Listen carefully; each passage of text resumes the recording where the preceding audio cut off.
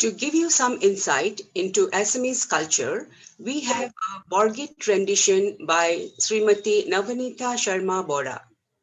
Borgits are devotional lyrical songs composed by Srimanta Shankardeva, the saint reformer and the founder of a Vaishnava sect, and by his greatest disciple Sri Madhav Deva.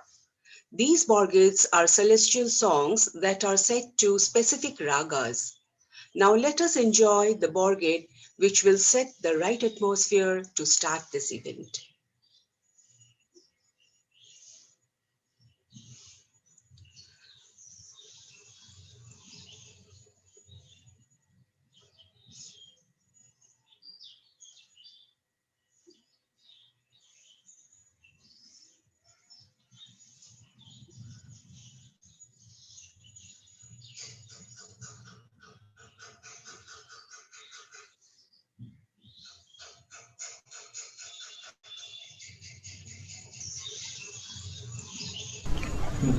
नमस्कार.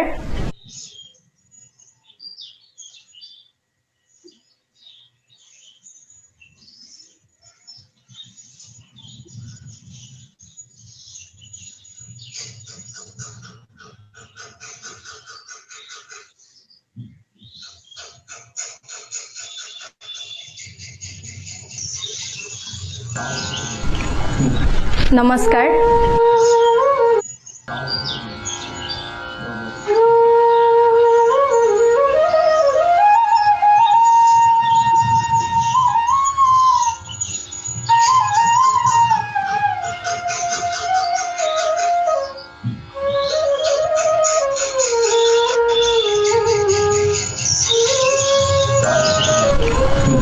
नमस्कार.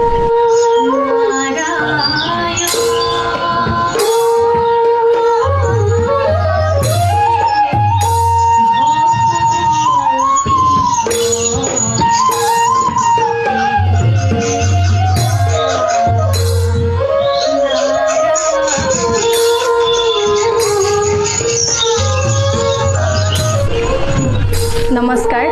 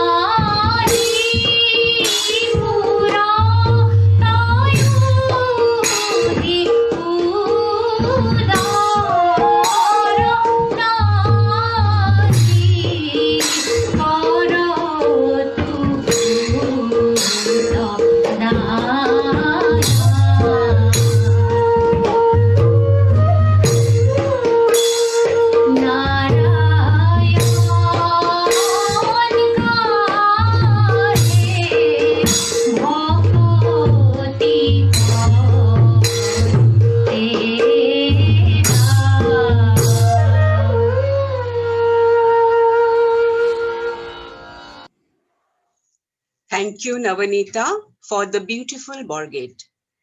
With the mellifluous tune still lingering in our ears and the right mood being set, I now invite our National President CTEF, Dr. K.M. Bhandarkar, to deliver his welcome address.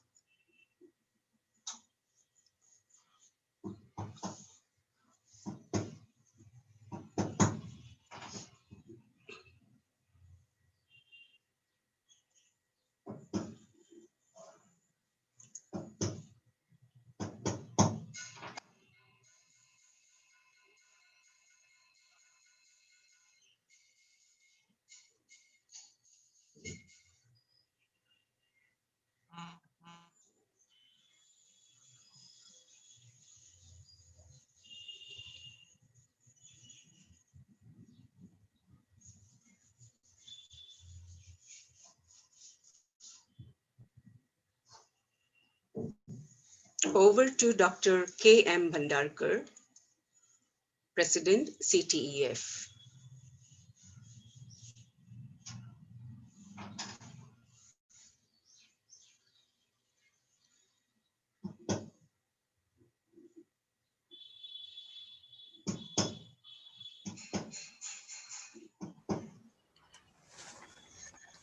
Hello, good morning, everybody. I am indeed very happy to welcome you all in this CTEF 34th International Conference on a very apt theme, Reimaging Learning and Beyond. Friends, our organization, Council for Teacher Education Foundation, was established in 1985 by a very famous educationist, Dr. G. Chaurasia. After him, Dr. Devraj Vij was second president of our organization. At present, our organization is having 24 state and union territory chapters with 4 overseas chapters also. Due to untiring efforts of Professor Nilima Bhagwati, International Secretary General, Dr. S.D. Singh, Dr. Satinder Dhillo, Dr. V.M. Sasikumar, Dr. R.G. Kothari, and office bearers of various chapters of CTEF, our organization has become a biggest organization of teacher education in India. Friends, this 34th annual conference is very special on account of two reasons. Firstly, due to COVID-19 pandemic, it is organized on virtual mode. And secondly, for the first time in the history of CTEF, the conference is being inaugurated by Honorable Chief Minister. On behalf of central body of the CTEF, I welcome Sri Sonowalji, Honorable Chief Minister of Assam. Friends, Marcel has given a very good definition of teaching. He said, causing to learn is teaching. And one of our teacher from a very small village of Maharashtra has given us a very good direction. He bagged Global Teacher Award of UNESCO 2020.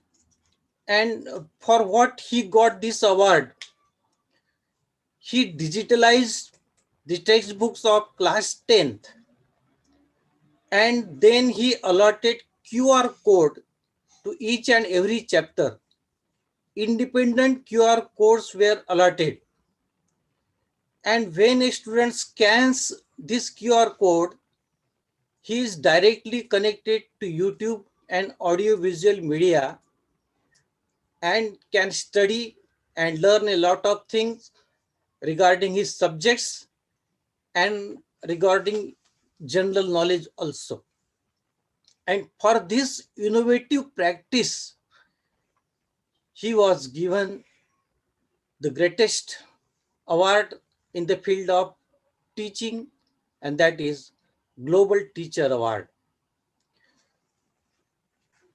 So the conference itself, its theme is very meaningful because Mr. Ranjit Singh Dislay's innovative ideas were proven to be very effective during pandemic also. So he has given us the way how the future is going to be as far as teaching and learning is concerned. We are blessed with the presence of Honorable Education Minister of Assam State,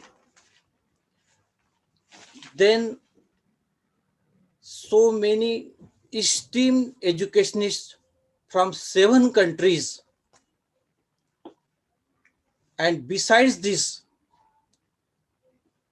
the experts and their views will definitely show us how the total scenario of teaching and learning will be in future. On this occasion, I am very happy to welcome all our esteemed speakers and guests and participants. I will fail in my duty if I don't express my gratitude towards the organizers of this conference. For the first time in the history of CTEF, we were successful to have Honorable Chief Minister, then Education Minister, then Minister from Central Government, and experts from 7 countries of the world, and we will share, they will share their views. I hope this conference will be a very fruitful conference. My gratitude towards the organizers, especially the office bearers of the Assam chapter of Council for Teacher Education Foundation. I am thankful to all the participants. Many of them are our life members. We are having life members throughout the country and in 4 foreign countries also. I welcome you all once again. Thank you, one and all. Thank you very much.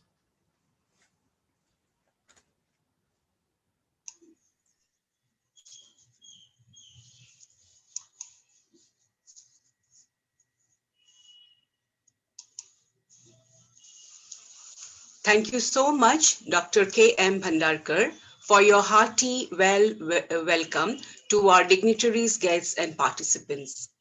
Now it is time to invite Professor Nilima Bhagavati, International Secretary General CTEF, to inform us about the objectives of the e-conference. Over to Madam Nilima Bhagavati.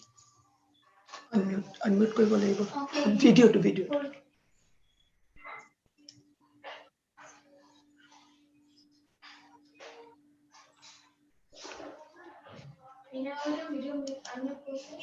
Yes. Namaskar, and wish you a very sunny, bright good morning to all of you. Respected Dr. K.M. Bhandarkar, President of this inaugural session and National President of Council for Teacher Education,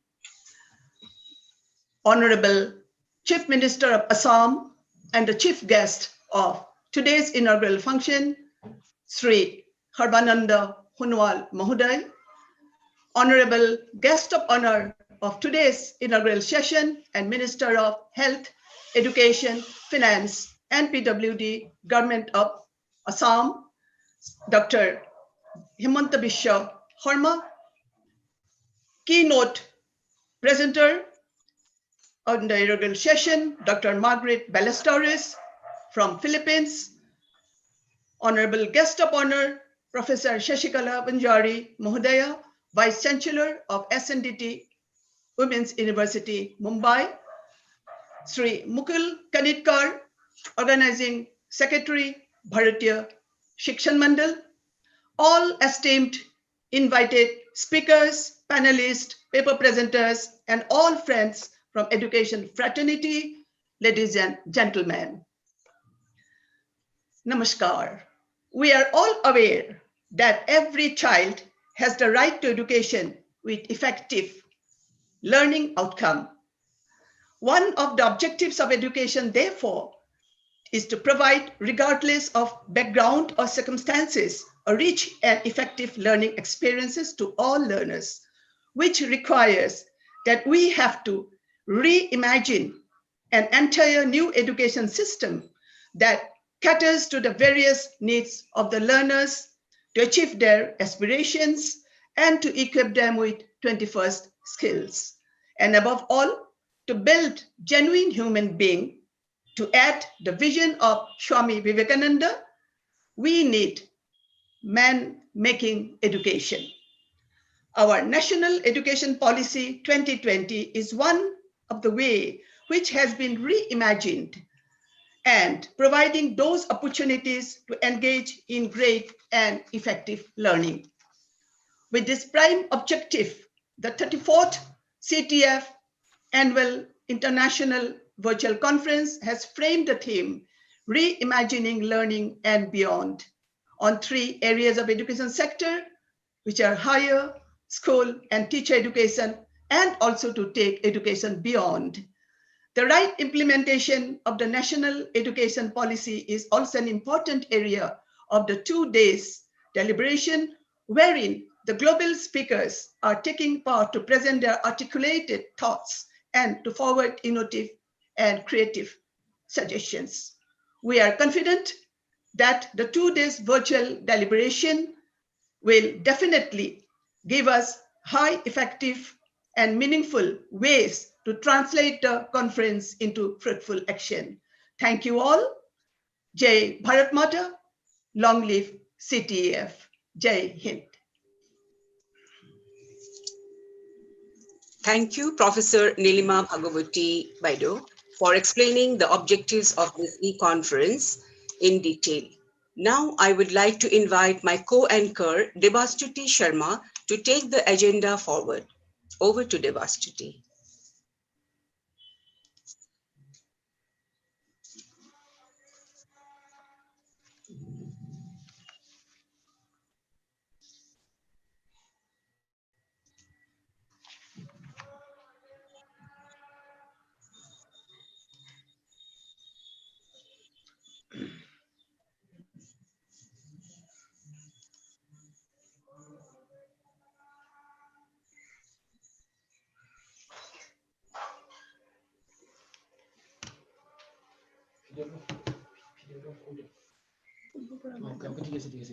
এতিয়া মানে কি হ'ব মন্দিৰৰ বাইদেউ আহিব মানে হেডফোনডাল লৈ লওকচোন মেম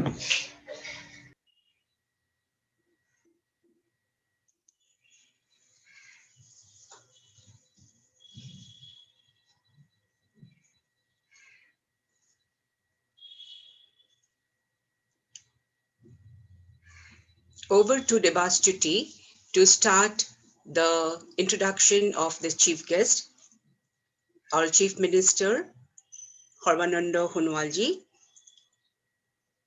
and to invite him.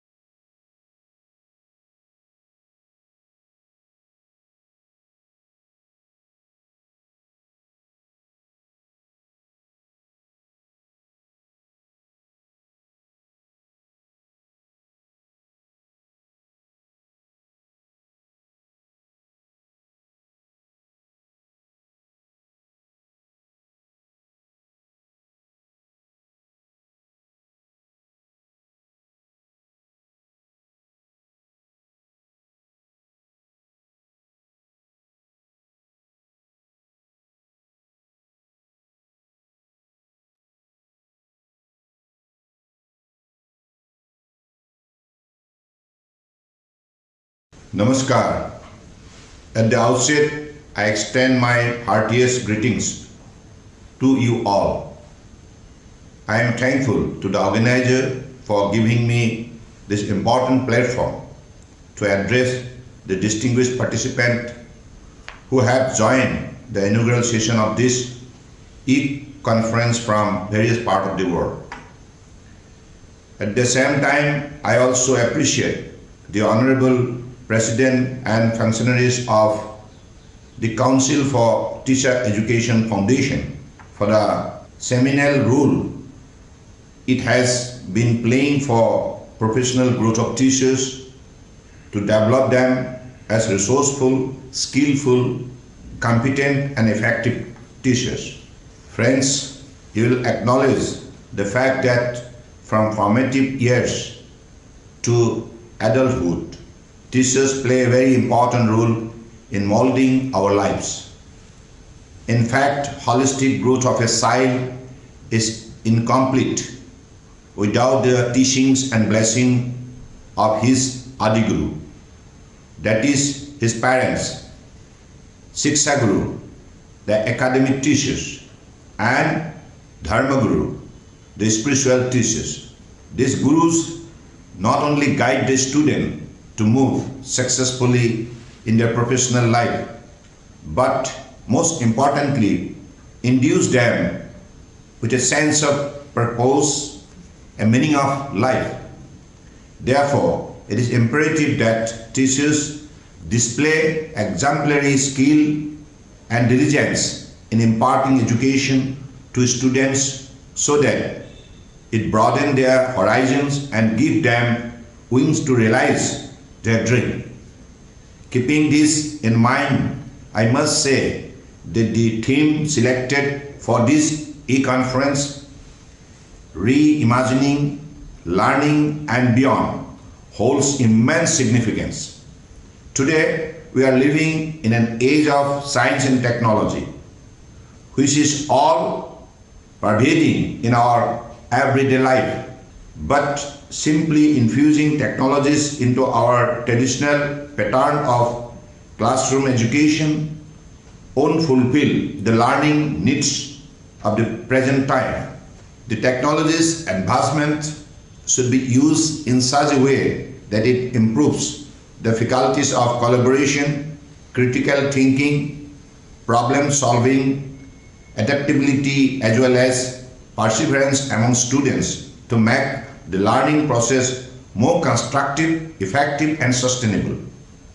Here I must say that the National Education Policy 2020, formulated by the Government of India under the visionary leadership of our Honorable Prime Minister Narendra Modi ji, is a very timely and appropriate intervention.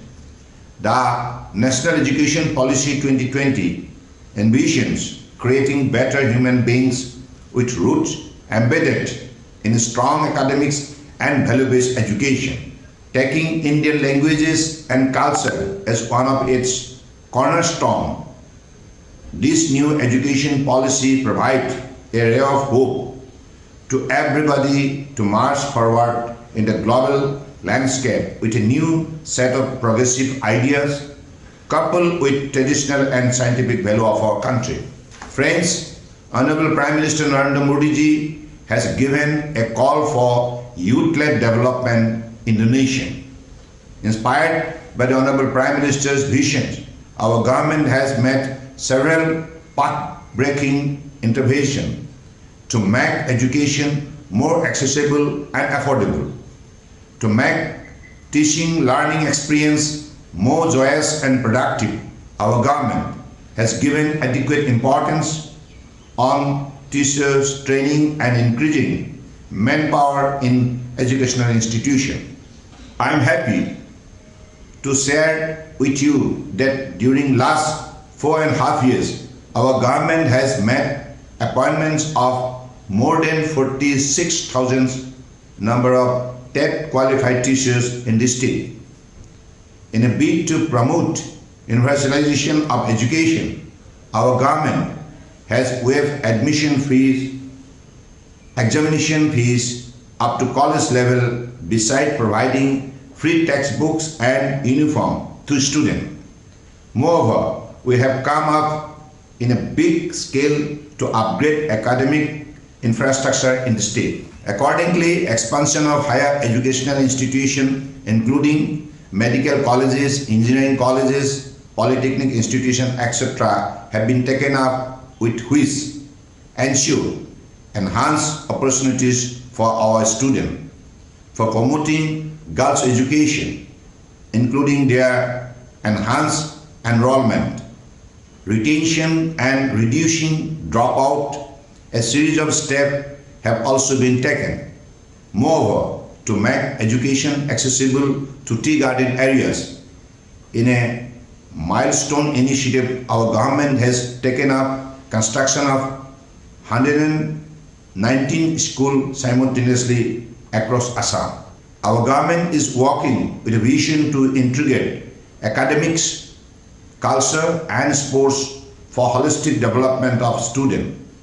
We have also focused on imparting knowledge of our Indian history and ancient culture in certain identified academic institutions. Friends, I hope during the two-day conference, the distinguished participant will dwell upon at length on all the paradigms of the themes and come up with a futuristic vision plan that will help India to emerge as the Vishwa Guru as envisioned by our Honorable Prime Minister Narendra Modi ji. With these few words and wishing all success of the conference, I conclude my speech. Thank you. Jai Hind.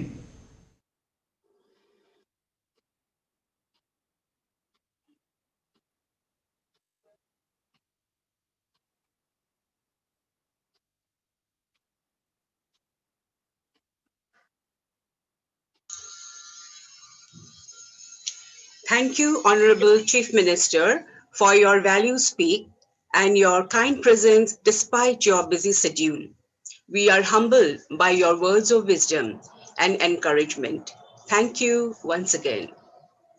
Next, we had in the agenda the speech by Dr. Himanta Biswa Sarma, Minister of Education, Health, Finance, PWD, Government of Assam. But he has sent a message just now that he had to leave in an emergency mission to Tripura, and that is why he will not be able to present in our e-conference. He sends you his best wishes. Over to Gracia for a presentation.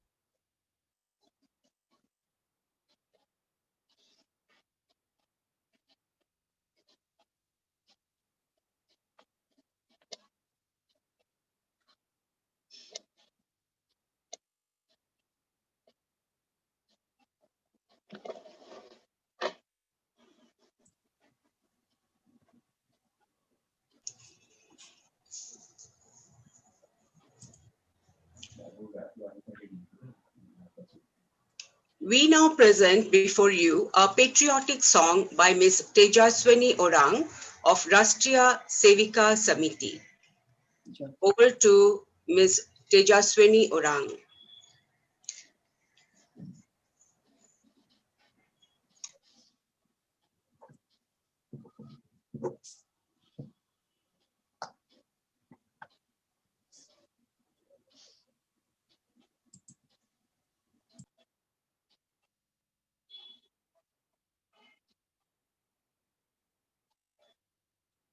नमस्कार.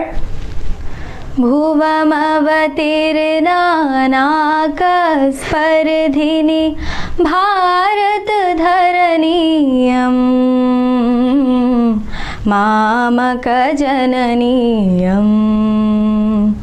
भुवमवतीर्नानाकस्पर्धिनि भारतधरणीयम्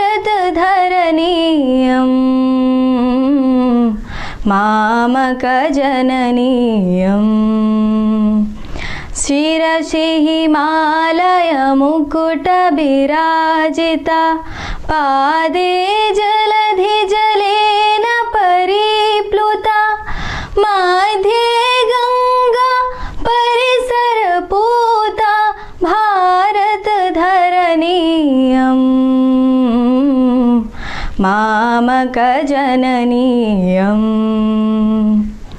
भुवमवतीर्नानाकस्पर्धिनि भारतधरणीयम् मामकजननीयम्. सरिगा रे ग मा ग रे ग सरि ग रे सरिगा रे ग मा ग रे ग सरि ग रे सरि ग रे ग म प धा ग रे स नि धा मा ग. कश्मीरेषु च वर्षति तुहिनं राजस्थाने प्रदहति पुलिनं मलयस्थाने वहति सुपवन भारतधरणीयम् मामकजननीयम्. भुवमवतीर्नानाकस्पर्धिनि भारतधरणीयम् मामकजननीयम्. नानाभाषि जनाश्रयदात्री विविधमतानां पोषणकर्त्री नानातीर्थे क्षेत्रसवित्री भारतधरणीयम् मामकजननीयम्. भुवमवतीर्नानाकस्पर्धिनि भारतधरणीयम् मामकजननीयम् मामकजननीयम् मामकजननीयम्.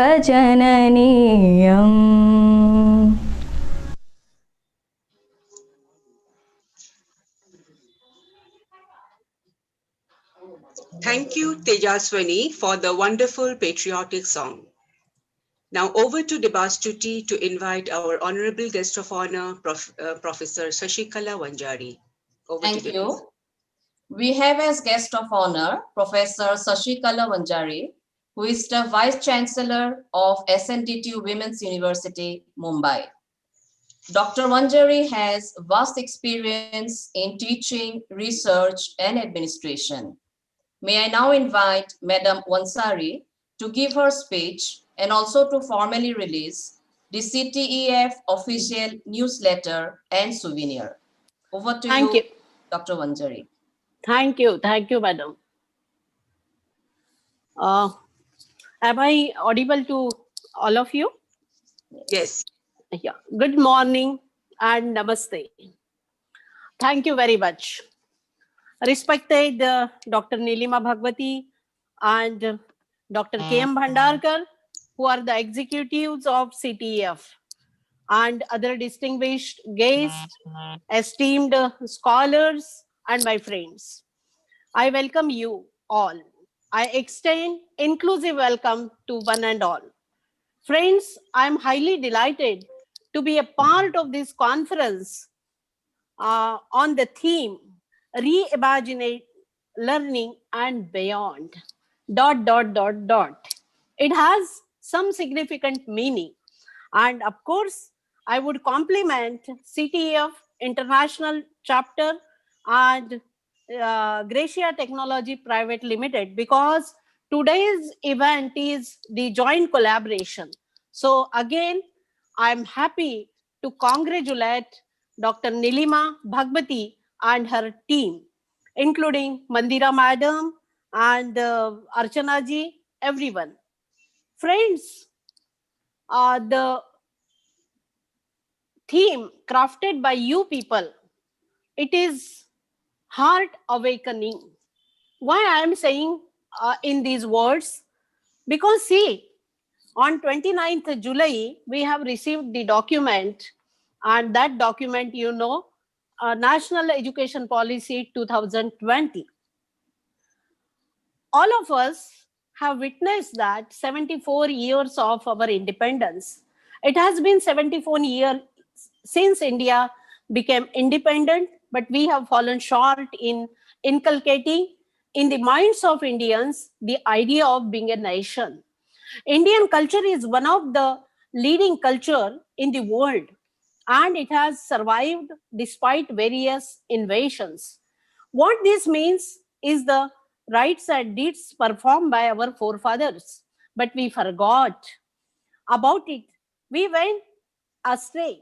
Mankind began to find its place in the system prevalent in the universe. He was supposed to be the center of that system, but he became a slave to that system. What we needed was to create a human centered, humane system, and the very existence of the system in which he recognizes his greatness. Friends, he can find the right place by awakening the right potential in him. At the same time, he will be encouraged to reveal the inherent divine power or virtue in a person, for which education is an effective means. We know that Swami Vivekananda says that education is the manifestation of perfection already in man. In fact, for the past several years, such teaching has been limited to mere talk. However, it seems that the National Education Policy 2020 will make it possible to make it a reality now. Indian philosophy believes in a holistic, coordinated, and balanced approach. Accordingly, the integrated human being advocates the concept that human beings are affected not only by economic prosperity but also by the collective influence of economic, social, moral, religious, political, biological, ecological, and other factors. This holistic approach is reflected in the new strategy. This policy is a guideline for enhancing the overall human capacity. NEP 20 enlightens about the rich heritage of ancient and eternal Indian knowledge and thought that has been a guiding light for this policy. The pursuit of knowledge means gyan, wisdom means pragya, and truth means satya, was always considered in Indian thought and philosophy as the highest human goals. The aim of education in ancient India was not just the acquisition of knowledge as preparation for life in this world or life beyond schooling, but for the complete realization and liberation of the self. Sa vidya ya vimukta. Education is that which liberates soul. But what has happened, you know very well. According to Indian thought, this policy is an important step in understanding and coordinating the four purusharthas such as dharma, artha, kama, and moksha. Also, the dream of creating a capable society can be fulfilled on that basis, and it will be implemented in practice by creating standards of moral values and social ideals. It seems that the characteristics of Indian life, such as motherhood towards nature, harmony, philanthropy, affection, cooperation, purity, sattvikta, fellowship, self-reliance, as well as sense of well-being for all can also be nurtured through this plan. On July 29th, 20, Honorable Prime Minister Shri Narendra Bhai Modi handed over the National Education Policy 20 to all Indians. And it was realized that India will be a world-class nation because it is the educational policy that creates the spirit of national pride. For the last 34 years, all the educators have been thinking that a ray of reason, a ray of hope will come anew, and the resolve of a prosperous nation will be fulfilled. The India for the last several years has been satisfied somewhere is because the educational policy of a country with a rich tradition seems to be its solid foundation. What is this policy? This question seems to be a stepping stone in the minds of many to come up with some ideas. Importantly, this educational policy is an education system that creates the next generation will be proud of their culture and country by remembering their ancient education system. In the ancient education system, the sacred relationship between the guru and the disciple, as well as the teaching method that would make the person self-reliant, was not just a book or a pure information in the brain of the student, but how he could stand on his own 2 feet. After some time, there were many attacks on the country, and the value of our Indian culture and life was declining. In the past, a man named Macaulay, and during the British rule, our roots fell from column. Foreign culture invaded, we began to break from the roots. Our self-confidence began to wane, and we began to reflect on what had emerged in the Western world. But this policy has taken care of its rich heritage of ancient and eternal Indian knowledge and thought, which has been a guiding light for it. The pursuit of knowledge, gyan, pradnya, and truth was will definitely motivate, or the blending of these three values will enhance the spirit of Indianness. The Global Education Development Agenda reflected in Goal 4, SDG 4 of the 2030, and agenda is what? Agenda for Sustainable Development, adopted by India in 2015, seeks to ensure inclusive and equitable quality education and promote lifelong learning opportunities for all by 2030. In the context of the same, the CTEF has crafted the theme Reimagining Learning and Beyond. Friends, I am extremely happy to be a part of this conference, and I urge definitely you will think over the policy and you will work. This new education policy is aimed at enriching the ancient and Sanatan Indian tradition of knowledge and thought, with the best aim of pursuing enlightenment, conscience, and truthfulness in accordance with Indian thought and tradition. Through this policy, India appears to be a knowledge-based nation and a vibrant society, with the aim of making India a global superpower of knowledge, recognizing the unique potential in each student and bringing it to the light. It is reflected in its vision. The vision of the policies to instill among the learners a deep-rooted pride is in being Indians, not only in thought, but also in spirit, intellect, and deeds, as well as to develop knowledge, skills, values, and dispositions that support a responsible commitment to human rights, sustainable development, and living and global well-being, thereby reflecting a truly global citizen. Friends, definitely let us accept the thoughts or the vision given in the policy and offer one samida in this form of education, that is Yajna Kunda. Now, I would express my gratitude towards Professor Nilima Bhagwati, Dr. Keshav Bhandarkar, and here I would like to release the newsletter in the name of this new newsletter is Beyond.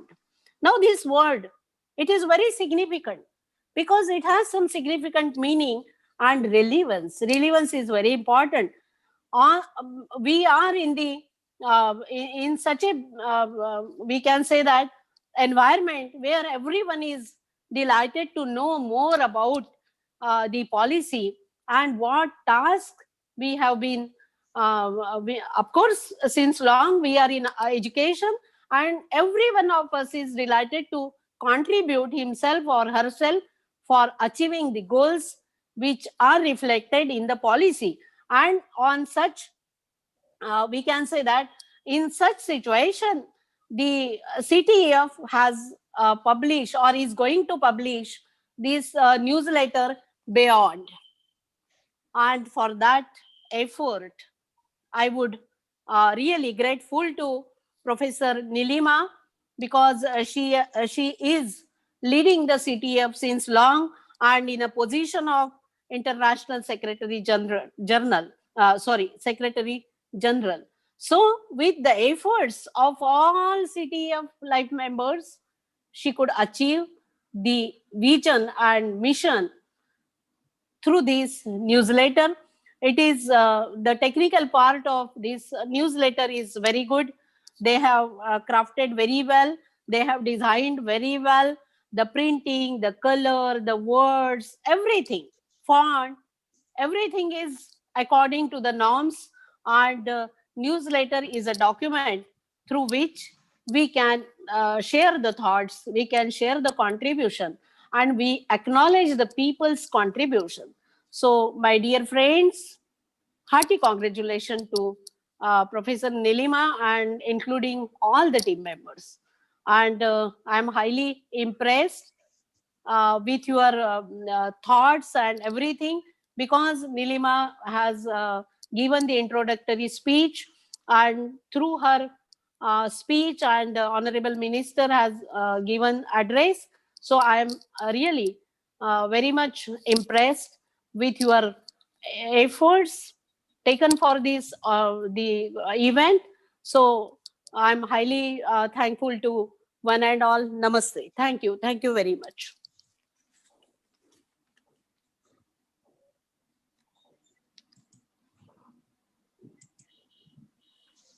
Thank you, Professor Vansari, for your encouraging speech.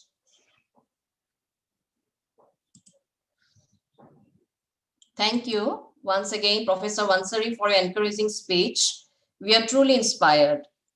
Moving next to the agenda, we have as our technology partner for this e-conference, Gracia Technology Private Limited, who have provided valuable support in formulating the technical base of the event. We have now before you a video presentation by Gracia Technology Private Limited titled Assam Welcomes You.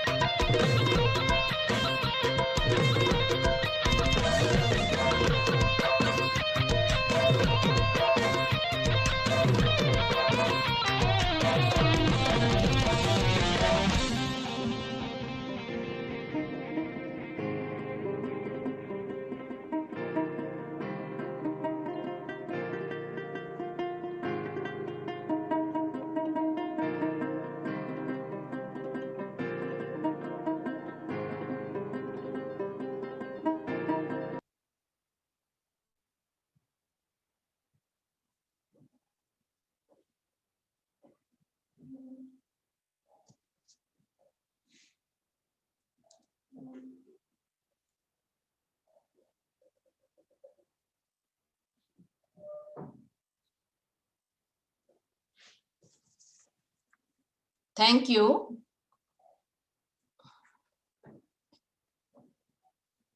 Thank you, Gracia Technology Private Limited, for wonderfully showcasing the cultural diversity of the land of Red River and Blue Hills, Assam. Now, to carry on further, I'd like to invite my co-host, Mandy Odley.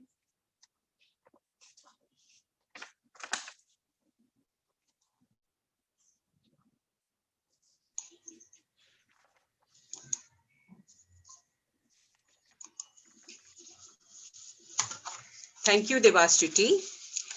Now, according to the agenda, our next item was a keynote address by Margarita Ballesteros, but actually we will have to start her program at 12 noon exactly.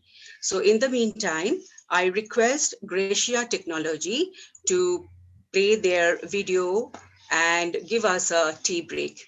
Thank you so much.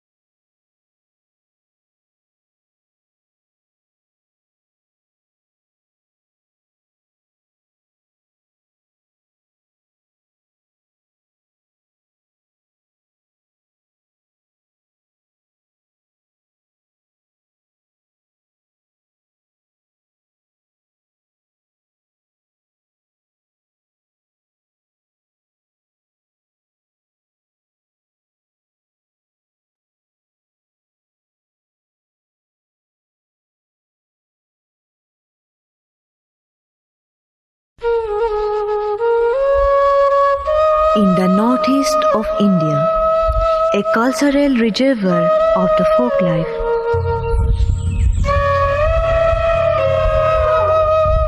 I am Assam. I carry in me the culture and nature's bounty. In my soil, civilization and culture flourish even during the prehistoric age. It is an almost 400-year-old tradition.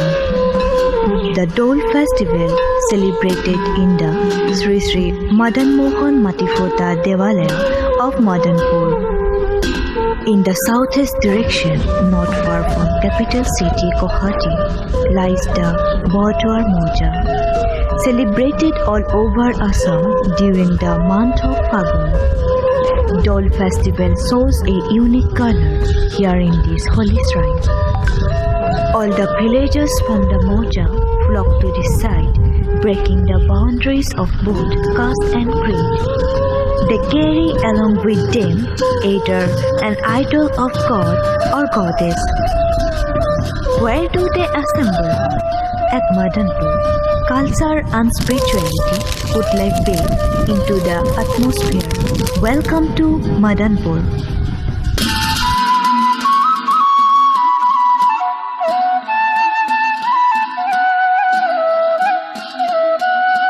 Welcome to my wall, surrounded by the Kshatriya culture and colored by the diversity, buzzed with the sound of the dhol and tal, intoxicated by the sound of the pepa. The fluid, I am Assam, who keeps a pace with the dancers.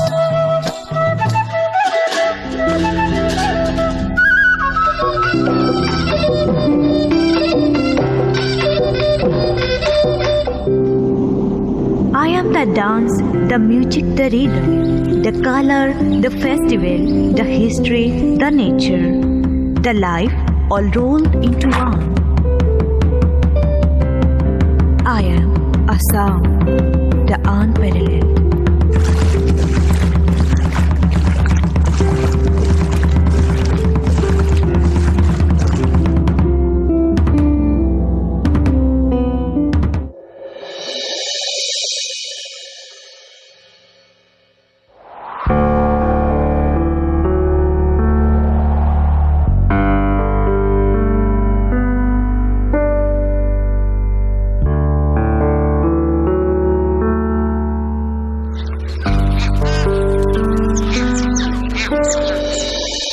Maya, the land of mantra.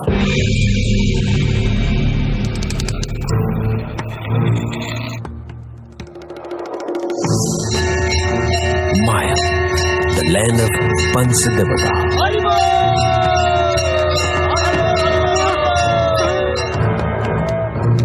Maya, the land of Rai.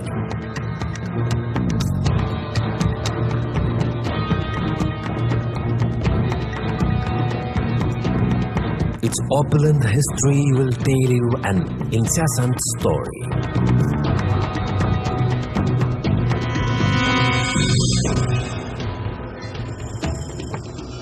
The beautiful nature will give you a tender satisfaction.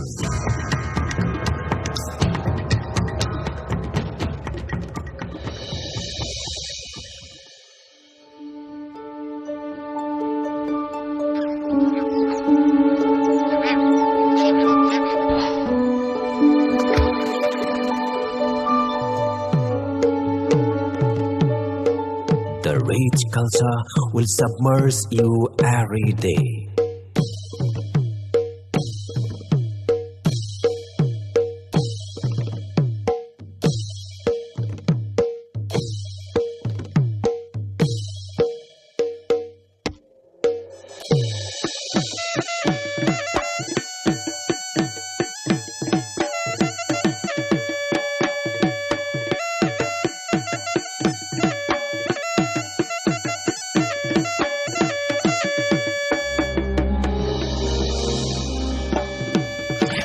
The divine tradition will pleasure your mind with an unreal smell of soil.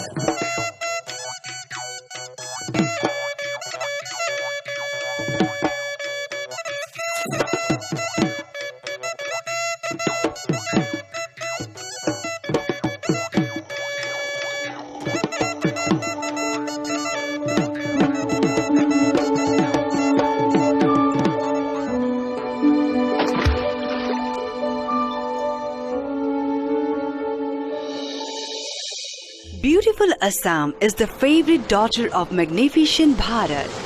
Assam is rich with nature's bounty. She is the best of the seven sisters. Incredible Assam, incomparable Assam.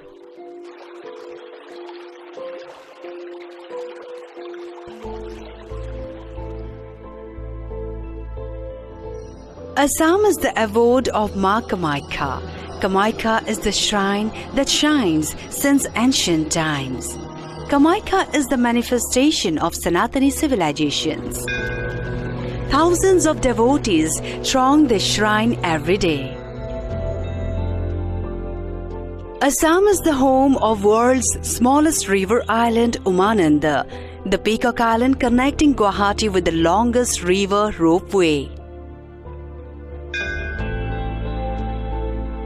A melting pot of people of all races, religion, caste and language.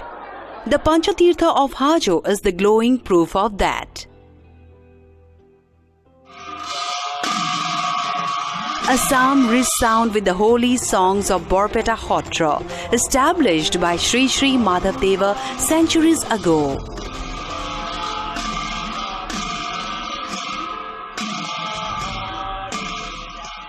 Bordua, the birthplace of the great sage Srimanta Shankardeva, is an inseparable part of Assam.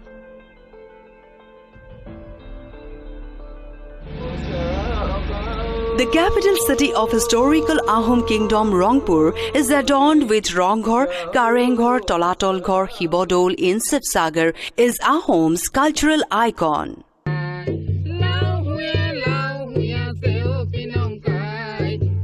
Ronghor is the first amphitheatre in Asia. This is Kaziranga. Assam is the natural habitat of world-famous one-horned rhino, which is a unique attraction of world tourism. Majuli, one of the largest river islands of the world, is the seat of Assam's religious and cultural tradition. Hotranagari Majuli, where flourishes the unique Assamese cultural tradition of Onkia Bhauna, Hotriya Nritya and mask art, or Mukha Hilpo.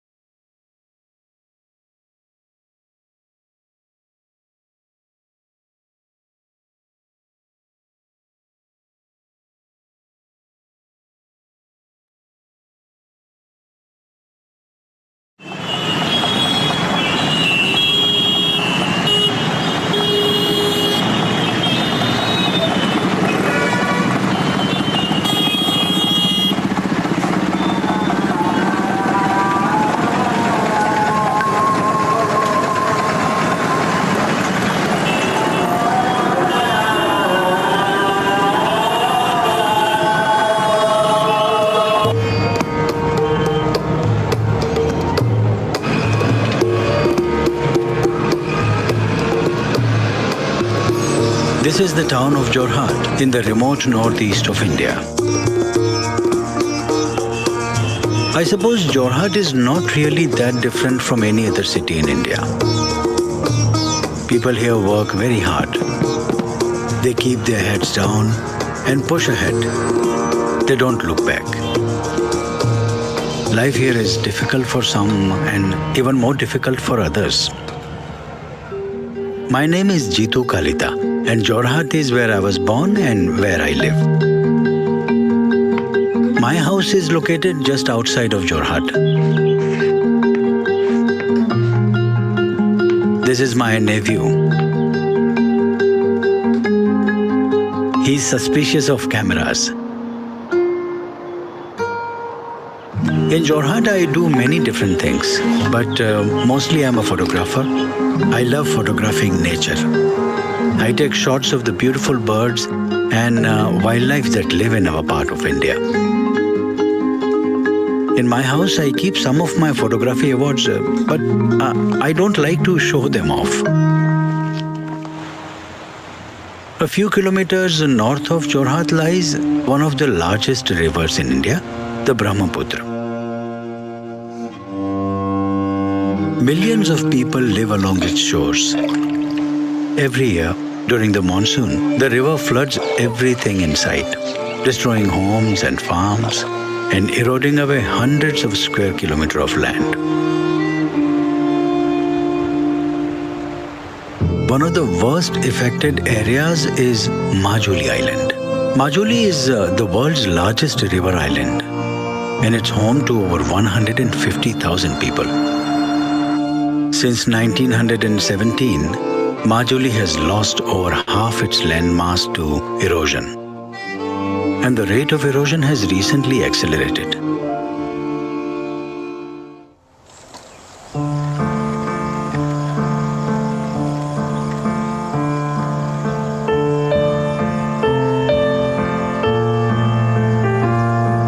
This is Majuli Island.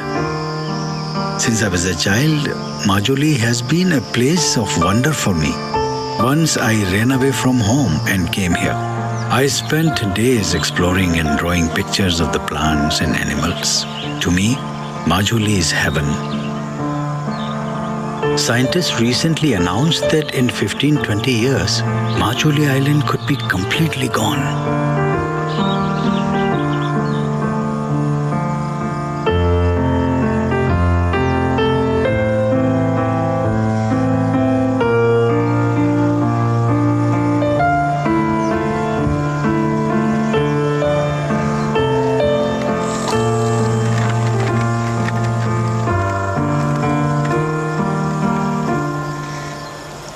The Brahmaputra is where I take most of my photos.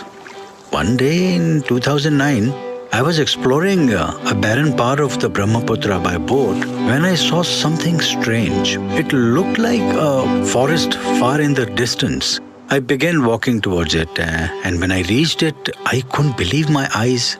I had found a dense forest in the middle of a barren wasteland.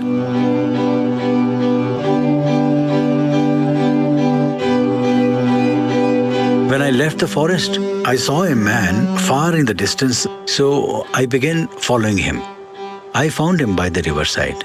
At first, he thought I was a poacher and tried to attack me.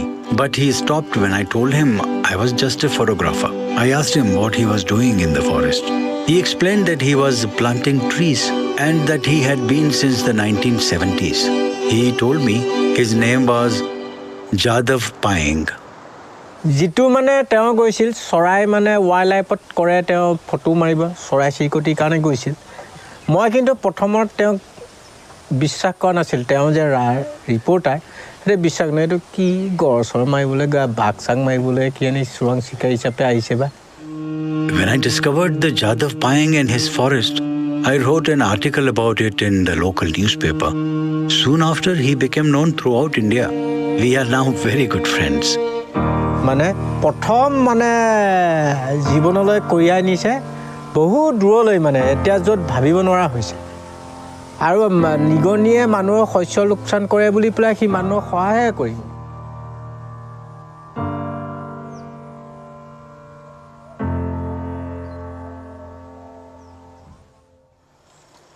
This is the forest man's home on Majuli Island.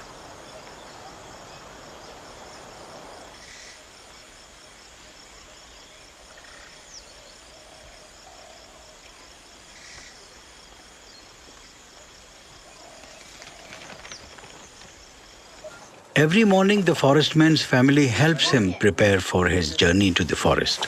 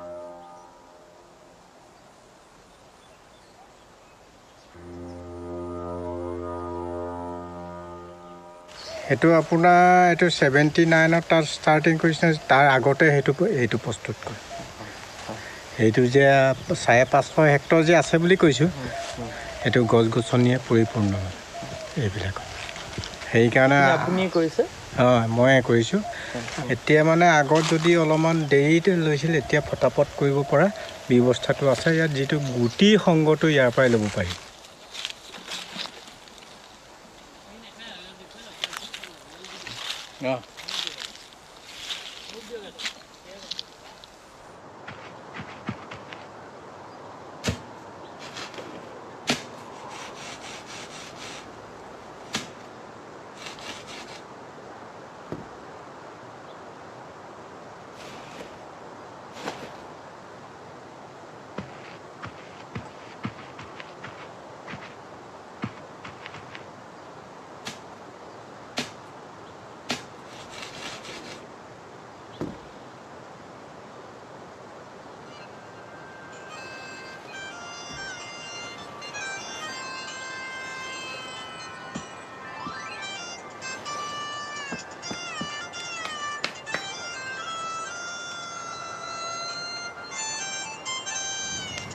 Hello.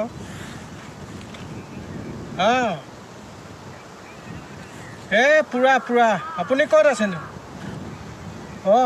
এই জংঘলত একদম ঘূৰি ফুৰিব লগা হৈছে নহয় হেৰিয়াল গছ গছনিবোৰ ডাঙৰ হ'বলৈ ধৰিল লাহে লাহে ডাঙৰ হ'ল তেতিয়া ৰক্ষণাবেক্ষণটো অকলে দিব নোৱাৰি মানুহৰ পৰাই দিব নোৱাৰি কাৰণ মানুহেতো ডাঙৰ হৈ গ'লে এইটো কাটিব ব্যৱসায়মুখী হ'ব ব্যৱসায়মুখী লৈ গছবোৰ আকৌ মুকলি কৰি দিব তেতিয়া এই সাপবিলাক নিৰাপত্তা নহ'ব গছ গছনি এতিয়া সেইখন হাবিত অটব্য অৰণ্য হোৱাৰ কাৰণে 115টা হাতী তাতে 3 মাহ দিন থাকে আৰু সেইদৰে গড় থাকে হৰিণা থাকে বাঘ থাকে বিভিন্ন 40 বছৰৰ মূৰত এই বছৰ শগুন দেখিছোঁ বিভিন্ন প্ৰজাতিৰ চৰাই সেইকাৰণে প্ৰাণীকুল জীৱ জন্তুবিলাক বা মানুহ এবিধ প্ৰজাতিয়ে একেহে জীৱটো একেই একো প্ৰজাতিহে এটা মানুহ প্ৰজাতিয়ে বিশেষ একো চেঞ্জ নহয়তো অকল কাপোৰ পিন্ধিব জানে তাৰ বাহিৰেতো একো নাজানে কালি মাৰিব ৰাক্ষসটো নাই মানুহে ৰাক্ষস চব মানুহে খায় সাপো খায় বেঙো খায় একো নাবাচে মানে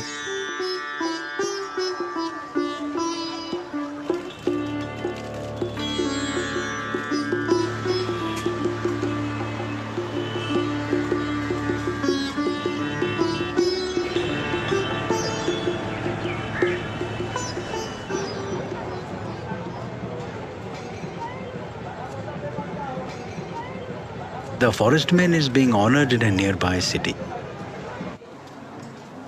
Payeng has won dozens of awards for his incredible achievements. But I think he feels frustrated by getting awards.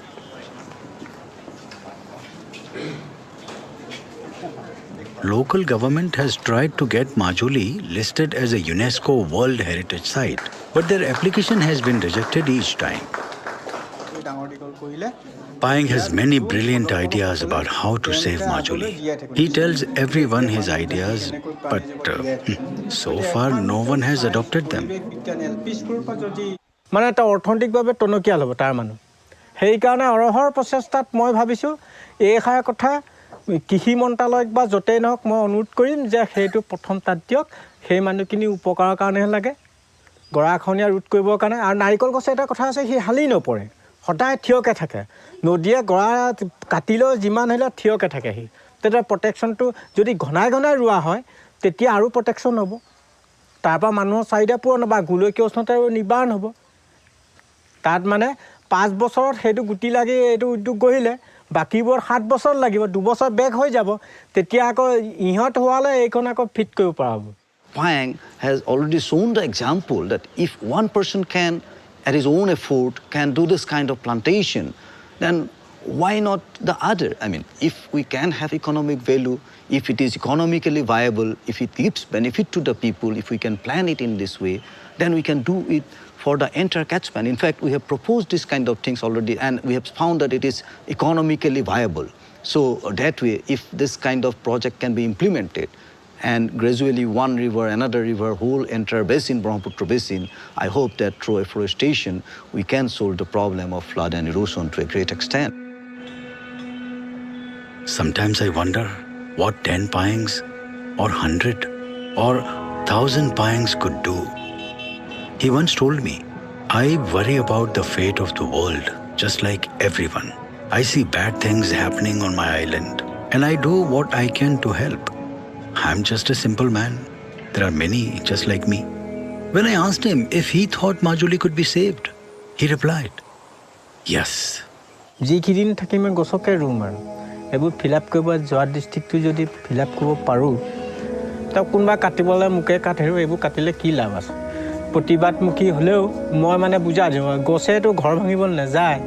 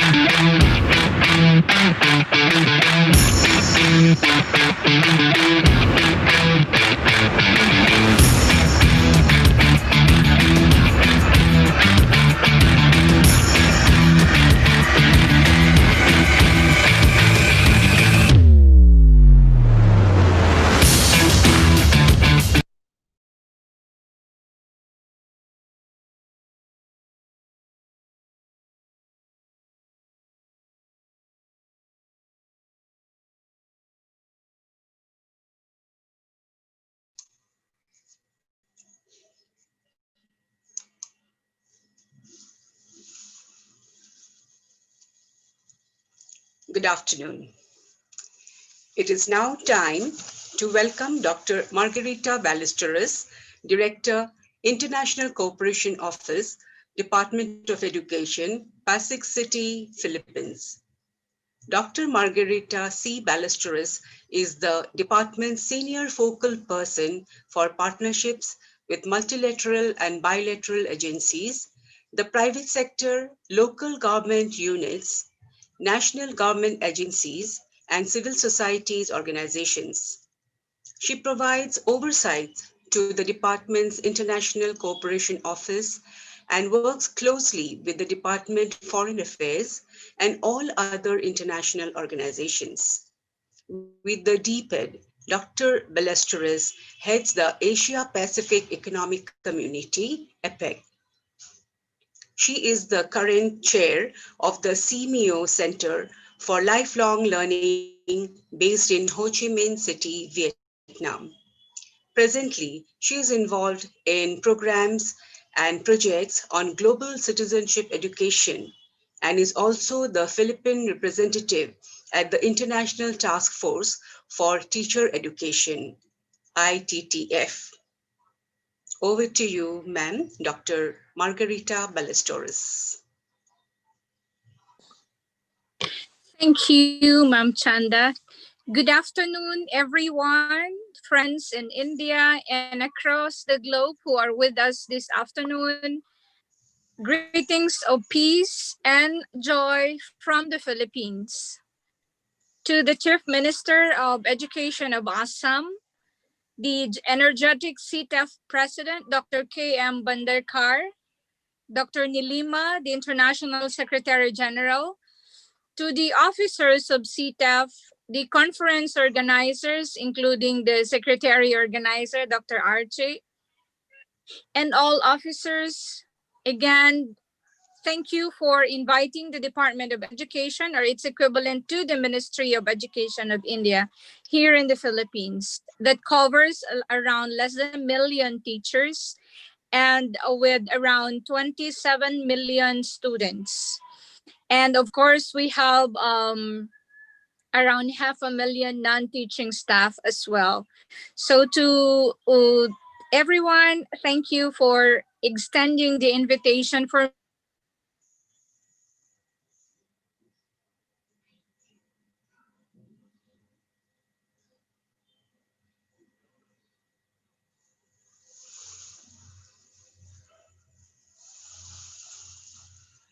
and experiences in which affected all of us all over the world.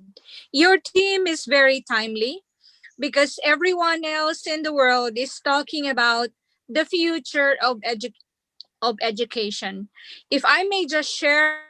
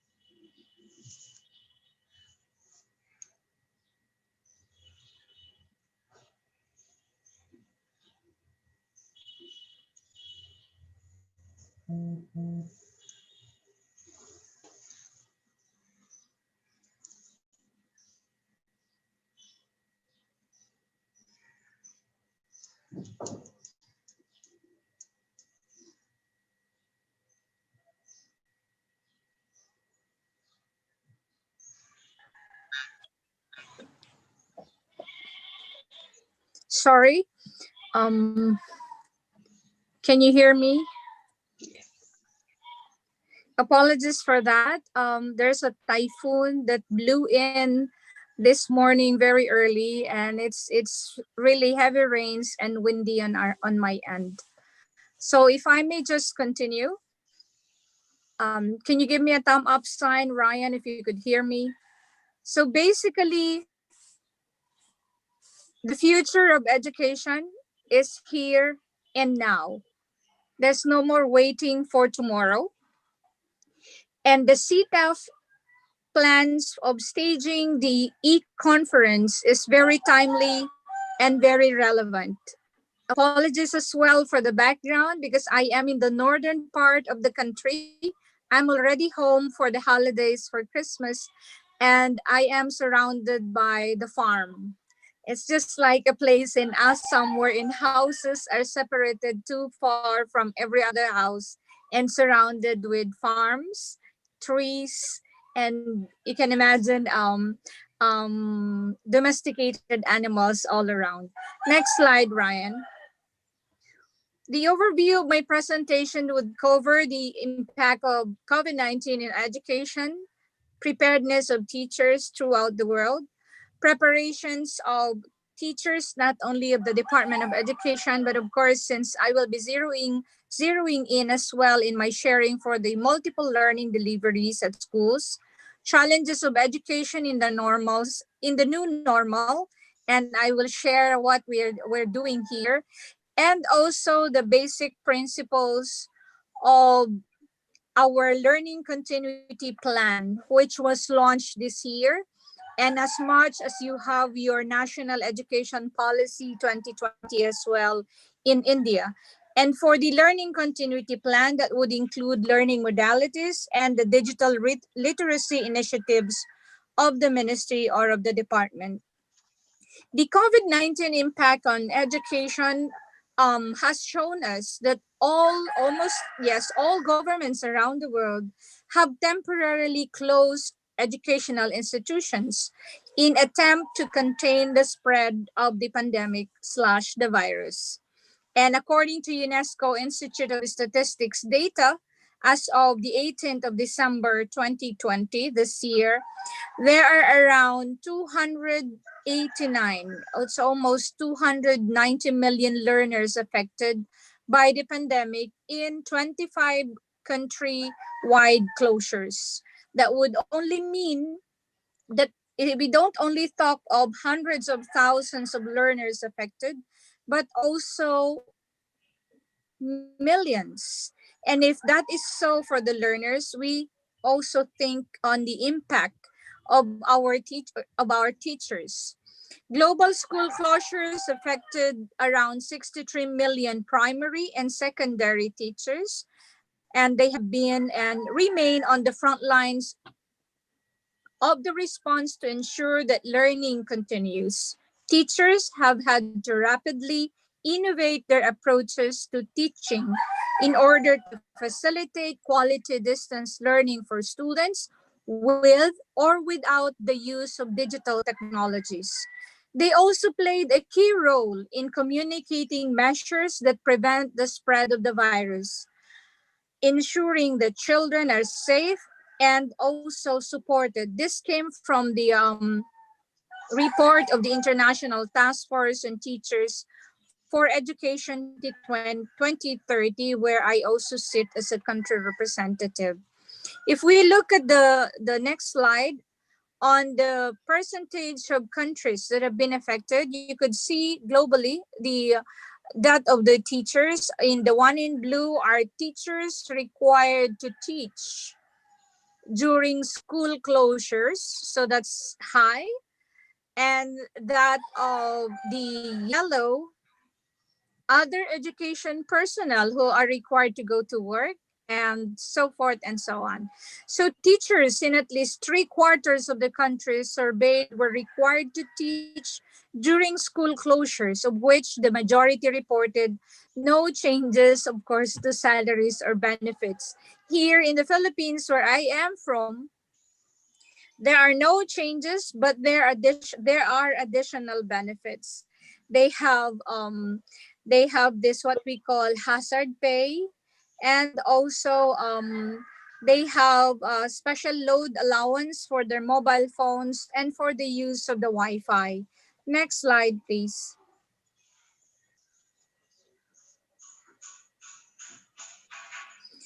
So, what are the challenges of teachers throughout the world?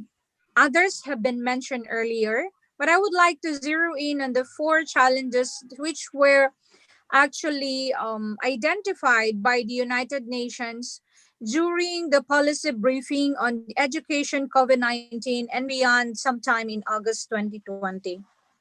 First, teachers across the globe were largely unprepared to support the continuity of learning and adopt new teaching methodologies. This would cover teachers who probably are no longer adaptive to the technological changes. We oftenly say the challenges of the VUCA world and the challenges brought about by the fourth industrial revolution, wherein we could see a lot of teachers trying to catch up, trying to make use and navigate with the use of technology. But still, up to this day, it is still a challenge for some. Second, the crisis has highlighted that both initial and in-service teacher education needed to be reformed to better train teachers with the new methodologies of education delivery, of new education learning spheres, we call it, the learning spaces. So the pre-service, or what we call programs of teacher education, also in the higher education level, within and among the higher education institutions, there is really a need for them to look into also not only adapting the curriculum, but also probably trying to restructure it, re-engineer it in as much as we want it to be responsive and to be relevant to the present times. We do that here with the higher ed. They do it regularly for curriculum updating, for curriculum restructuring, in as much as they need also to look at the learning environment of these pre-service teachers. Are the universities or teacher education institutions providing the necessary a learning environment for them to really get to be prepared for the next stage for it, which is the teaching profession. Third is on the teacher's physical health was put at risk when required to provide to face-to-face education for the children of essential workers and vulnerable children. Teachers' mental well-being is important in as much as our learners' well-being and parents as well are important. That is why we also need, and it's really a challenge for us to look into what can we do as teachers, as administrators, for the learners' well-being and for the parents as well, without forgetting, of course, the center, and they are our teachers. And the fourth one that is also a challenge is the fear of losing salaries and benefits. Why? We could see that all over the world there are still teachers who are not permanent, or we call it here in the Philippines, not yet regular in position, meaning they are still under contracts or they are on probations, wherein with the pandemic, a lot of them were actually lost their job. Next to see is on the school closure, which had an impact in the education workforce. And this is according to a survey by the Education International, which was revealed that among 93 unions from 67 countries, nearly two-thirds reported that education workers and private institutions were significantly affected, with teachers on temporary contracts and support personnel are the ones who were mostly affected. Next slide, please. So what are the supports provided for teachers? 60% reported that teachers in these countries receive instructions on how to operate and deliver their lessons through remote learning. So when we talk of remote learning, we talk here of distance learning. We talk here of using technology, not only the mobile phone, but much more using their computers, their laptops, and on all of those things needed connectivity. Connectivity issues, not only here in the Philippines, is a problem. I'm not quite familiar with the other parts of India, but I hear my good friends telling me those in New Delhi and those in the other parts, they are very well and very much connected. But my friends in New York City, there are other parts of New York. Can you imagine? That's the United States of America. There are other parts of New York that are not actually the kids or learners have no connection to the internet. That only shows that this connectivity issue is not only in countries, developing countries, but also in first world countries. Next, please. How about the interactions between teachers, students, parents, and their caregivers? There's a need for regular interaction between teachers, students, and their parents, which was highlighted and emphasized and encouraged as part of the COVID-19 response. Regular interaction is important, both in high-income countries. And of course, in those high-income countries, they can make use of emails, phone calls, and through messaging applications where they are equally used to interact. And about 80%, the preferred modalities in middle-income countries, were also messaging, which is 92%, followed by phone calls, which is 66%. Again, this only shows the need to connect and keep on reconnecting. If I may just share a very quick reflection on what happened to me earlier today. I was told by Doc Archie to join you from the start. Yes, I did. But I had issues with connectivity because of the rain brought about by the typhoon and again with the wind. And I was telling myself if I couldn't connect in as much as I would love to be with them and I couldn't reconnect, then I'm going to allow my staff or maybe Dr. Archie to go on with my presentation. You see, the need to connect and reconnect is really emphasized not only at this time of the pandemic, but even beyond, because we need to follow through as teachers. We need to follow through the students' situations in as much as their parents or their caregivers. In the Philippines, we do prepare our teachers and school leaders by using multiple learning deliveries. And in the midst of COVID-19 pandemic and its concomitant challenges, the department through the National Educators Academy of the Philippines, which is equivalent to the National Institute of বাইদেউ Education in Singapore, মই phone কৰিছো affirms Mandira its তাই commitment মানে তাই to আকৌ উল্টাই মোক providing ক'লে মই ক'লো এনেকুৱা ক'বা and যে if supporting the she's ready to professional answer a few queries development of which might teachers be and raised from school the leaders. participant So side. what we did, number one, Divya, we will you conducted address them? capacity building programs that address the curriculum requirements in terms of essential learning competencies in as much as with the content and pedagogy and assessment. On the ASEAN Work Plan for 2016 to 2020, there's a priority area there wherein there's a need to improve the quality basic education through quality focused interventions. And we are committed for that. We have done the massive online open courses as part of their capacity building activities and as interventions.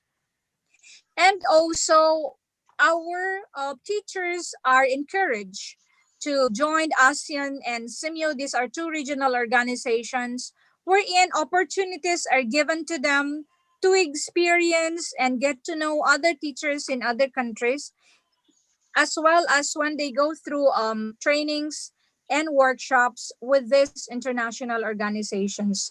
Third, Teachers are introduced to a range of delivery of modalities where they can utilize depending on the context of their community and the situation of learners. Fourth, teacher training in identifying and assisting children under vulnerable conditions and in protecting them from violence and harm in the various contexts of the school, home as a school, and the cyber world. Fifth, support mechanism for teachers and school leaders to have access to relevant on-demand technical and administrative advice and guidance. Issuance of DepEd memorandum or our own policy, which opens to non-DepEd, meaning those who don't belong to the government schools. These are also shared with them as an opportunity for them to get to be trained and contribute to the education of our Filipino children. And again, we have local policies that addresses professional development priorities for teachers and school leaders for the next years to come. And that is already included in our plans for 2020 and beyond. So, teachers, important as they are, and as equally important also our parents, our caregivers, and at the same time, our school leaders. There's a need for all of us, all over the world, those whose business is into education, to get to see what are the challenges of education in the new normal or in the next normal. One, the availability of devices. That is a limiting factor of technology based approaches to learning. Second, the access to reliable and stable internet connectivity, as I mentioned earlier. Third, teachers need to be trained on using technology as a mode or as an alternative mode of learning delivery. And next, early grade levels need to be closely supervised by parents and the use of technology. Senior high school with the vocational tracks have classes that require hands-on in laboratories and also distribution of learning modules because here we do bring the modules in partnership with our local government units. And because of all of these challenges brought about by COVID-19, the Philippines, through the Ministry of Education, or we call it here the Department of Education, we came up with the Basic Education Learning Continuity Plan. And the principles of this BELCP 2020 and beyond, number one is to ensure that there's protection of health, safety, and well-being of learners, teachers, and personnel, and prevent them from further transmission of COVID-19. Second, to ensure learning continuity. Third, to facilitate the return of learners and teachers to school when face-to-face classes is already allowed. And come January 2020, we will be running the pilot test for selected schools all over the country to go back to school face to face. And fourth, be sensitive to equity consideration and concerns and endeavor to address them as best as we can. And fifth, to link and bridge the basic learning continuity plan to pivot to quality into the future education, wherein we have here our very own framework of Sulong Edukalidad, or in English, push for quality in education, and the future's thinking in education. We have come up with an office that is the future's thinking unit that will take care of studying what else should be needed as we look forward, not forgetting what is present, as we look forward in making sure that we are responding to the many demands of the education. And what are these key components of the learning continuity plan? So what we did was to streamline the K to 12 curriculum to the most essential learning competencies. From how many thousands of competencies, we only came up with, I think, a half, if not less than of that. And second is the multiple learning delivery modalities with blended learning and distance learning as major options. Third, preparing teachers, school leaders, parents, and community for multiple learning delivery modalities. A required health standards in schools and workplaces. That's a requirement.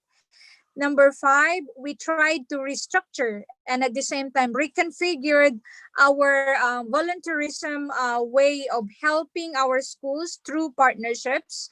We call it here the Brigada Escuela or Oplan Balik Escuela. The finance, procurement, and delivery.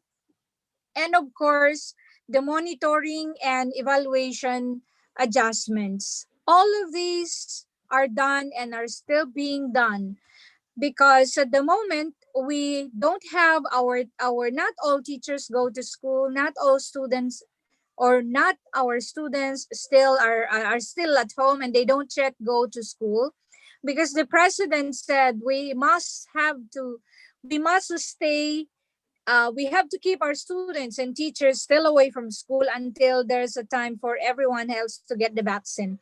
But again, the president of the Republic of the Philippines want us to implement the online learning, modular learning, and making use of TV-based broadcast where students from different backgrounds can actually avail, and that the department will provide the printed modules instead for those who really cannot or don't have gadgets for them to facilitate learning. We also have highlighted here the readiness components wherein we say DepEd works 24/7. So you can imagine 24 hours and 7 days a week from the enrollment down to the regional contextualizations. All of these things were considered.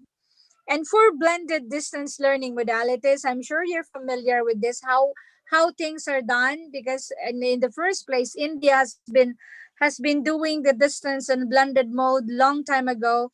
When I was still with the higher education, I mean the commission and higher ed, I have worked with some of your officials in Mumbai for higher education, and they help us develop blended learning modalities for higher education during those times. So what are these modalities? One is printed or digital modules, which are delivered actually right at the doorstep of the homes of the students by the teachers or by the volunteers. We also have online learning through the DepEd Commons. There's a website where they can all avail the materials they need according to their levels. And we also have television and radio-based instructions. As regards to the digital transformation in education, we want to improve access to technology and through the digital learning programs, at the same time to strengthen the ability of education systems to nurture digital literacy and transferable skills for all children and young people. We always say we cannot afford to leave anyone behind, not for the learners, much more not for the teachers.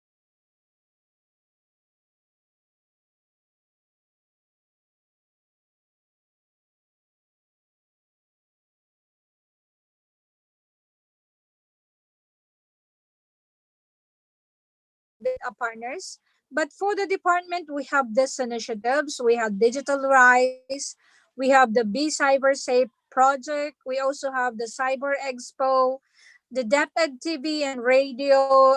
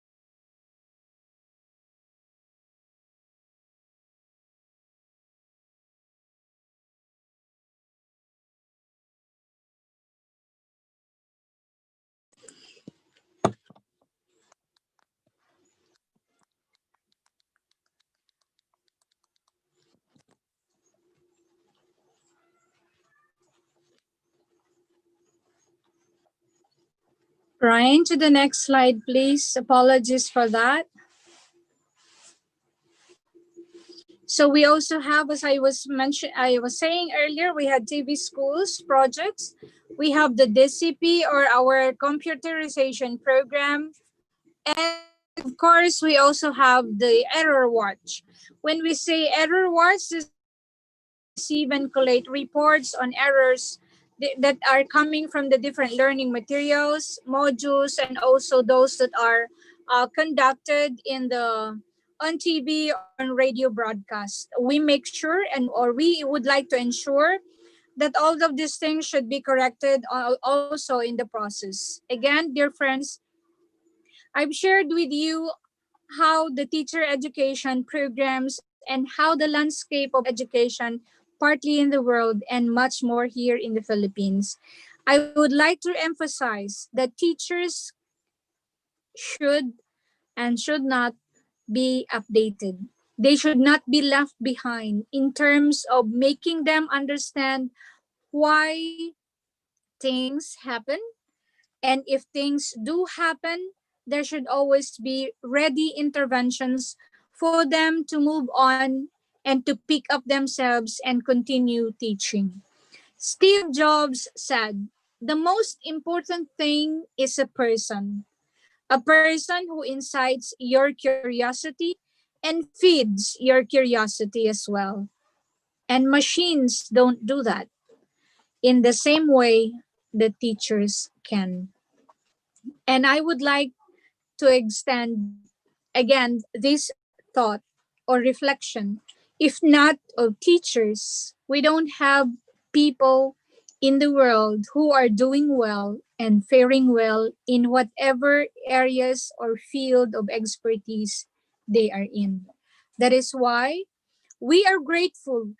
We have institutes for teachers, and we have international as well as national and local organizations for teachers, taking care not only of their development, not only of their professional development, but much more of their well-being.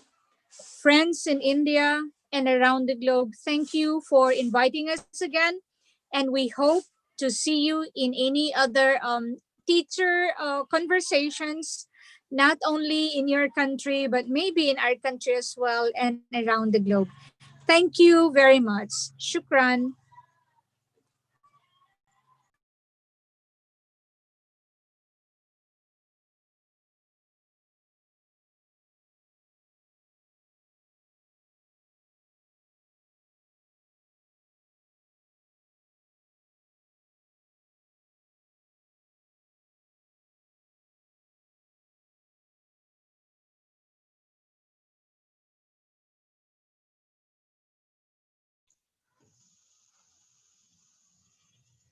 Thank you. It was indeed a very valuable speech. I thank you, Margarita Ballesteros, for engaging with us virtually all the way from Pasig City, Philippines. We, the teacher community here in India, we are facing the same kind of problems as you have just now mentioned due to pandemic. And there are some questions which I think we would like to interact with us. If you agree, may I ask some participants to ask questions? Madam Margarita? Sure. I'll be more than happy to answer. Okay.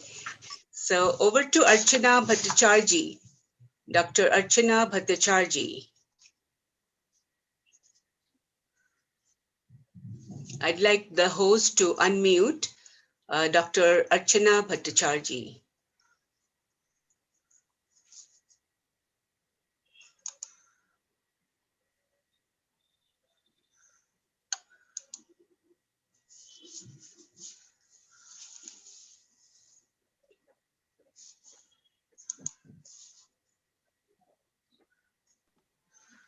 Good afternoon, Dr. March. Am I audible?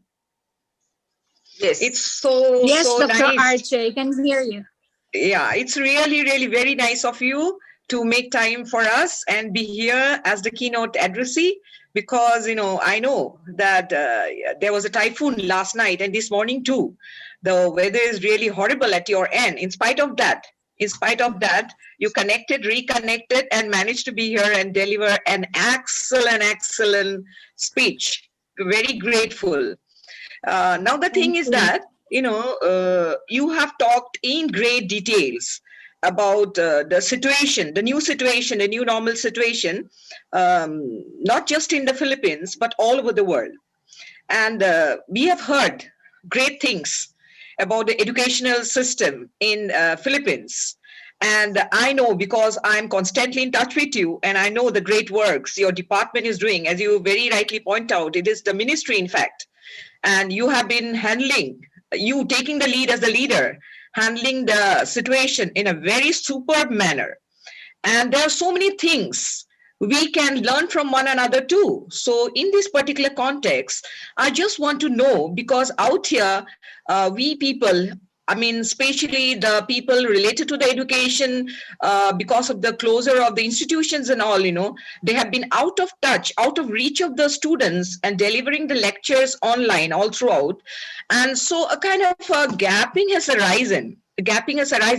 Now, of course, they have again resumed their old routine life, but the students are still reluctant. The parents are also reluctant to send them over, because they fear that something might happen to the child. And so there cannot be any system forcing them to send the children.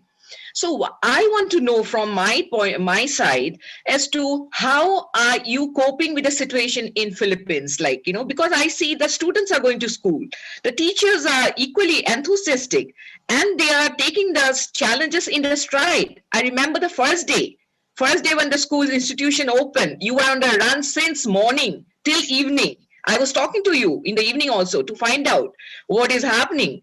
So can you kindly share your insights? Thank you, Dr. Arch, for raising that. I missed that actually in my sharing.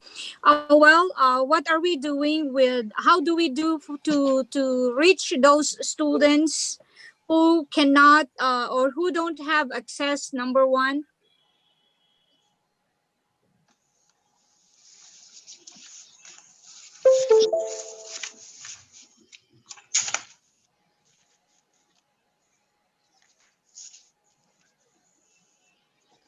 I guess there's some connectivity problem because of the typhoon. Can you hear me? Hello? Yeah, now you're audible. All right. So as I was saying, what we have done is actually to reach out to the local government units. Mm-hmm.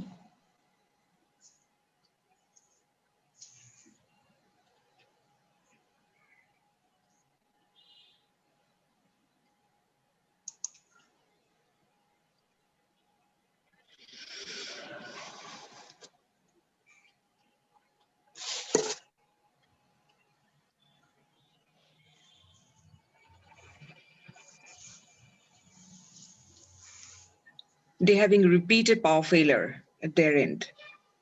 So that is one of the reasons, why she's getting disconnected frequently. I do hope she'll be able to join us again. Okay, can you hear me, Archana? Yes, I can hear you. Okay, so there is this video which Deepak, the next participant. No, Professor Kanik. Yes, Kanik yeah. said. So we can play the video when Gracia is ready. When Gracia is ready. Yes, ready. Yeah, so, right. So Gracia has to tell me if they are ready. Then I will start announcing about Mukul Kanikkar. In the meantime, if she's able to come online, and if any of the participants have any queries, or they want to know, they're curious about the education scenario in the Philippines, and if she reappears, then I guess she'll be able to answer that very convincingly.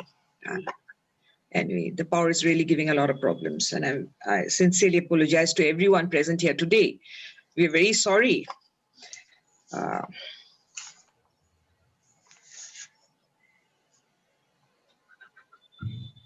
I think she's going to reconnect now.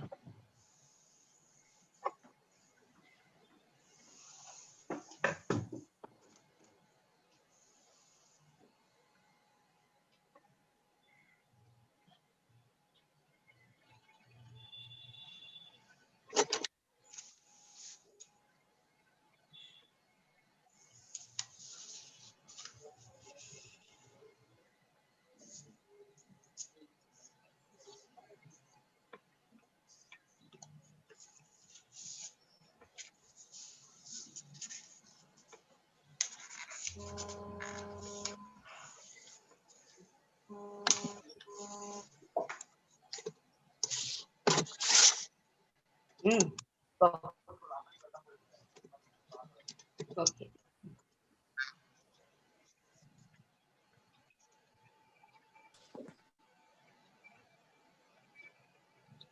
Dr. March, are you online again? All right.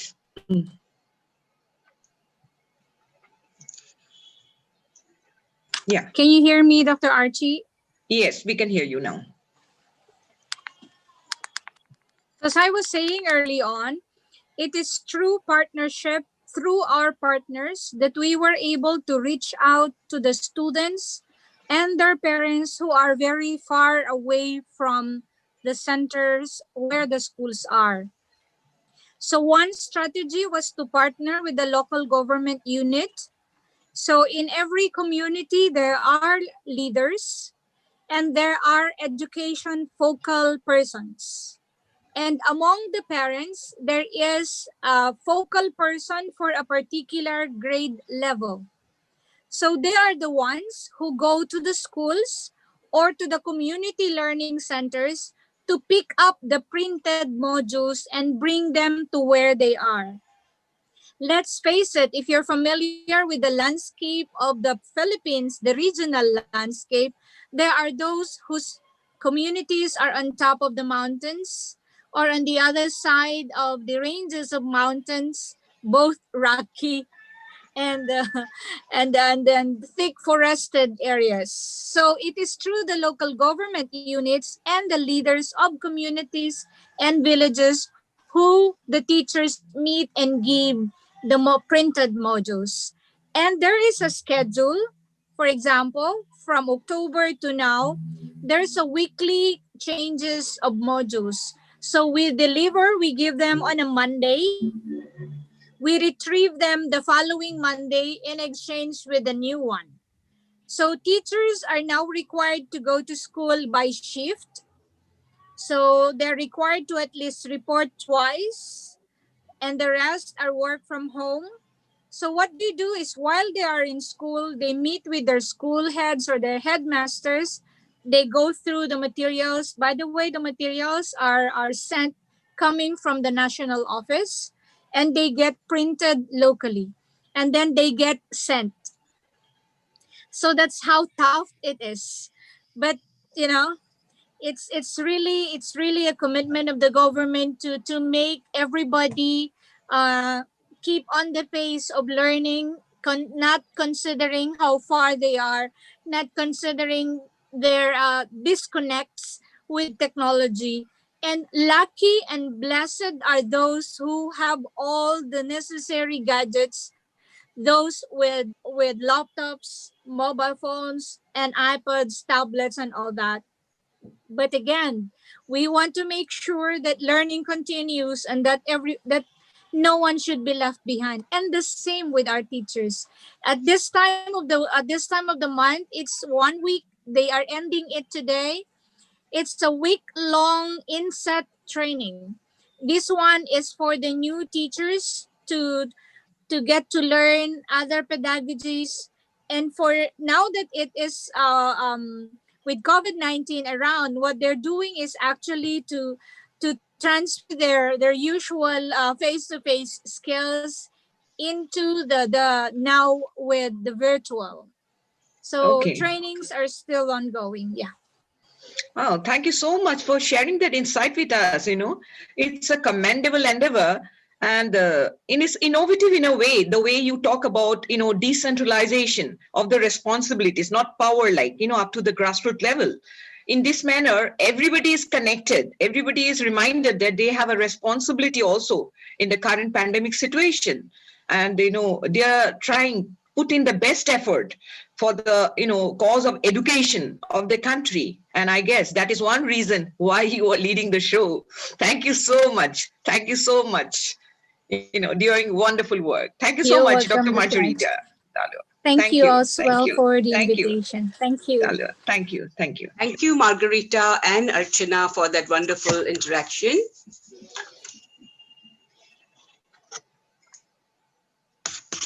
Thank you. That was a very interesting interaction.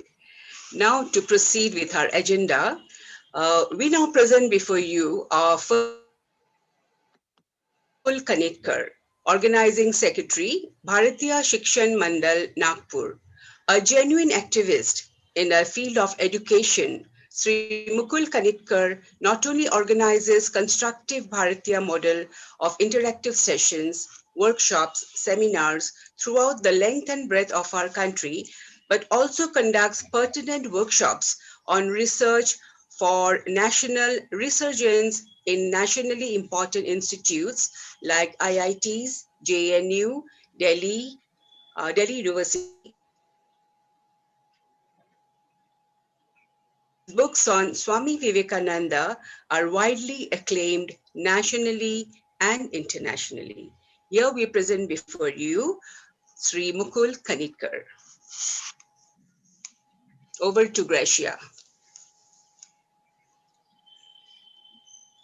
तत्कर्मयन्न बंधाय साविद्याया विमुक्तये आयासाया परम कर्म विद्यान्याशिल्पनैपुणम्.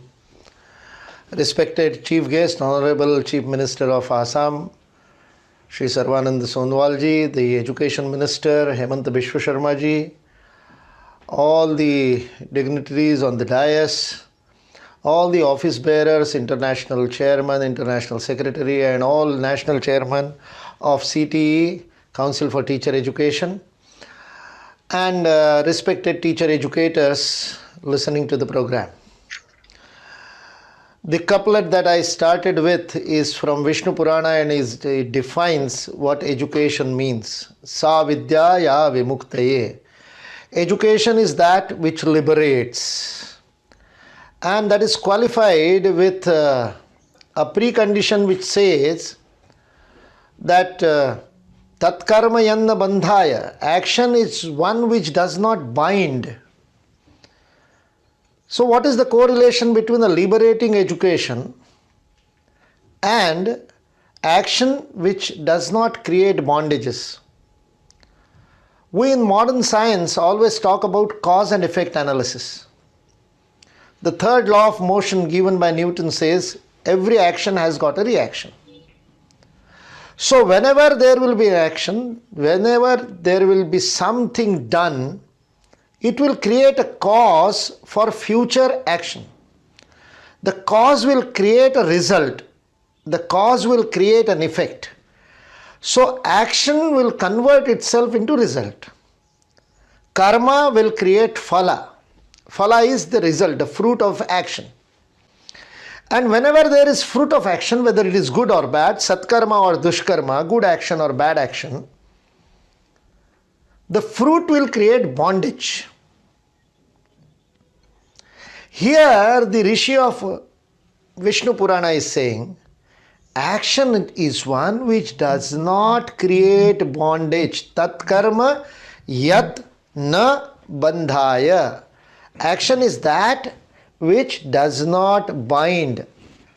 Means it has to be action which does not create a phala, which does not create a result.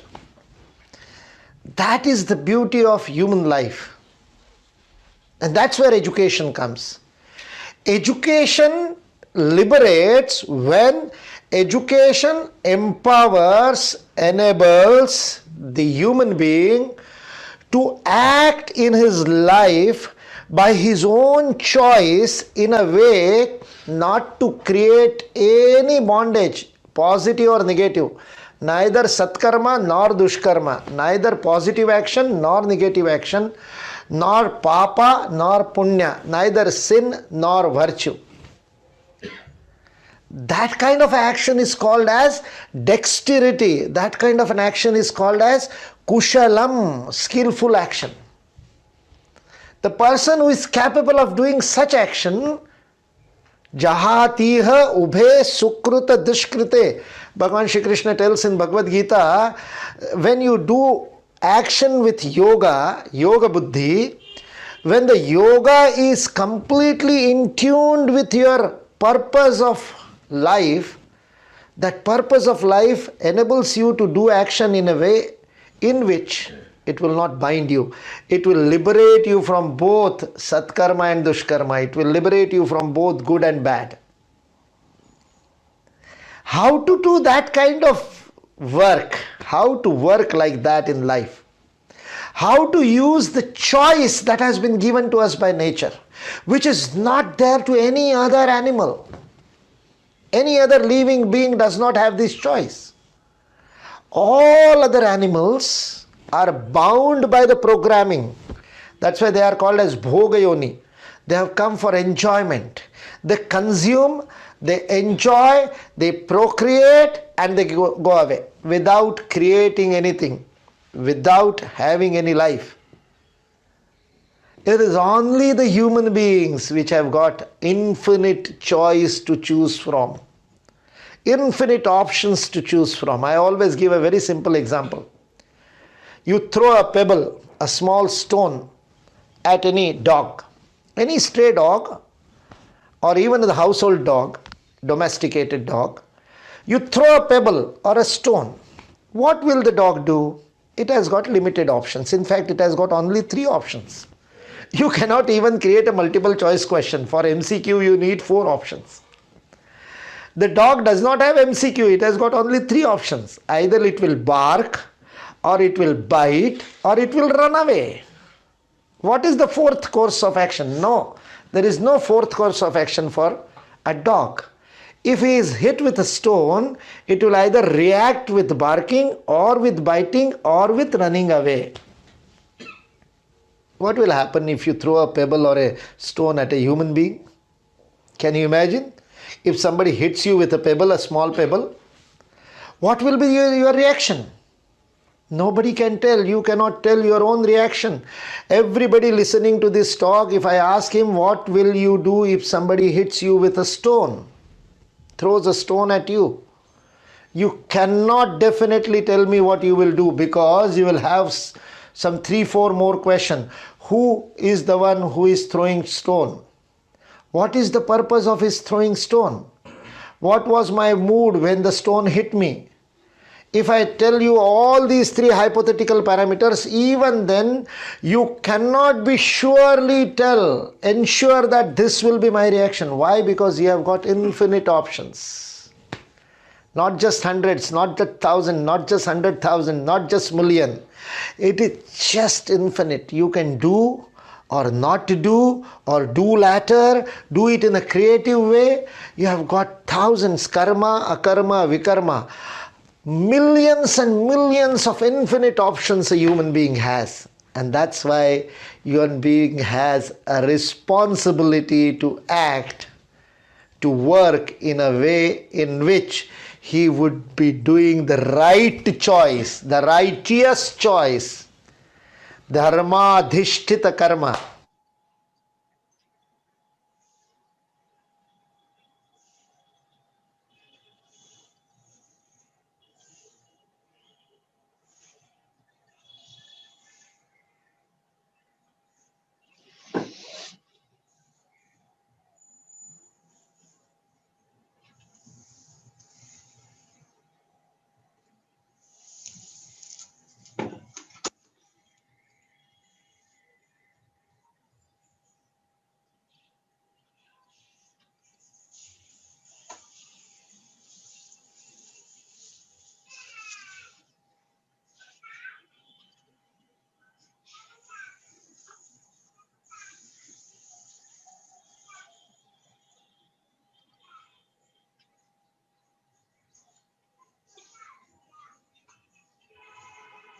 Hello. I think there is some connectivity issue. The sound is gone.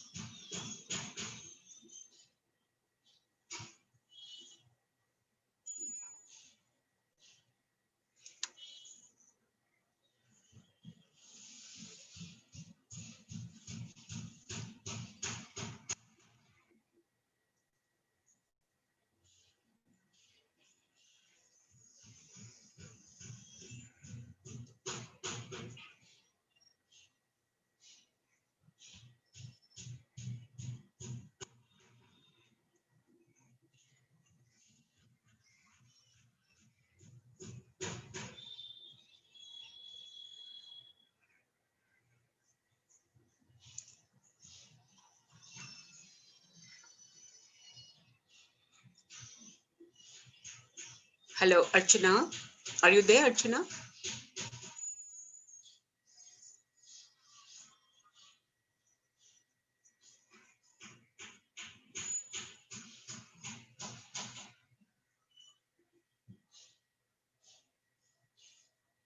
Oh. Oh.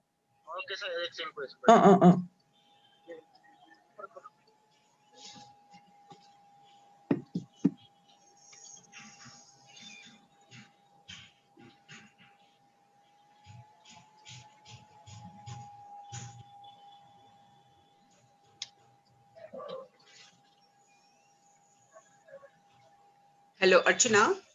Are you there, Archana? Can you hear me? I can hear you. Okay, Yes. I think there are some technical issue. I have informed them. Yeah. They are checking on it. Yeah. Otherwise, the time is also passing, and I think Rituparna's time is also. She's online. She's online. Let's see. But if some important points have been left out, if they are not able to. Yeah, I think you should go ahead with your vote of thanks, your words of thanks. Okay. So that is done. Actually, it was truly a very engaging speech, and it truly identified and defined the essence behind our Indian philosophy of education. So we would have loved to listen to the entire video. I know. But, we have got no hand in technology. So anyways, you go ahead and because our inaugural session has come to an end, and I so invite you to offer your words of thanks. Over to you, Archana. Namaste and good afternoon. As the organizing secretary, it is my proud privilege to propose the vote of thanks at this inaugural function of the CTEF International 34th Annual E-Conference on Reimagining Learning and Beyond, organized by Council for Teacher Education Foundation, Assam Chapter. At the outset, I would like to express my profound gratitude to the President of this inaugural function, Dr. K.M. Vandarkar, National President of CTEF, for sparing his valuable time to address the August gathering and for highlighting some of the issues that we need to deliberate on during the conference. Next, I wish to express our appreciation to our chief guest, Sri Horbananda Honwal Dangoria, Honorable Chief Minister of Assam, for delivering a truly inspiring and memorable inaugural address with particular emphasis on the new education policy 2020, its implementation, and its envisioned future outcome. Our next guest of honor was our Honorable Minister of Education, Health, PWD, Finance, Government of Assam, but sorry to say that due to certain unavoidable circumstances, he could not be with us today. But he sends his best wishes and blessings for the success of this 2 days conference. Thank you, sir. Your wishes and blessing means a lot to us. We are also deeply thankful to Professor Sashikala Vanjari, Vice Chancellor, SNDT Women's University, Mumbai. It gave us immense pleasure that you joined our inaugural function this morning as a guest of honor and inaugurator of our CTEF official newsletter titled Beyond, and also our conference souvenir. Thank you, ma'am. Your motivating speech and inspiration will definitely urge us to give our best efforts in all our future endeavors. Next, I would like to express a heartfelt gratitude to Dr. Margarita Ballesteros, a keynote speaker from Philippines. Thanking you so much, ma'am, for giving your kind consent to be the keynote speaker and sparing your valuable time to be with us this morning. Your insightful and thought-provoking speech was certainly an eye-opener and reflects your vast experience. My sincere thanks to Sri Mukul Kanitkar, Organizing Secretary of Bharatiya Shikshan Mandal, Nagpur, and the first invited speaker of this international e-conference. Thank you, sir, for giving all of us the opportunity to listen to your lofty speech illuminated by pearls of wisdom. We are indebted to you for sharing with us your unique spiritual approach to education. Thanks also goes out to Srimati Sunita Haldakar from Akhil Bharatiya Sabha Karyabahika Sevika Committee and advisor of the e-conference organizing committee. Words are not enough to express our gratitude to Professor Nilima Bhagavati, Chairman, Council for Teacher Education Foundation and International Secretary General of CTEF. You are indeed the heart and soul of the organization, and without you, this conference would not have seen the light of the day. My special thanks to Tejaswini Orang from Rashtriya Sevika Samiti for her soul-stirring invocation. Thanks to Srimati Navanita Sharma Bora for her melodious, soothing Borgit. Our sincere thanks goes out to all our distinguished global guests, invited speakers and panelists attending the inaugural function virtually from different corners of the world. Our special thanks also goes out to all our enthusiastic participants and paper presenters from different parts of India. We are also thankful to all the media personalities covering this event. Our heartfelt gratitude to the team who are working behind the scene tirelessly to execute this event. Our technical partner, Gracia Technology. Thanks to our anchors, Mrs. Mondira Chanda Bordloi and Debastuti Sharma for their wonderful effort. And lastly, thank you to my organizing team, all members of the CTEF family, well-wishers and friends for your great support all throughout. Thank you all. Jai Hind. Thank you, Archana. So with that, our first session, the inaugural session, has come to an end. And now we start our academic session. We welcome all dignitaries, guests, and participants to our academic session. To start with, we have a presentation by Dr. Rituparna Bhattacharya, International Chairperson, Indo-UK Chapter of CTEF, who is the Editor-in-Chief, Journal Space and Culture, India.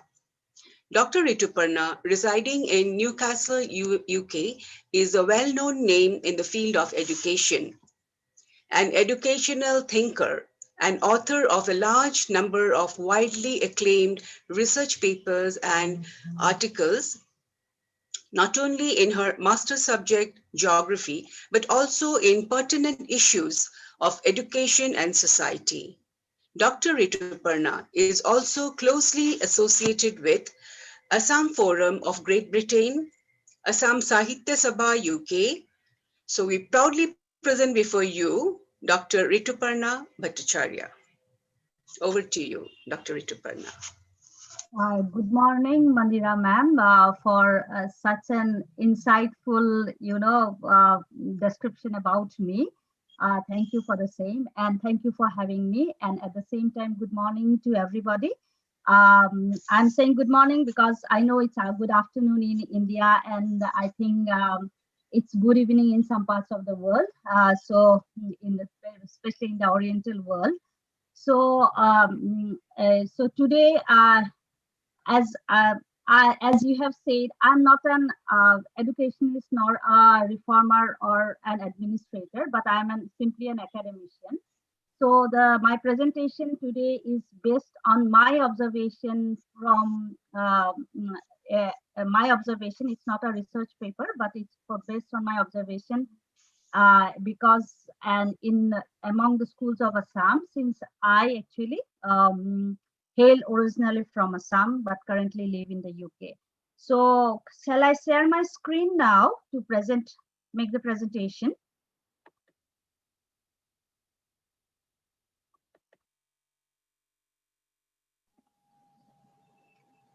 Actually, the screen, okay, yeah, thank you so much, yeah. Okay.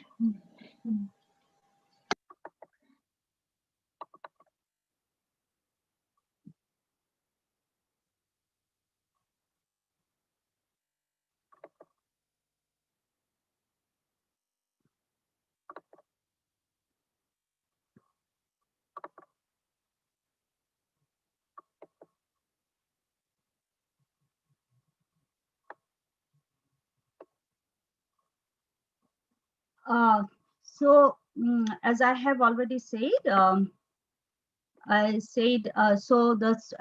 title of my today's presentation is Towards a Blended Model of Learning in the Schools of Assam. So to actually achieve the title of today's presentation, I was looking at the question, can schools of Assam emerge as centers of effective learning? Now, while trying to look for this answer, we also need to acknowledge that the schools of Assam are mired in multidimensional challenges. Among the many challenges, to name a few, we all know it, the dilapidated school buildings, especially in the remote areas of the state, with inadequate teaching tools such as blackboard, chairs, desks, lack of access to toilets, drinking water, erratic power supply. Importantly, many schools lack quality teachers, triggering poor learning outcomes among its pupils, which in turn lead to inaptitude cognitive skills.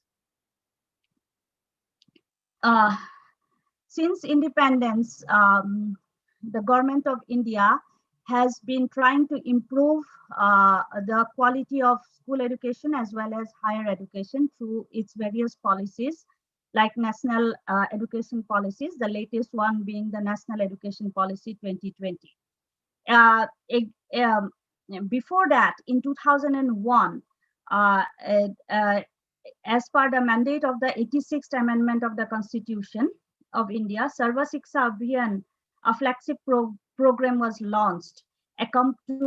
It was aimed to accomplish universalization of elementary education, embracing free and compulsory education for all the children within the age group 6 to 14 years. Subsequently, the government actually promulgated the Right to Education Act in 2010. And with this promulgation of the act, India became one of the 135 countries in the world to make education a fundamental right. But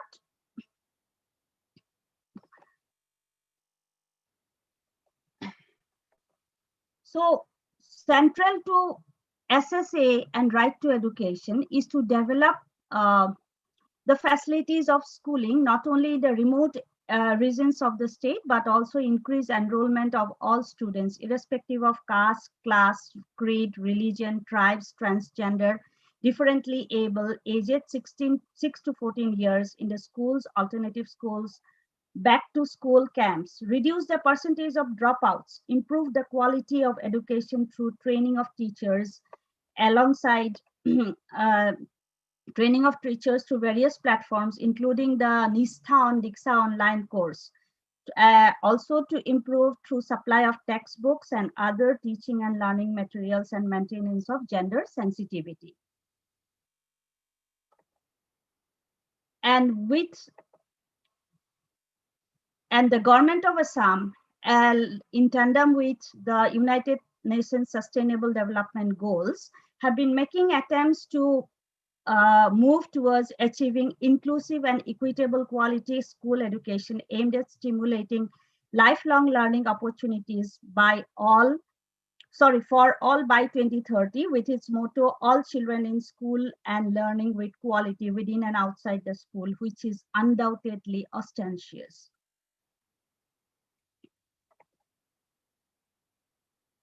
And with these steps, positive steps, there has been some basic improvements in the basic indicators, like enrollment in the gross enrollment ratio in lower primary and upper primary has increased. There has been there has been decline in dropouts. Gender parity index there has been improvement in gender parity index. Then, the out of school children's has been the reduction in the rate of out of school children. But these are definitely all positive indicators, but these are not sufficient.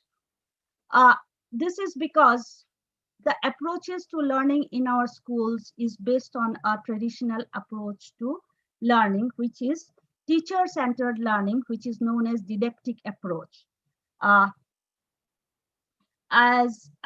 In didactic approach,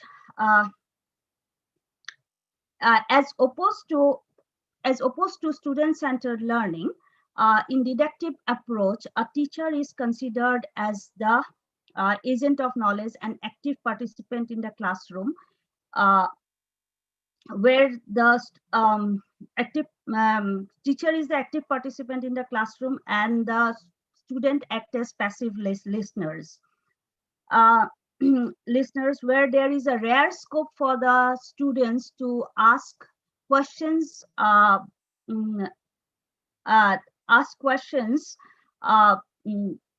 to raise about any particular confusion he or she might have. Besides, there is an infrequent cross-examination of quality of the contents delivered in the classroom and the knowledge of the teacher. Indeed, the current education system in Assam is more examination-centric and marks-oriented, which is more or less like a memory test. For example, a student actually since it is marks-oriented, it is basically it's marks-oriented. The mechanism is rote learning, where a student memorizes some facts in their copies some facts in their memories and paste in the answer script. So in that process, it is helpful, no doubt. It is helpful, no doubt, but in the long run, it is not knowledge oriented. It lacks critical analysis. And therefore, it debars a student from fostering lifelong learning and other problem solving. Of course, both the didactic methods and student-centered approach have their own merits and demerits. So I am proposing for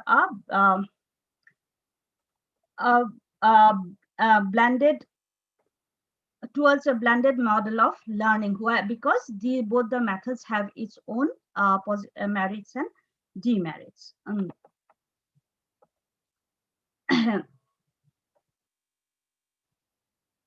Now the question remains, can this be achieved in the schools of Assam to go for a blended model of learning? Of course it can be, however, there are challenges. In the wake of this COVID-19 pandemic lockdown, the majority of the schools of Assam shifted to virtual and semi-virtual modes of teaching. It is not only in Assam, all over the world that this has happened. The pandemic has a silver lining too. During this ongoing pandemic, few devoted teachers of Assam have dedicated their time to record videos on their subjects of expertise, signed into their respective YouTube channels, and uploaded their videos therein for the students to watch and learn from them at their own pace. For example, you can see on the screen, this is Chandana Sharma's geography and social science classes. She is a teacher at Railway Maligaon High School. So she has used her lockdown period to record videos on lessons of geography starting from I think year 6 upwards, and she has started uploading a number of videos in her YouTube channel. Similarly, there are few other teachers. The second one I got is about Aparna Devi. She I think works in Jatiya Vidyalaya Nunmati. She too has uploaded a number of videos in Assamese medium, ranging from different topics of social sciences. It includes history, geography, economics, etc. So yeah, and has uploaded into her YouTube channel. Then there is another one, Nurul Alam Naju. He has uploaded lessons on English, different topics in English. Then there is another one, Nolini Kantodeka. He has also uploaded various lessons in geography. But these are the efforts of few individual teachers on various subjects of their expertise. But there are still not many lessons on English subject, English, science, and mathematics.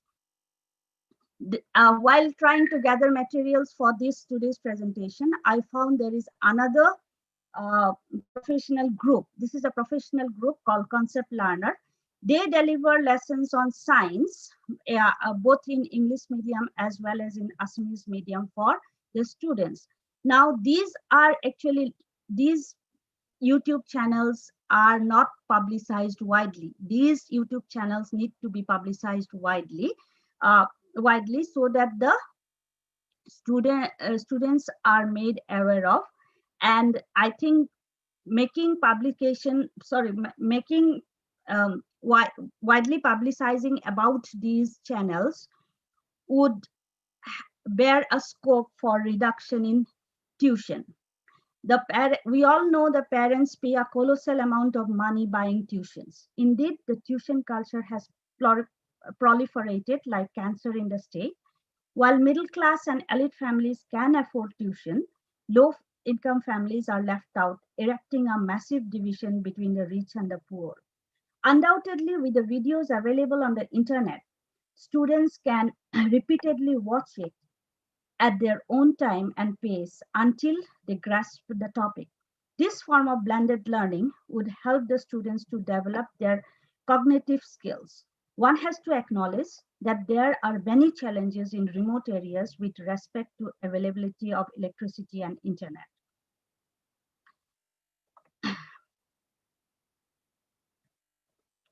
Yes, we do have challenges. Nonetheless, we live in an era of smartphones and digital platforms. I believe completely where there is a will, there is a way. So with sheer motivation and determination, amid challenges, students dwelling in the remote areas will benefit watching the videos. If a few more teachers across different subjects come forward to render voluntary services to record and upload videos based on school curriculum for all the classes, but systematically, there would be a reduction in tuition culture. In so doing, the school education of the state bears the scope to excel in effective learning, enabling its pupils to become more prepared for college education. And definitely the unparalleled legacies of these few teachers would be acknowledged for generations. Thank you.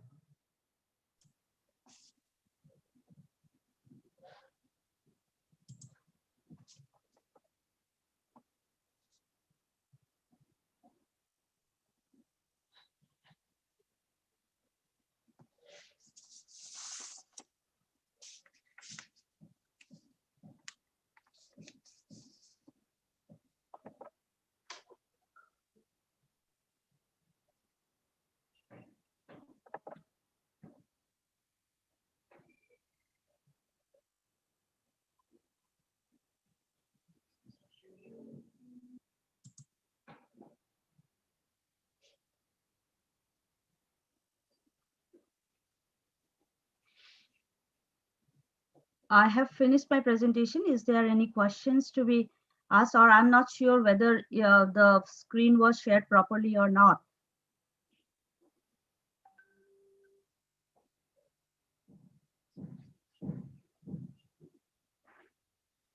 Thank you, ma'am.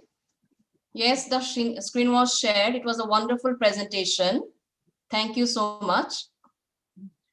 Okay, Thank you. Thank you. Thank you.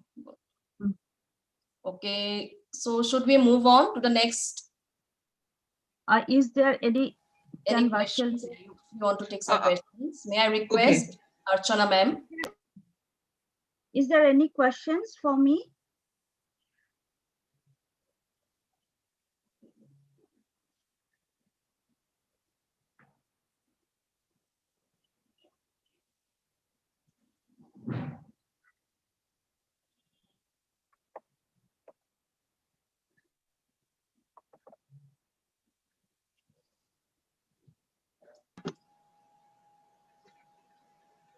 Okay.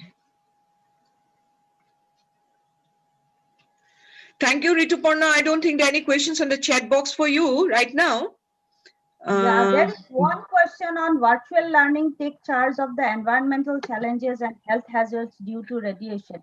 I'm not sure for whom this question is, but yes, there are it is not that if we don't move to virtual a little bit of virtual learning, that then does it reduce if we debar from virtual learning, does it reduce environmental challenges? Will people stop watching videos in the internet? Will people stop listening to videos on the net? So we need to ask all those questions to ourselves. If we go for all sorts of entertainment through online mode, which burns a lot of electricity and are definitely radiates, which are definitely part of health hazards. Yeah, well said, Rituparna. Yeah, when it comes to education, people are reluctant. They are reluctant to adjust in the yeah, right, right. They do not want to actually, adjust themselves in the new normal, I guess. And that is why we don't need to adjust totally into the new normal norm of new normal, but where there is a will, there is a way. If we want to develop the schools of Assam, yes, we can build a toilet, we can build a building, but what about the quality of education? We need to bring the quality of education. Quality of education can be brought only through effective learning, and that has to be through some mode of teaching. As I said, that we are following a traditional mode of learning, which is deductive approach, which is very fine, but at the same time, we need to let the students to learn through their own self-learning approach, which is student-centered learning. Of course, both the methods have their own merits and demerits, but we need to make a balance between the both. So that was my takeaway from my presentation.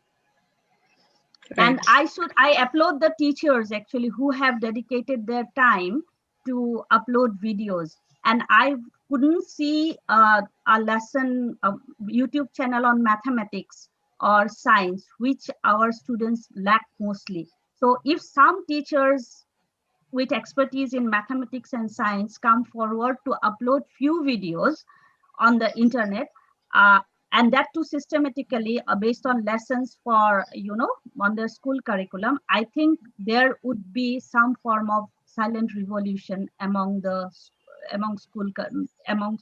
teachings. The question from the panelist was, not the panelist, from the participant was, like, they feel that there are a lot of challenges in it. They are not being able to cope up with it. So how to, keep a balance, You have to have your own way to balance it. Yes, there are challenges. When you are at home, there are more challenges when you go out, when you go out, you don't have to think about who is cooking at home, or how who will give out the clothes after the washing is over.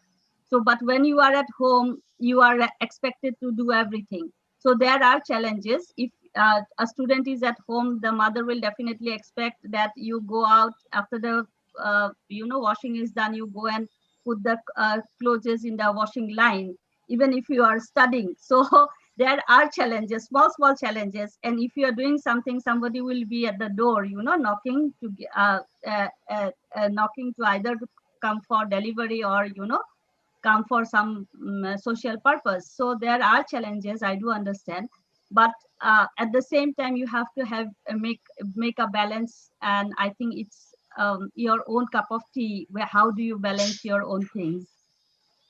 Anyway, it's a never ending process. Like, Yeah, the it's more a never questions will ending process. keep You need come to outside. about your own Anyway, balance. thank you so much, Rituparna, for joining us and for Yeah, thank you sharing so your much, brother, insights. for having me. Yeah. Anyway, thank you so much. The next in line, I guess, is Dr. Deepak Wekar, all the way from Singapore. I'm very sorry to inform the participants here that due to some technical problems, I guess, one of our speaker from Nepal was not able to join us. So, and because Dr. Wekar is already here with us, we would like to, forward his session to the earlier level. And so thank you, Deepak Wekar, for joining us. Over to Debastuti. My pleasure. Okay. May I invite Dr. Deepak Waikar, Managing Partner as Education Energy Consultant, Singapore, who is our second invited speaker. We are privileged to have you, sir, with us, and we are waiting to hear from you. Over to you. Yeah, thank you. I would like to share my, so can you please allow me to share my screen, please? I have PowerPoint slides to share. So host has not given me the rights yet. Okay. Wait, let me give a call. Yeah, got it now. Thank you. Okay. Yes, okay, great. Are you able to see my PowerPoint slides? Yeah. Okay, I will just 1 minute. Yes, and is it visible now? Okay. Am I It is audible? visible. Yeah, you are audible, visible. That's great. Thank you very much. First of all, I would like to congratulate whole team for starting this wonderful conference, and the galaxy of speakers I was listening. That is fantastic. It has made my job much easier. Okay, Professor Bhandarkar ji, Professor Nilima ji, Professor Archana ji, and all the team. It is indeed my great pleasure to share with you one of my views on knowledge, skills, and ability trilemma in the midst of pandemic and beyond. Jnana Kaushalya Guna Yagya. Jnana Kaushalya Guna Yagya. I'm happy that the previous speakers have been talking about this. This is Dr. Deepak Waikar. I'm chair-elect for IEEE Education Society Singapore chapter. I'm in transition and managing partner for Edu Energy Singapore. Those who would like to later on interact with me, you can do so with my email address or then WhatsApp number. I have given both of them here. Please note it down. Thank you very much. Let us begin. Agenda for today. In this short period, I'm going to go very fast. Online remote teaching has been mentioned about it. I will dwell on that for a few minutes. Knowledge skill grid. Then how to infuse ability in the knowledge skill grid. Integrated multidisciplinary holistic education. What is it? I will give my view on that. What are the smart attributes of education? And what is the role of AI, analytics, automation in education that everybody is talking about? And hopefully we'll have some summary and conclusions at the end of my presentation. Okay. Yes, some of you may be seeing this one. This is what happened, okay? The global impact of massive disruption by COVID. Yes, it has made everything upside down, okay? Upside down, everything, unprecedented way. Yes, we had to very quickly grapple with situation and resort to online and or remote teaching. I think speakers have been mentioning one after other remote teaching challenges and what they are learning from that. And this has given rise to one of the terminology, I'm calling it terminology, okay? Remofacer or remocher. Okay, remofacer, remocher. If you have got more devices, then you are like this very powerful remocher or remocherer. Somebody still surprised how to deal with it every day, okay? And at this age, like me, he's not giving up. So this is the new phenomenon. All of us now are remofacer or remocher or remocher. Yes, if you're coming from the eminent institutions, colleges and universities with resources and digital infrastructure, then remofacer could be like this one, okay? All in one room, supported by very powerful devices, so that they can conduct their lectures. But most of us, like me, are not like this one. This is where the change is. So what is your feeling about the education 4.0? Okay, you can put in chat box whether you like it or what is it. Okay, whatever it is, put in chat box. My friends, put in chat box. Next question, Kara, say yes, this is what happened. Are we at the crossroads? Stranded when it happened, everything locked down and no way to go? Confused which platform to use. Okay, every platform has its advantage and disadvantage. Or merry-go-round, doing same thing round and round every term after year after every year after every after. Or entangled with so many things given to us. How are we going to come out of this? That is the most challenging question each one of us is facing now. Work from home has made it more difficult and more challenging. Therefore, to analyze this one, we need to take help of our foundation, knowledge versus skill grade. Yes, in all educational institutions, we want to impart knowledge, say low to high, and at the same time, we want to give them some skill, okay? Knowledge versus skill. And there are few quadrants here, okay? Green quadrant, yellow quadrant, blue quadrant, and red quadrant, brown quadrant. These are the one I will mention about it very soon, okay? Okay, those who are raised hand will take questions later on, okay, not now. Okay, then, okay, what is this one? Okay, first quadrant is obviously amateur. Here we are learner one, okay, learners, amateurs, okay.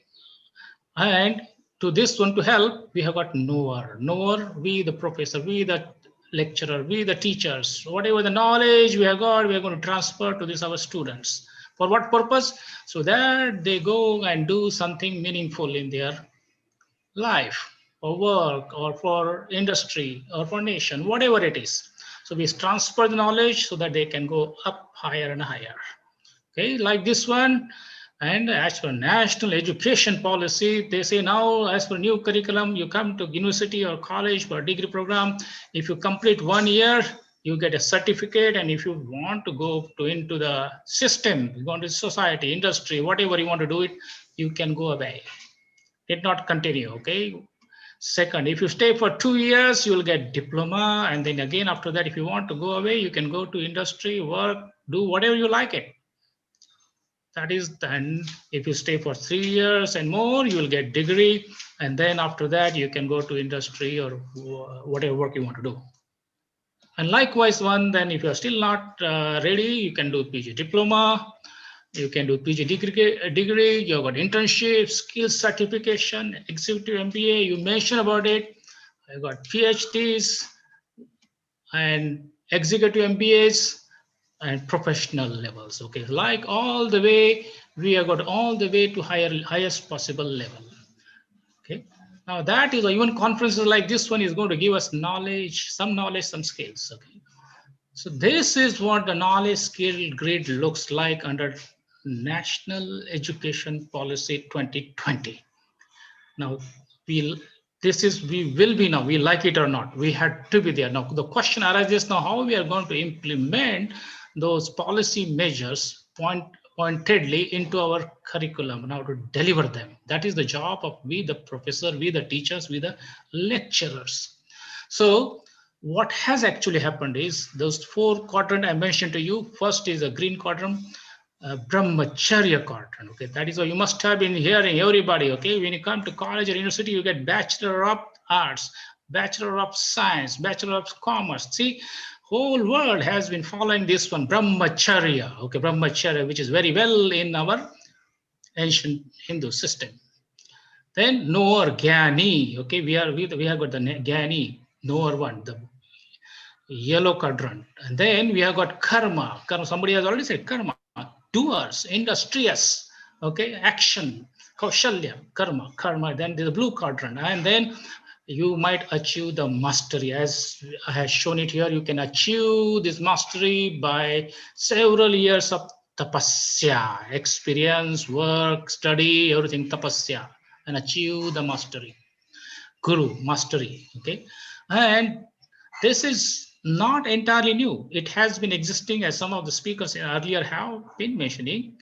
Now, what we are trying to do is map it. As educationists, we try to map it, whatever is happening in the current state, and put into this grid. So what I have done is put that one, okay, mapping this one. And as a result, we have another thing we have to add now. Knowledge and skill itself is not going to be sufficient if you want to look into the uncertain world now.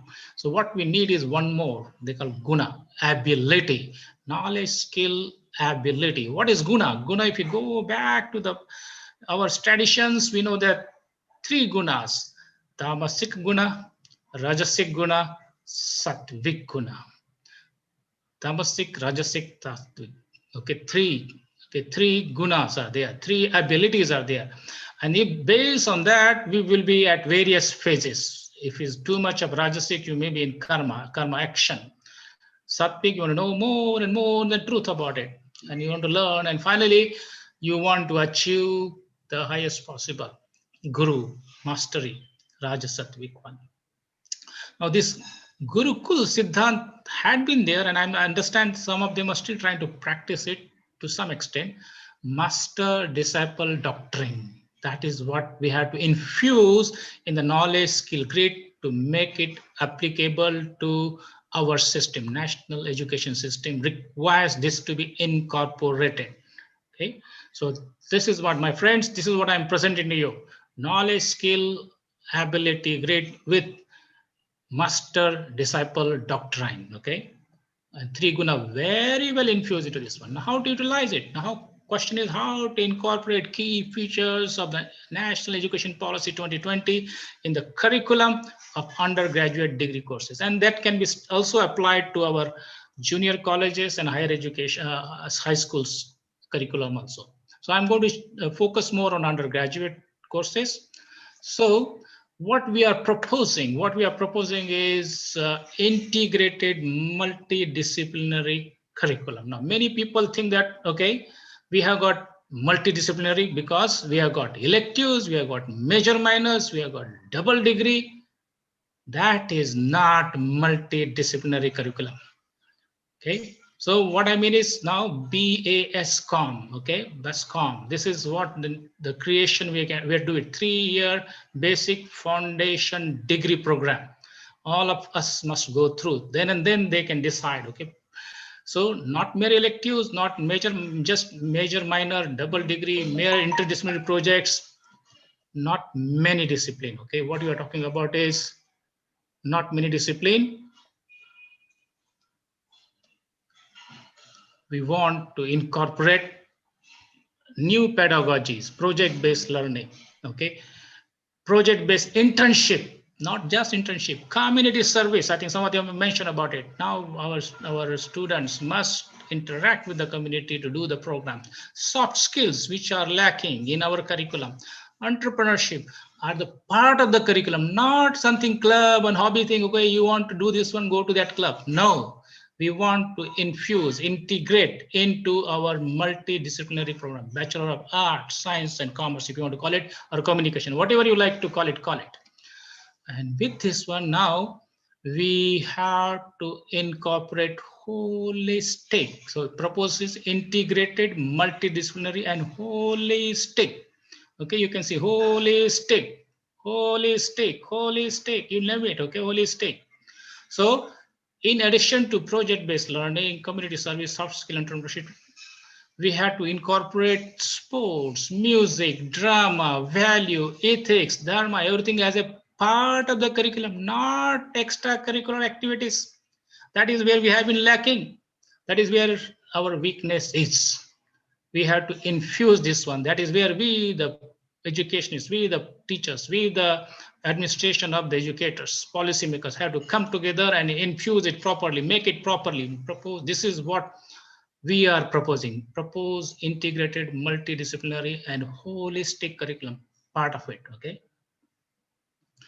More details later on. Some of you might say, wow, what am I talking about? Yes, you must have heard about this one. प्यारा भरा है आधा या आधा है वो खाली.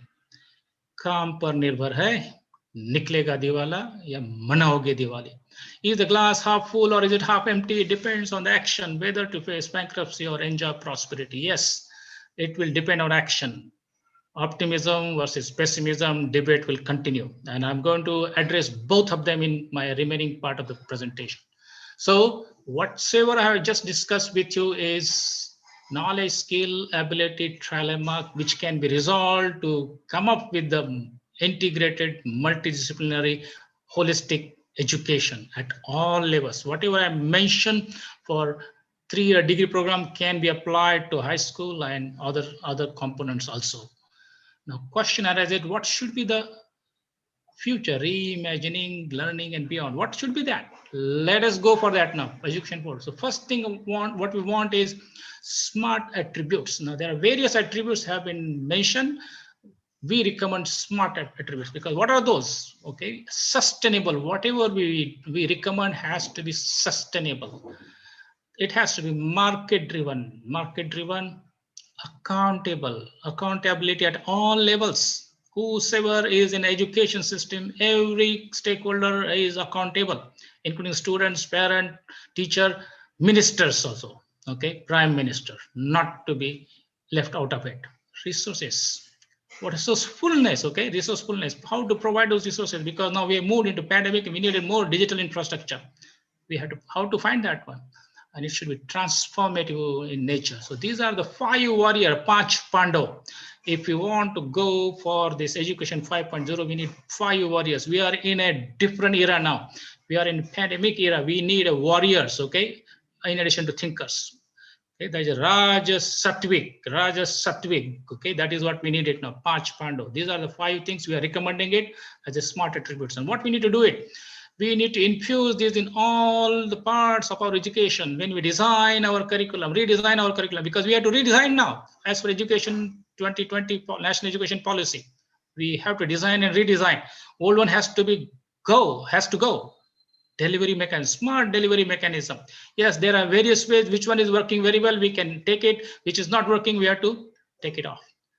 Smart education management. How are you going to manage the various courses appropriately? Assessment.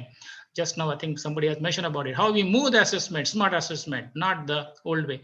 And most importantly, smart leadership. Okay, can we get that smart leadership so that we can achieve the Panch Pando smart education system? That is what has to be infused with our multidisciplinary and holistic education. Then it will happen. We'll be very happy to work with you. So is there a scope for hope, or am I talking pipe dream? Okay, you can put in a chat box whether whatever you feel about it. Okay, whatever you feel about it, you put in chat box, whatever you. All of us have heard about this. Industry 4.0 has brought in the technology after technology, and we say, hey, we have got now 5G, we have got artificial intelligence, and you got analytics and AR, VR, okay, augmented reality, virtual realities, smart devices, all they are there. Now, question arises, and I know somebody has also put the question there. We can overcome those barriers. We, the people, we, the educators, can overcome barrier technologies for our use. We are not for the technology. If we take that, then we can do it. But if you want to become a slave to the technology, then only God can save you. So how we can use these technologies? Okay, one of the ways now, Somebody has say just now, okay, they want 24/7, 24/7. That is why our teachers, education system not able to provide, and therefore they have to depend on tuitions, okay, parents and whosoever has money, they have to pay for it, or coaching classes, you talk about it, or big university. Now what we can create is known as robo-facer, robo-cherer, or robo-char. This is the one we have to create, because whatever is the repeated automation, whatever the repeated knowledge to be transferred can be sent through our robo-facer, robo-char, or robo-char. Okay. Now question arises, to whom? Well, robo-facer, robo-char, robo-char will transfer the knowledge to learnobots. Learnobots. Our students will have also devices, and that is where our government, our infrastructure has to come in to provide these kind of system needed for our students to learn. Okay, learnobots. This is what, if you want to think about reimagining, that is reimagining of the learning and beyond. Okay, so robo-facer to learnobots, transferring the knowledge. Okay, then what more? Some of you will say, then what we the professor, what will be the role of we the professor, we the teacher, we the education, what we'll do if we want to transfer this to robo-facer or robo-char or robo-char and learnobots? Okay, that question I know some of you may be asking, even union may be, teachers union may be asking, oh, if this one comes, what will happen to the jobs of the teachers? Not to worry. If you are ready to reimagine, okay, reimagine learning and beyond, then not to worry. Only when you have to stay in the old fashion, then worry lot. Okay, worry lot. So what is our role? Yes, our new role will be different. Now we the professors, we the teacher, we the lecturers, okay, will have to transfer our repetitive domain knowledge to robo-facer, robo-char, okay, and the 24/7 they can transfer to learnobots whenever they want to learn. Whenever they want to learn, ready, anytime, anywhere, that is what it is. Okay, yes, and I know this is going to be challenging task. That is why it is challenging one, very challenging one. Okay, very challenging. It's not that easy. Then question arises, what will be our role? Yes, our new role will be to do the special knowledge transformation, domain knowledge transformation to robo-char, robo-facer, who can then transfer to learnobots. We can become edu-charmers. Yes, as you are seeing it here, charming, okay, charming the educators, charming the learners, edu-charmer. This is what is our role is. I know some of you may not like this picture, not to worry. Yes, we can add new devices here. We have got now technology. We can reimaginating this one, okay, reimagining, okay, we can redo it, okay, completely. AR, VR, learning management system, latest tools and technologies that are already available now that can be used. That is where the investment should come, not on smarts only. Okay, this is where the investment is needed. Edu-charmer, our new role will be edu-charmer. And I know some of you might say that is not enough. Yes, we can give more tools for this one, so that our edu-charmer becomes more powerful. This is what reimagining learning and beyond. This is what going to be future, you like it or not, is going to be there. Part of it is already there. Yes, you must have heard about it, that there are virtual labs. So how many of them have asked question, hey, yes, that's okay. Theoretical knowledge you can maybe transfer. What about the practical knowledge? Then say we have got virtual labs everywhere created. Virtual labs are there. And once the virtual labs are there, then not to worry about it. Yes, we can integrate virtual labs in our model. Okay. So our new model will integrates virtual labs also. And then what? Now you can see our edu-charmer, very powerful. Okay, we put it all is here. Domain knowledge, repetitive knowledge to robo-facer, robo-char, going all the way then to learnobots. And through this system, even practicals done whenever they are available and whenever you want to do it. Okay, so you talk about whatever the system, clouds we have here, 5G we have here, IoT we have here, DL, deep learning is also there. That is where we put the deep learning knowledge. LMS is there, AR, VR is there. You just name it. Machine learning, ML is there. So whatever we are talking about, the new education industry 4.0 technologies, all can be utilized, and we can make full use of it to transform our system 24/7, so that repetitive knowledge can go there and the new knowledge can learn by us and then put to RoboFisher, AI. Cyber security is very important for that, will be required. This is what going to be the future, reimagining learning and beyond. This is going to be future, you like it or not, is coming soon. Okay, coming soon. So my friends, my fellow educationists, my researchers, teachers, parents, reimagining learning and beyond vision is like this. If you want to do it, okay, we can do it using the technology, part of it. Okay, it becomes part of it. Now, very quickly, all of us have been knowing that students come from homes to colleges and university. That has been the old model. In the last 7 and 8 months, this model has become obsolete. Students coming from homes and college university, very few. Okay, in many cities worldwide. Okay, worldwide, if you look at it, this model is now no more valid. They want to go back to this one. What is happening now? We are already, colleges and universities, schools are already coming to homes and communities. We are already coming to homes and communities. For some reason, we want to go back. Okay, whatever, I don't know. We feel the silk old is better, but that may not come.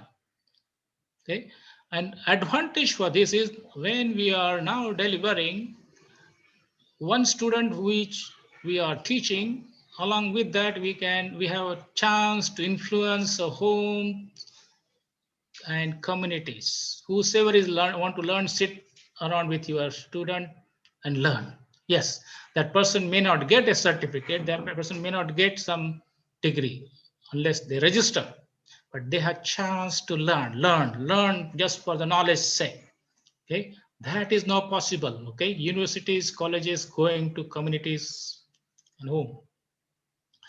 And I am also now coming all the way from Singapore to Assam. Okay, Guwahati, Assam. There I am coming there. Okay, and virtually we can do it.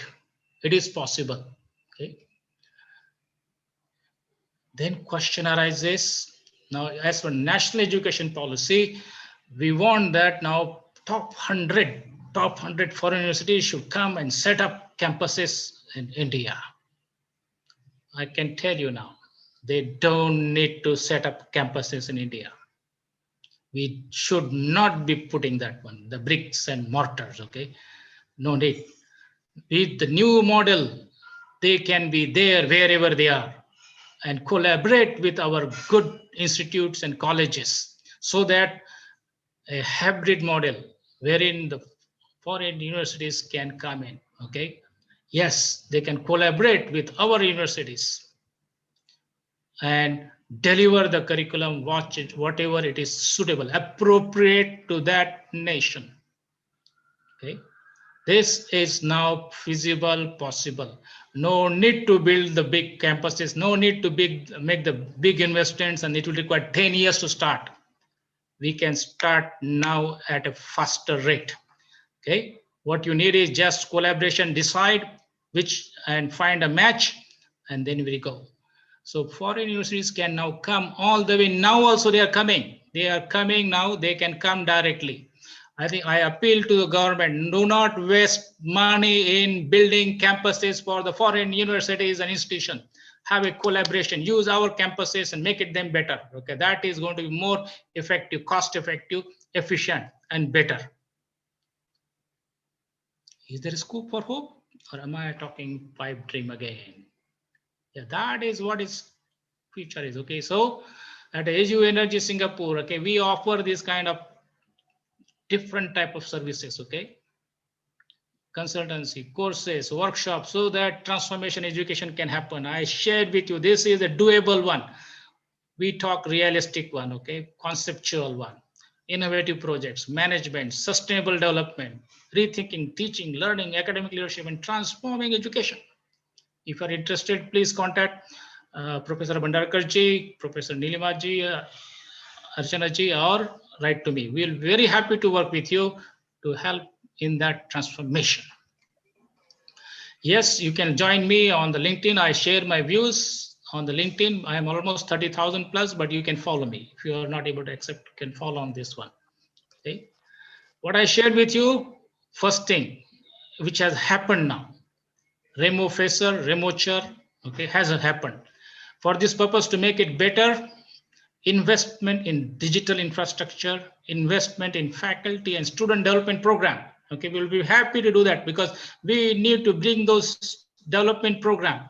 Just providing infrastructure is not sufficient. We have to train them. We have to bring them, okay, closer to what is needed. Okay, this is what the future is. Okay, then knowledge skill grid as per national education policy can be mapped into, redesigned properly. We can do that one so that it becomes useful, because industry is telling us your graduates do not have the appropriate skills and knowledge that is needed for the industry.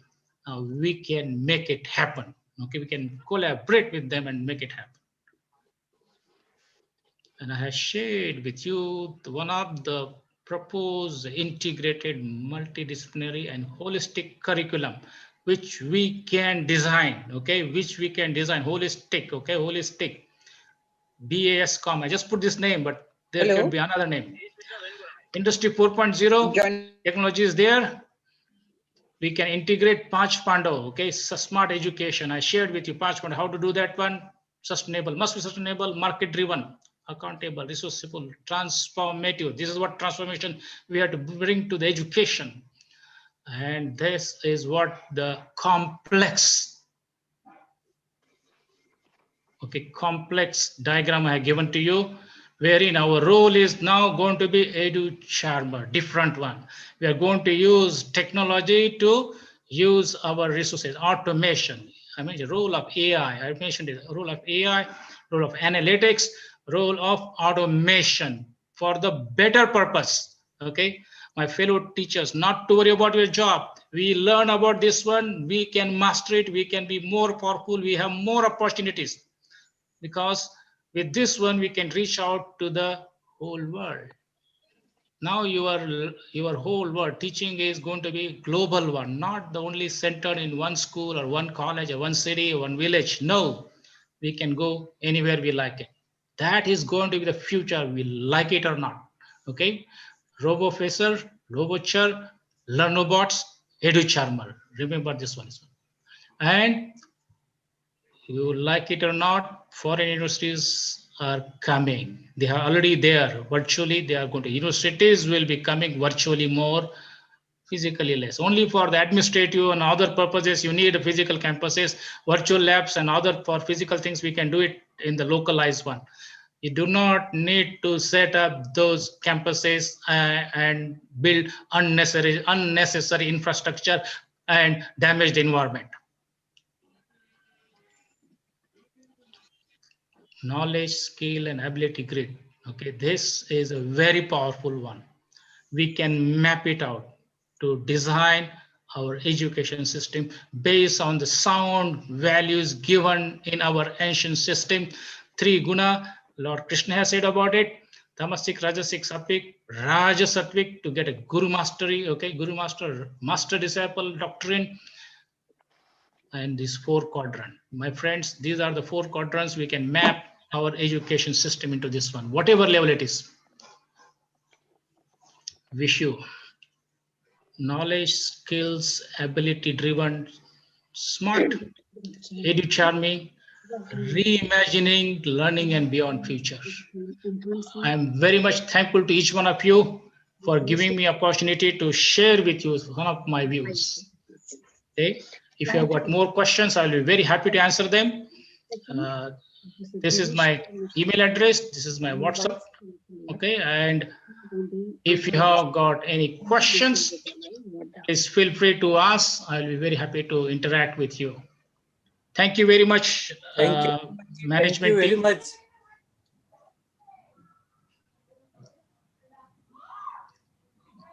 Yes, Rachanaji, time is over and my presentation is also over. Back to you. Thank you, Deepak ji. I am Bhandarkar from Nagpur. Namaskar ji. Thank you very much. Namaskar, namaskar. Thank you, Dr. Deepak Vaikar, for such an inspiring and thought-provoking speech. You have given a new meaning to reimagining learning and beyond. I wish we had good time with her for more interaction, but it is already time for the first plenary session, and I have to hand over the proceedings to Dr. Moushumi Bordoloi. Over to Moushumi. Thank you. Thank you for giving me an opportunity to share with you. Shall I stop sharing now? Yes, yes. Okay, that's great. I want my video to be on. My video has not yet started. I want the host to kindly give me the video facility. Okay, just a moment.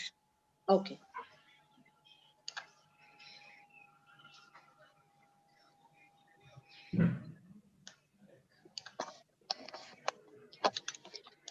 Good afternoon. I welcome you all to this first plenary session on the theme, Enhancing Youth Employability through Holistic and Multidisciplinary Approach in Higher Education. I would like to introduce you all to the chairman of this plenary session, Professor Girishwar Mishra, sir, former Vice Chancellor, Mahatma Gandhi Antarashtriya Hindi Vishwavidyalaya, Wardha. Earlier, he also served as Professor of Psychology at the University of Delhi for the 2 decades. He had also taught at the universities of Bhopal, Allahabad, and Gorakhpur, besides being a full-right senior fellow at University of Michigan, Ann Arbor, and Swarthmore College, Philadelphia. Besides, his writings and articles were also published in national and international journals. Our first plenary speaker is also Professor Khanindra Pathak, who is presently a professor at the Department of Mining Engineering and the Dean, Infrastructure, IIT Kharagpur. Sir did his PhD in Mining Engineering from Imperial College of Science, Technology and Medicine, London University, London. He was also the chairman, Eastern Regional Committee of the All India Institute of Technical Education, and also the recipient of the National Geoscience Award 2014 for his contribution in environmental management in mines. Besides, Professor Pathak has more than 100 national and international published papers. In this session, we have 3 best papers. First best paper is by Sayan De, Assistant Professor, Chaidev College, Gohpur, Vishwanath. His paper is on the theme, Paradox to Prodigy, Vocational Education for Youth Employability in Assam. The next best paper is by Dr. Biman Chandra Bora, Assistant Professor in Education, Swahit Pioli Fukan College, Namti, Sivsagar, on the theme, E-Learning Theory, ABD Practices in India with special reference to National Education Policy 2020. The third best paper is by Emil Lal Rochang Mar, Assistant Professor in Mass Communication, Asian Institute of Management and Technology, and by Roboni Khao Bung, Assistant Professor in Education, B. Borwa College, Guwahati, on the theme, Role of ICT on the New Paradigm Education, a Critical Analysis. We have 20 minutes for the chairman of this plenary session, Professor Girishwar Mishra sir, and 20 minutes for the plenary speaker, Professor Khanindra Pathak sir, and 8 minutes each for the best 3 paper presenters. Now, I would like to request our chairman, Professor Girishwar Mishra sir to kindly conduct this plenary session. Over to Professor Girishwar Mishra sir. Thank you, Dr. Mausami. I think this session is going to address an important aspect of educational scenario in contemporary Indian context. The employability is Hello. key issue. Hello. We are going to discuss the different facets of the challenge faced by Indian education system. I think it will be better to begin with the presentations, then we will have the talk by our esteemed colleague, Professor Khanindra Pathak. So I request Mausami ji to invite one by one the three presenters, and then we will listen to Professor Pathak. Okay, sir. I just have to make an announcement. Dr. Pathak will be online in a few seconds. So please bear up with us. In the meantime, Professor Mishra ji, if you think that one of the paper presenter can present a paper, or if you think you can wait for another minute or two, he'll join immediately. I just talked to him. Okay, let us wait for a few minutes. Okay, Yeah. okay, fine. No, let me share with you. The plan that I've shared with you is that first we should have the three presentations. I don't know the schedule of Professor Pathak, whether he will be available throughout the duration of the session, or we may listen to him first. No, sir, I think we should give him the opportunity to present first, because he has another meeting lined up at Kharagpur. So it is an important meeting, and we had requested him that, and he has decided to join us for a while, present his paper, and I think we should give him that opportunity first. Anyway, is that okay with you, sir? Perfect. Thank you. So let him make the presentation, then we will have the three presentations, and then I will give my remarks. Okay, fine. Yeah.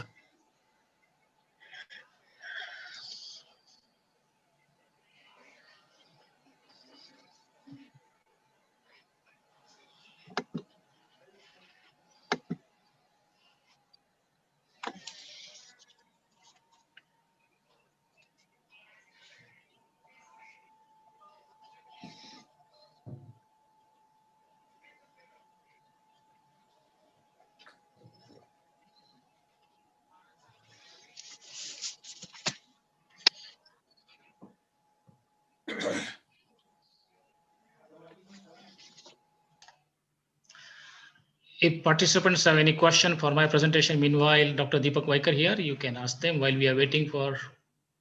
Good evening, Girishwar Mishra ji, with your permission. Oh, sure, that will be wonderful. This is Dr. Deepak Vaikar from Singapore, and I'm glad to be. He had many interesting ideas. You can ask me any questions, sir. Yeah, thank you very much. Instead of just waiting, I thought instead of just waiting quietly, and moment Pathak ji comes, we'll just. I think we can entertain one question, because Pathak will be online very shortly. Anytime, we just interrupt when he comes. We just interrupt. Okay. Yours was certainly an amazing presentation from my side. I would say it was an amazing presentation. And you have really, I like the way you define the theme of the conference in technical terms. That is what is most impressive for us, because we tend to look upon technology with different eyes, So I think he has already joined. Yes, Pathak says, Professor Pathak has already joined. Wonderful. So it's over to Mishra ji. Okay. Yeah. Good afternoon, everybody. Can you? Yeah, welcome, Professor Pathak. Okay, sorry. I think I was on time. I was thinking of 2 o'clock. Oh, yes. Okay. Yes. So, Yes. Professor Pathak, who is currently a senior professor at IIT Kharagpur, he is going to share his concerns, plans, and ideas with us. So, without wasting any time, I request Professor Pathak to deliver his talk. Professor Pathak. What happened to this is.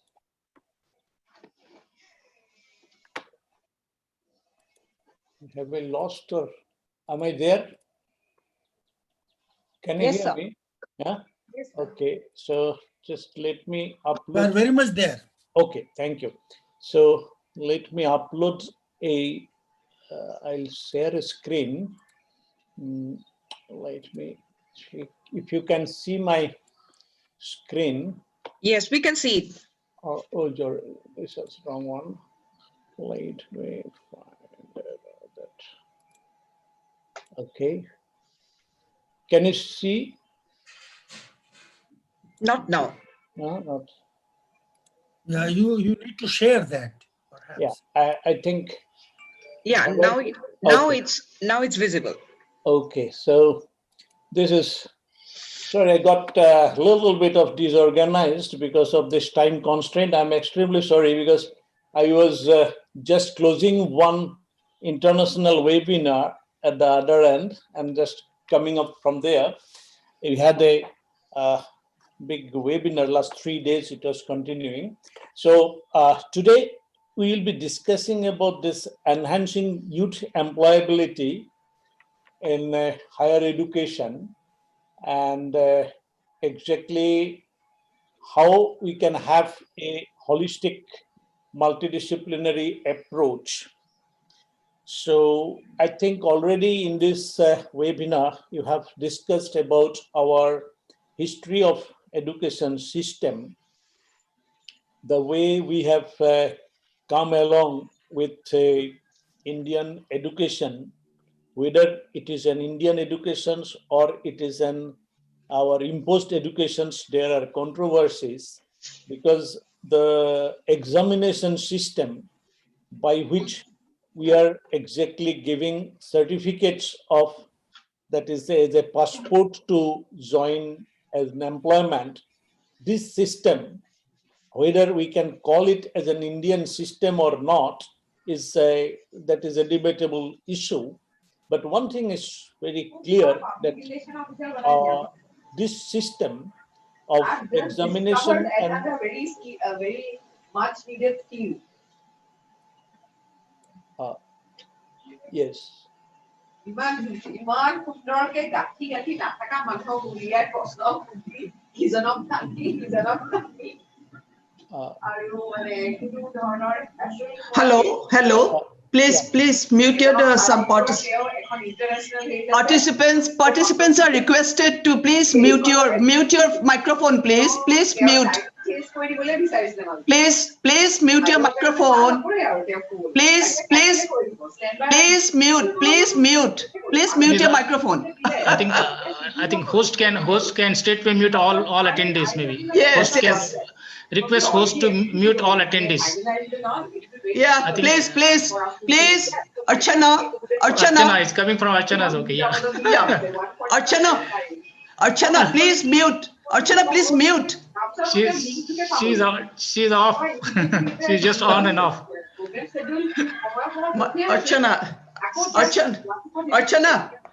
Archana, you are requested to mute your microphone. I think you have to call her phone. She has just switched on this one and kept it on. Yeah. She kept on. Please, Archana, please mute your microphone. Archana, please mute. No. She can't hear it because when you put, I think it's a technology. When you put your microphone connected to the notebook, I'll tell the technology. Give her a call and tell her. Give her a call. She will pick up. Yes, I am calling her. I Yes, think this is Pathak ji got technological interruption. Okay. no problem. I think it happens sometimes. We get caught unaware. Oh my good So, God. okay. As I was telling, that exactly the present system of education in which our employability, it is just a, whether the certificate we give as a graduation, that certificate, this system was introduced as the, I think, an Indian education system which came after Lord Banting, and then that when it was about now more than almost 200 years old system, we can very well tell it that it is an Indian. But it was true for creating clerks and other jobs for which these certificates were given, and the learning was different. But prior to that, that how our education was imparted was different, our employability concepts were different. Now what we have seen here today in our country, if we say the population at the age of 18 to 22, it is in going to be in millions. And for their employability, when we look forward to and see the system which is going on in our educational institutes, and that of course our new education policy have taken up a very bold and very good proactive things. But the question is, while going to implement it at that time, we need to talk of a cultural change. Now, what is that culture change? As in that we are involved in the industry, we always tell in the corporate house, we need to bring a culture, whether it is a safety culture, productivity culture, quality culture. The all top industrial bodies, or if you talk about the other the entrepreneurs and things, or just talk about Google or Facebook or anybody, what they have done there, the total performance achievement is through a culture change. Now, in our educational ecosystem, are we going to bring that culture change for an employability based higher education? And for that, just only having NEP, that will it be sufficient? That means NEP is a very good policy. It has addressed each and everything almost that is required for a Atmanirbhar and a competent India. But the most important thing is in implementation, bringing a cultural change. Now, in that light, I'll be just maybe putting few things over here. That is, we enhancing the youth employability in higher education is that employability in the changing world. That is, it is not a static set of skills that can make the youth employable. A graduate of history, say 30 years ago, he was having a highly employable person in the society, because at that time there were a lot of jobs in the district administrations, lot of jobs in the schools and colleges. That is 30, 40 years ago, a graduates of political science or history or English, they had never thought of, they were considered as the cream of the society. But today, when we see the number of graduates coming up, then the skill requirements of today, is it sufficiently heavy imparted to a history graduate? Now, when we talk of a lawyer today, as an LLB, is he exactly ready for the set of skill requirements today? That means how much in the LLB course we are talking of database management system, we are talking of IT enabled systems, how can exactly do the, that is your data analysis within that. That means the curriculum, and that which exactly is the main thing for the employability in that changing scenario. Are we addressing it? So this skill and competence development, it will be emerging from a cultural transformation. And that contemporary globalization will require a very careful analysis of the process of contemporary human resource development pattern. We are following almost a same pattern in most of the countries today, because this was a order of education about 100 years ago which has been put.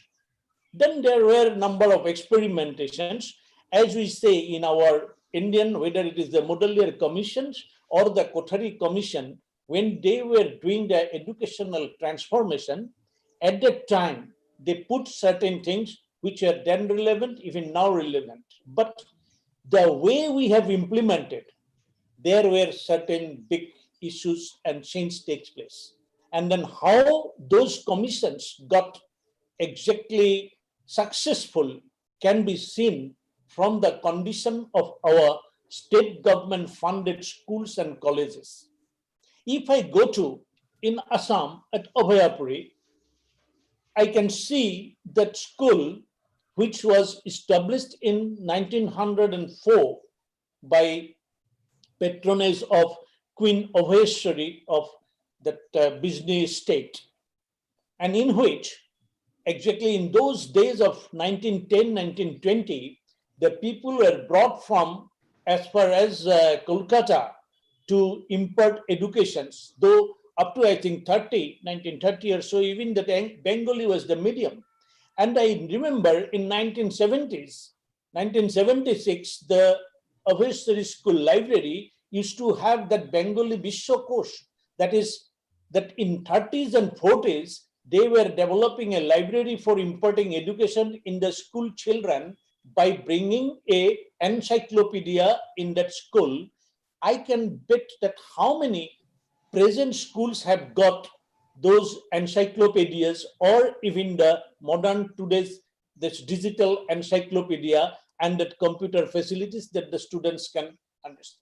I still remember in that school when we were participating for the Assam Science Society competitions to study about the atmosphere. We were discussing and we were studying and we were researching from those encyclopedia.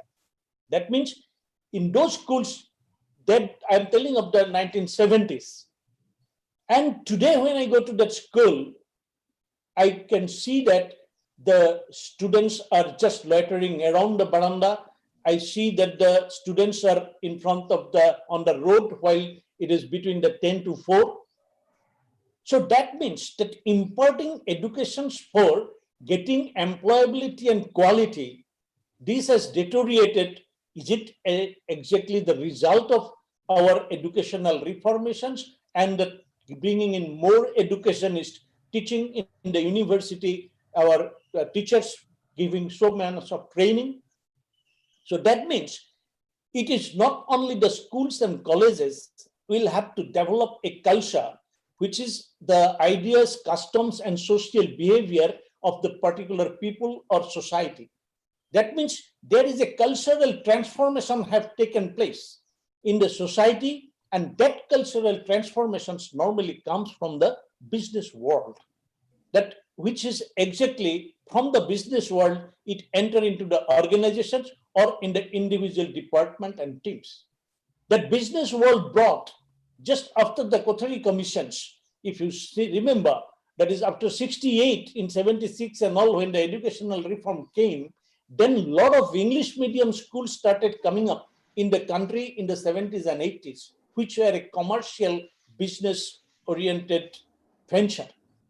And there a cultural transformation took place.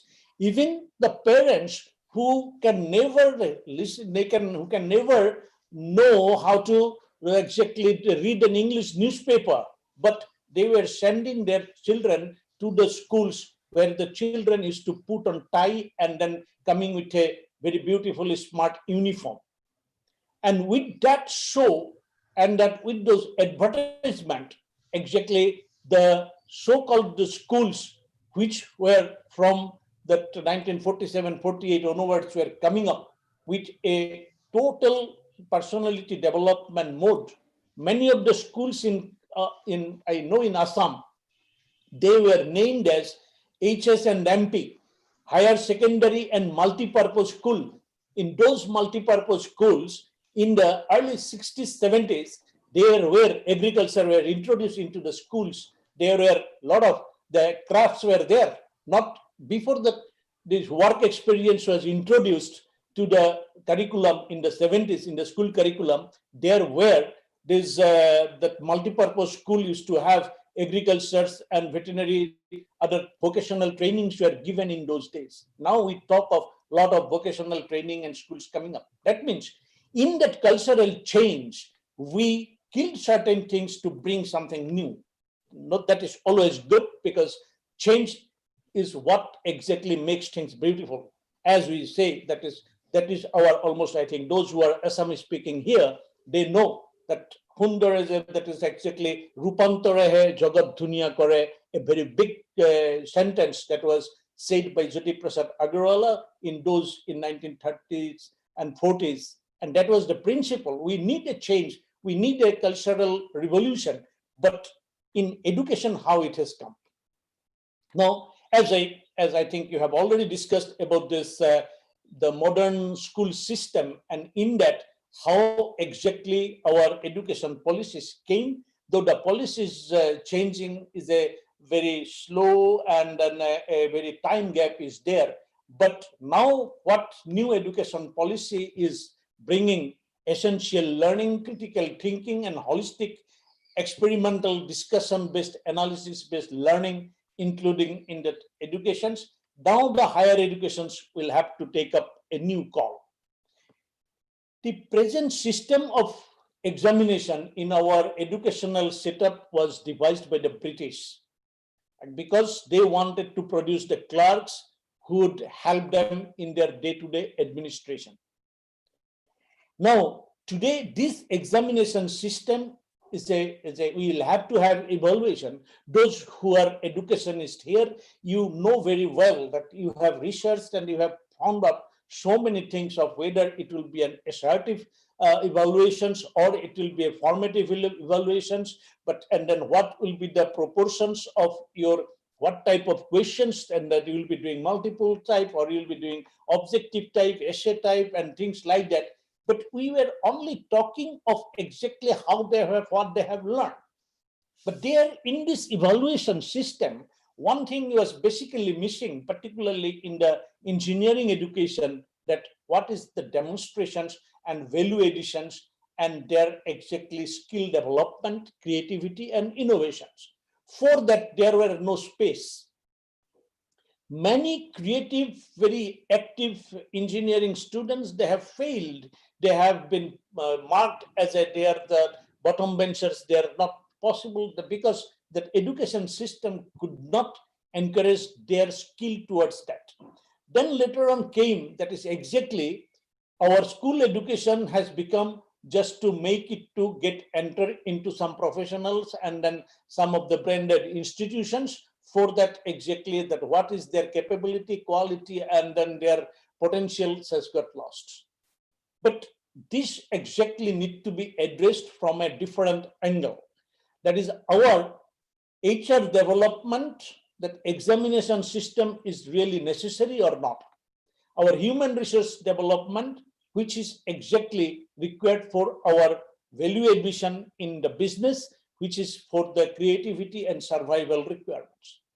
Now, if we say that where exactly those human resource development or where this educational system will have to work, maybe we'll have to bring a paradigm shift in our present employability generation.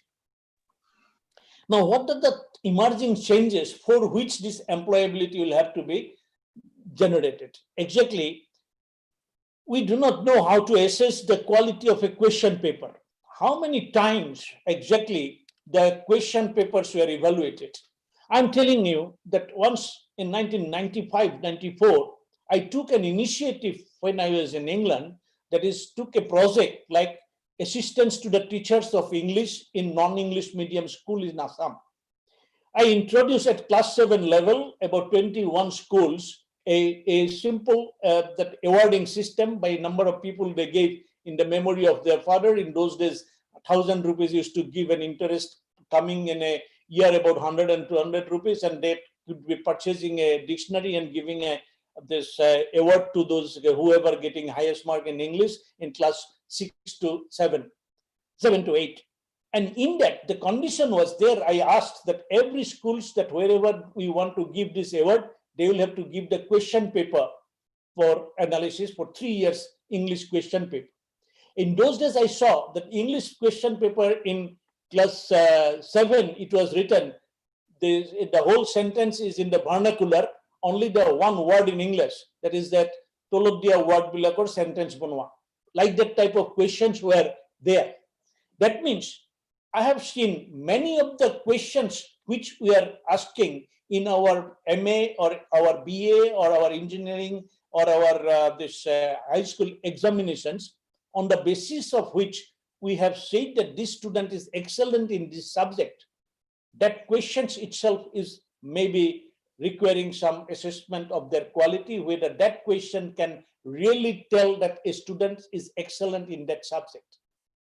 Now that standardization of question paper mean only allocation of marks and distribution of different types of questions.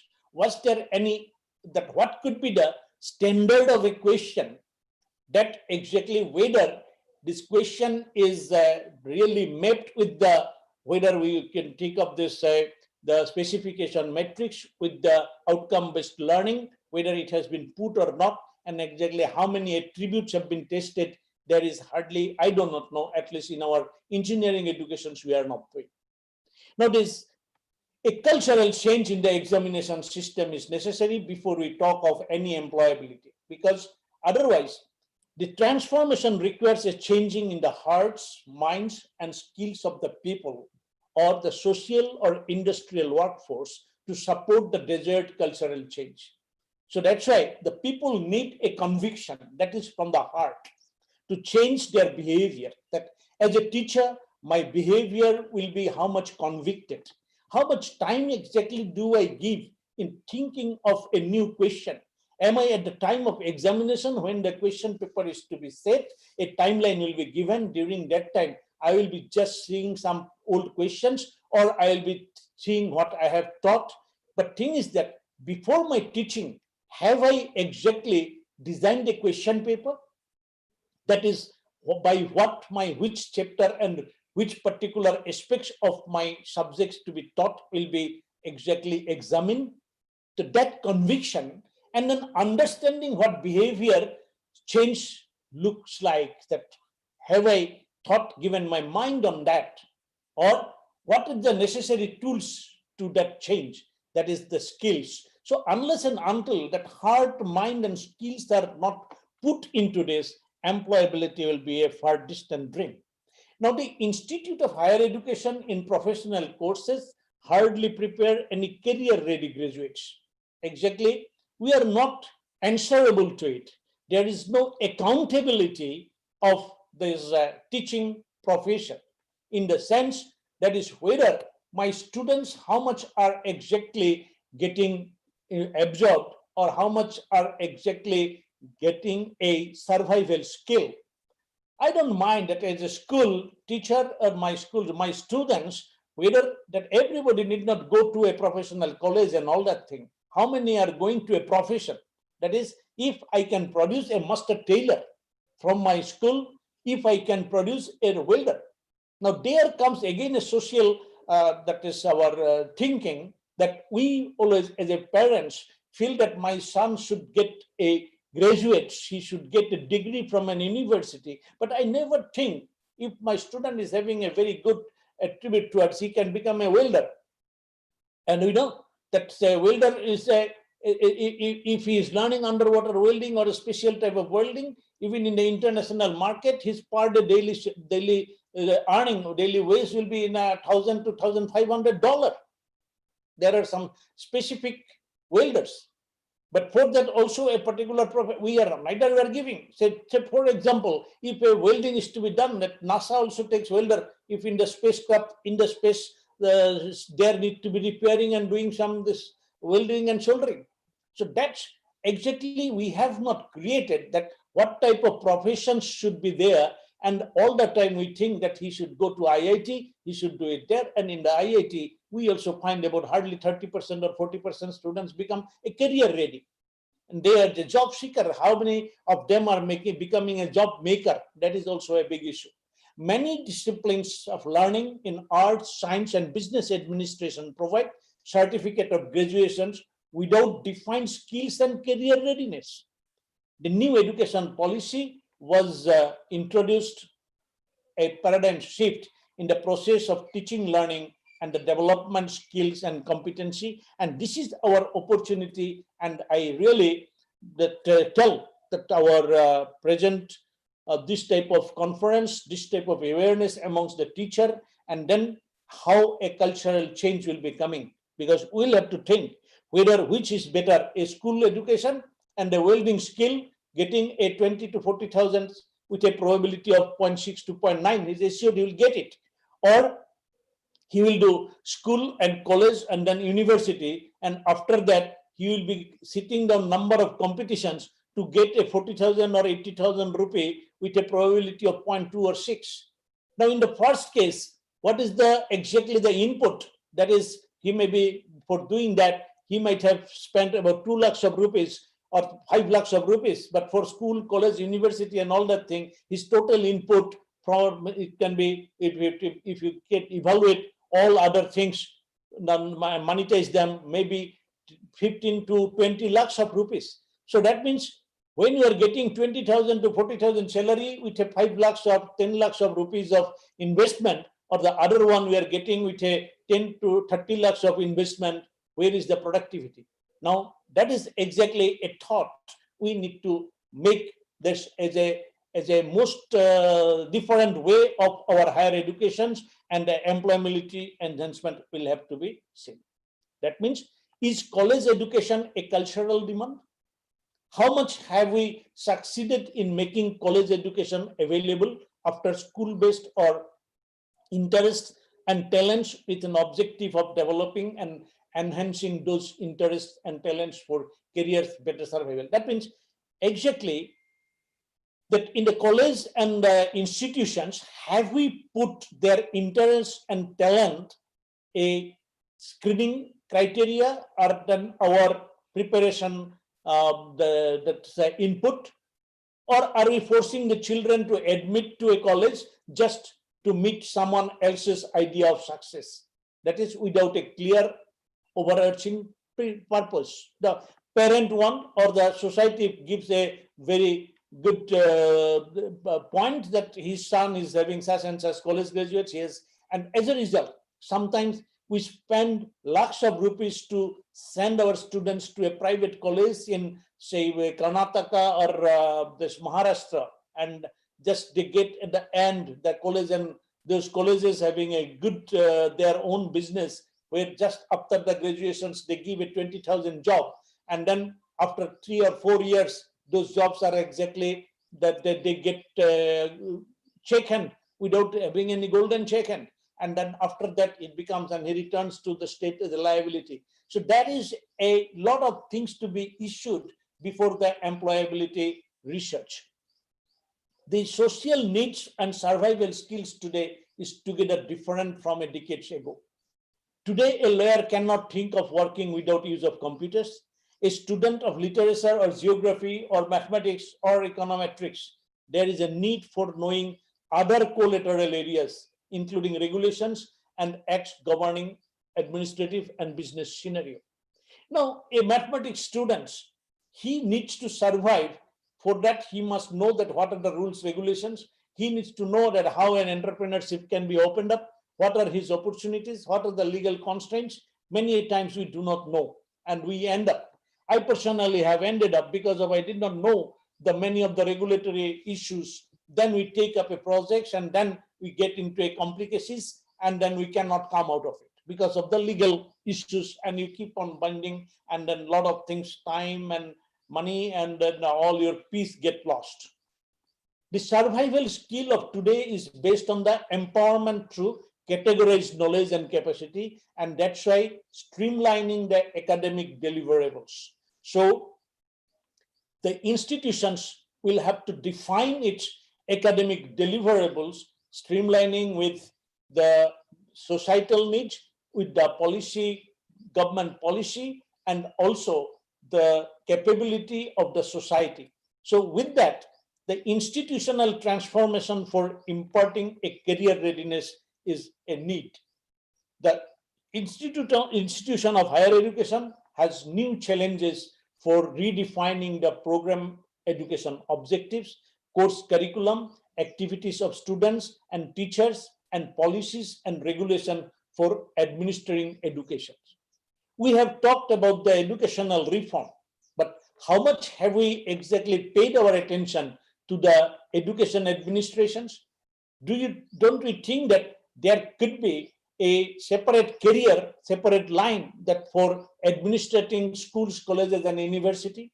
That is whole administration setup. There could be in the country few lakhs of employment job, and for those jobs, exactly they have just got it, and by that getting into the work and all that thing, and as a result, there is no change, and there will be a lot of files, there will be a lot of, and there is no system. So to develop a proper system, the educational administrations, just like a hospital administration, we should have a separate cadre.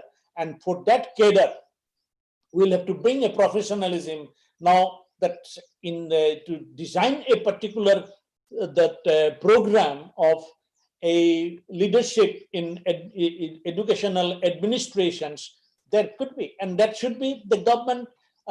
Government should take up that type of initiative through university or professional colleges, that yes, in the coming 5 years, the whole country requires about, say, 1 million or 5 million of educational administrators in different states in their own vernacular and their own way, in keeping that exactly the objectives of new education policy. That type of program should come up. It can come up, a state should take up state level initiative, nation can take a national level initiative. There are quite a large number of national institutions, and then there are the state institutions.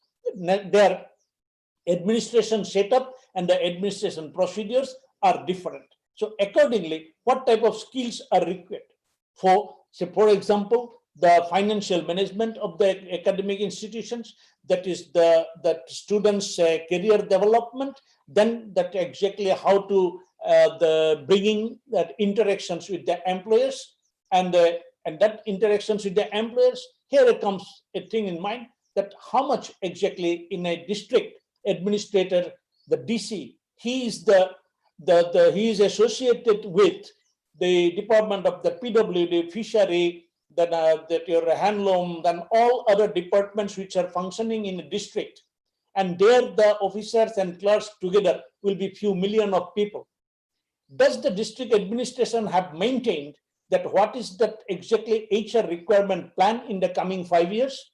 And then for them, in their own particular department, if they're taking up any policy or change for that, what type of human resources are required for that? Have they interacted with the schools and colleges systems over there?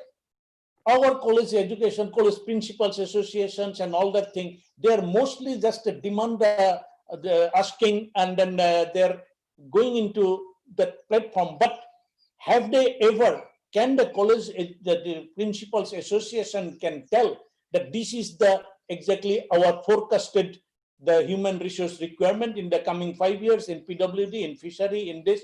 So that means that district administrations or the state government and these departments and the educational department, there is no that interactions. I remember once a long back, I think in 1997, 98, I asked one of the Minister of Education in Assam that who is the statistics and the R&D wing of the head of the government of education's department. The then education minister told that there is no such office, that is under the Department of Education. In those days, I was told by the minister's office that there is no statistics and R&D wing in the HR department. If that is not there, then it says that exactly how we are creating the employability amongst our students. The organizational structure of institutes, their infrastructure and development of their teaching and non-teaching staff needs to be augmented to achieve aspirations of the new policy. That is, how to develop a roadmap for compatible for both rural India and digitally divided India. Exactly, this is another big challenge, that how we will be encountering these issues. As we say that 120 million in the age group of 16 to 20 years, for that, what should be there, how we will accommodate them. We need institution of shared infrastructure. You may note it, that what is that shared infrastructure? Because today, to make this our 120 million people to get employable with the present academic institutions, their capacity is not sufficient. So whatever now you cannot start, a government cannot start another institutions where exactly some 100 of crores are capital investment required. But with a shared infrastructures, we can develop institutions. Say, for example, Bongaigaon Polytechnic, it can accommodate a National Institute of Advanced Horticultural Enterprise, which can create a lot of the entrepreneurs and that is employable graduates. And for that, the infrastructure which is available, it can be shared. Maybe the 2-3 institutions can be on a shared basis. 8 hours, one institution will be coming, maybe a digitally displayed signboard in front of the gate will be changing periodically. 8 hours it will be displaying this institute. After 8 hours, automatically the display board will be saying that is the Bongaigaon Polytechnic, when it will be shown that from evening, say 3 p.m. to night 10 p.m. it is National Institute of Horticulture. Then when there is a summer vacation time, at that time that another institution's main peak work, that could be easily planned and sorted out, that shared infrastructure, and then providing more educational. That means that we should not shy around that our employable programs or employable institutional concept by the government should not, they need to only find out the right people and the right planning, so that some of these institutions infrastructures can be easily used. Many of our the state government, that every district should ask, that every district magistrate or the DC should be asked by the government to provide what are the monetizable assets lying without giving any return. How much khas land or how much of this land within the different offices, whether it is a post office, whether it is a railway, or whether at the land acquired by railway is only giving, that is the enclosures to keep up some of the very highly polluting environment for creating the diseases for people around and destroying the environment. Do they have that right?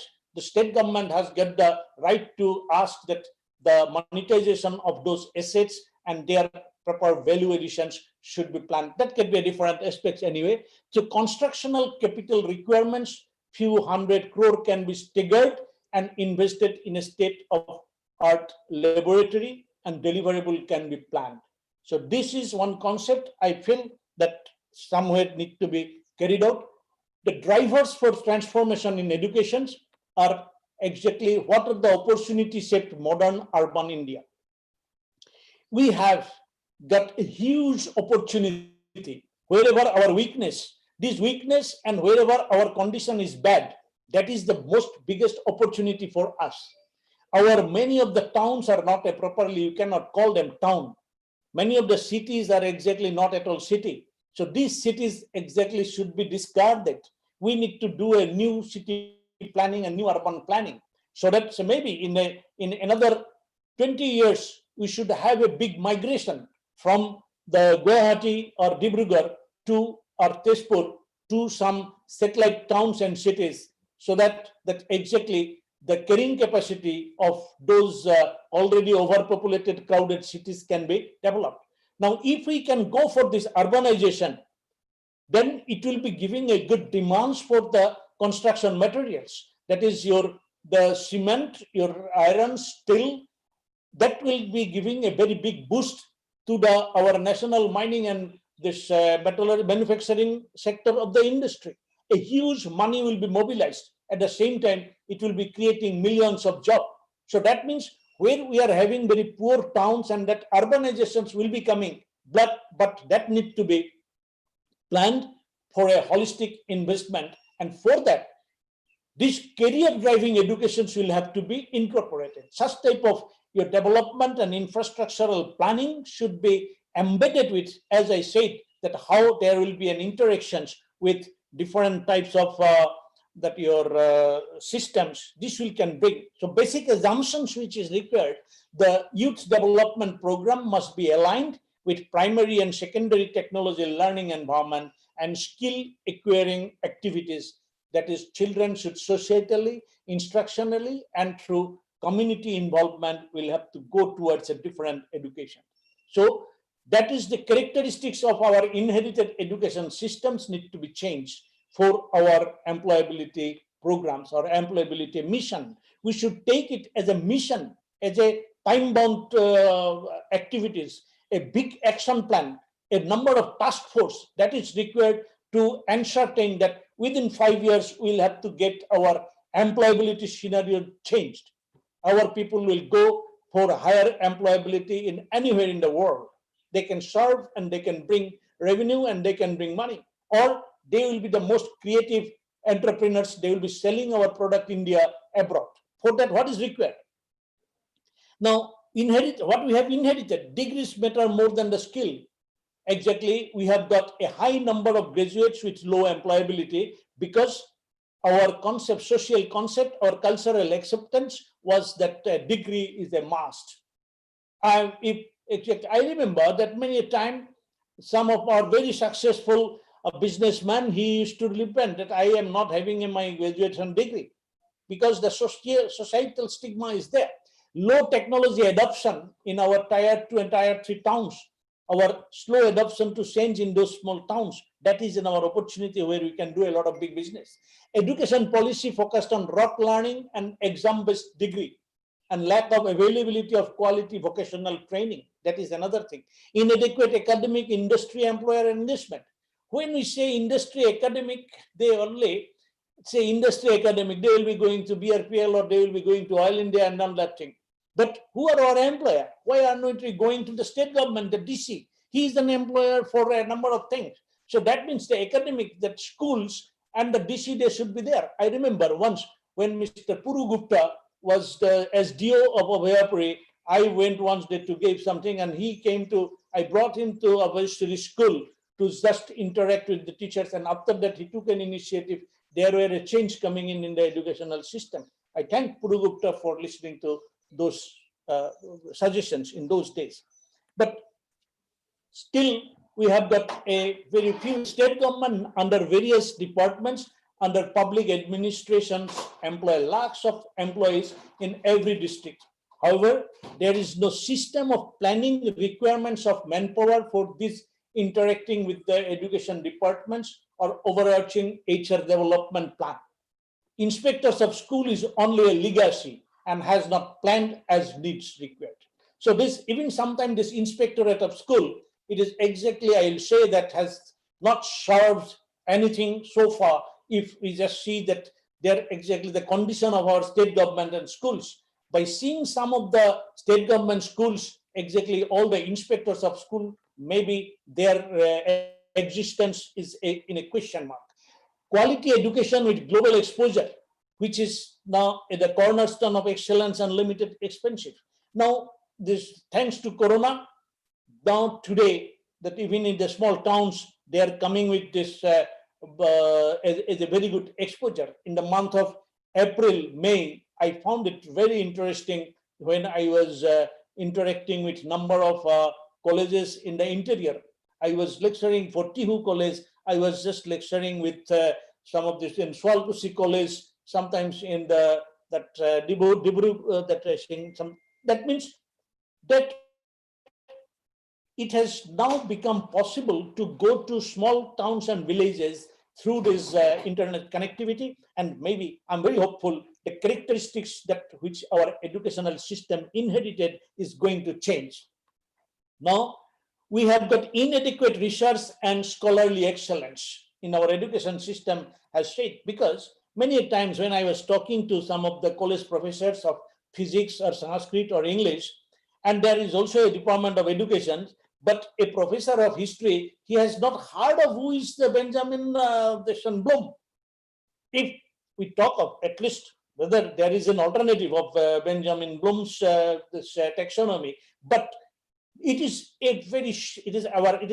a shame that if a college having a department of education and his colleague have never heard of what is the education, what is a taxonomy, or what is an action verbs for exactly writing a outcome, educational outcome, how to do it. If he does not know, that means there were just only what type of educational system was going on in the education system. This shows exactly we need to take that how the employability will be enhancing if we cannot practice it. Lack of motivation towards creativity and innovation and demonstration spirit in the educational administrations. So this is another thing we have said. Now, over this, I already mentioned that we have got certain weaknesses, and that is our opportunity. Whatever be the reason, we have got a legacy and we have been doing. I'm not telling that I am not blaming any education teachers that what is happening, because this is happening not because of the fault of the faculty of education. It is the fault in our system, because that we have never thought of that if there is a discussions or a term paper presentation in the Department of Education, we never exactly, even if we invite a professor of physics, will not come there. Now, because that system is not there. Now, I think we'll have to convert our weaknesses to opportunity, and there we'll be having a new innovative drive.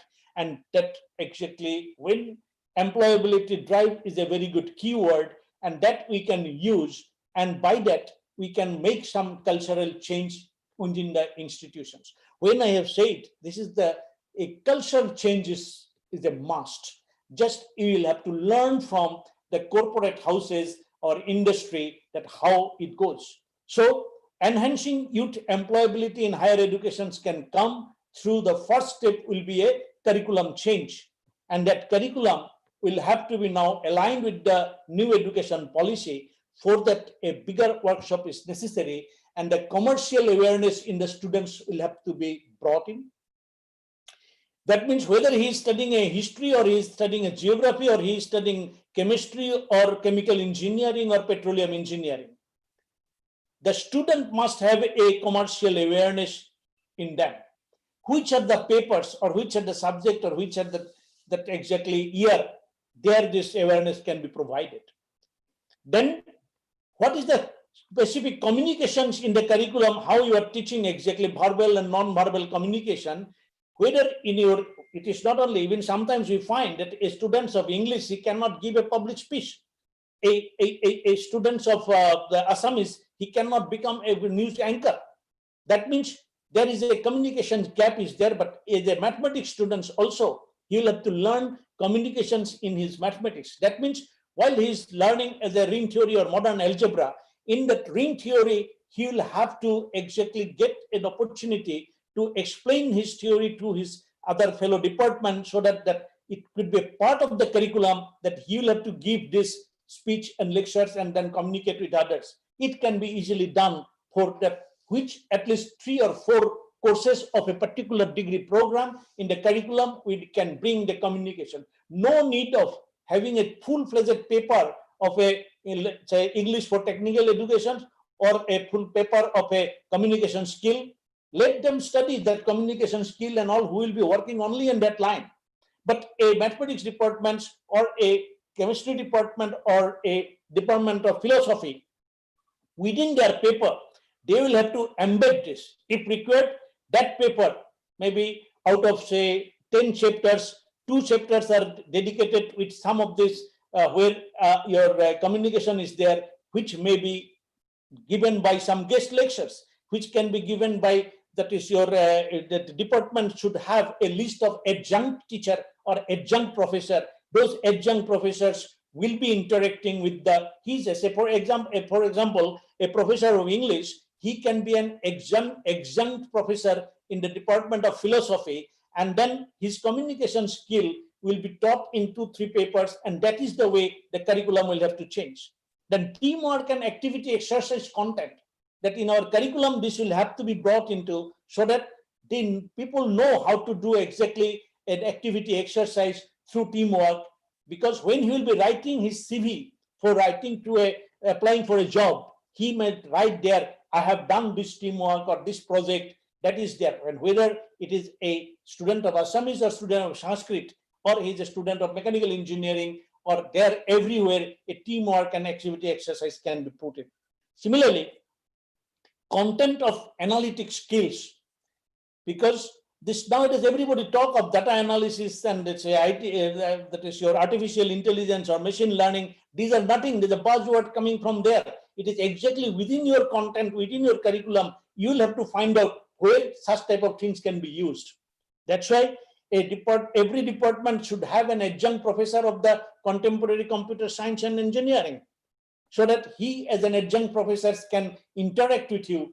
In the department of that computer engineering or computer science, there will be a number of persons who is a very good musician. He can be a very good flute player, and that he knows that exactly what are the computer science can be brought into the teaching of fine arts.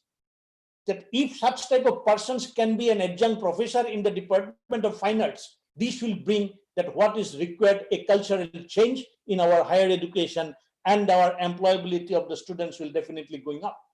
And the capability of situational judgment, this should be brought into again in the course. There could be many. I have just, because there is no time, I am now going to finish quickly. But what I'm telling over here is the employability of higher education needs a more research and more educational input.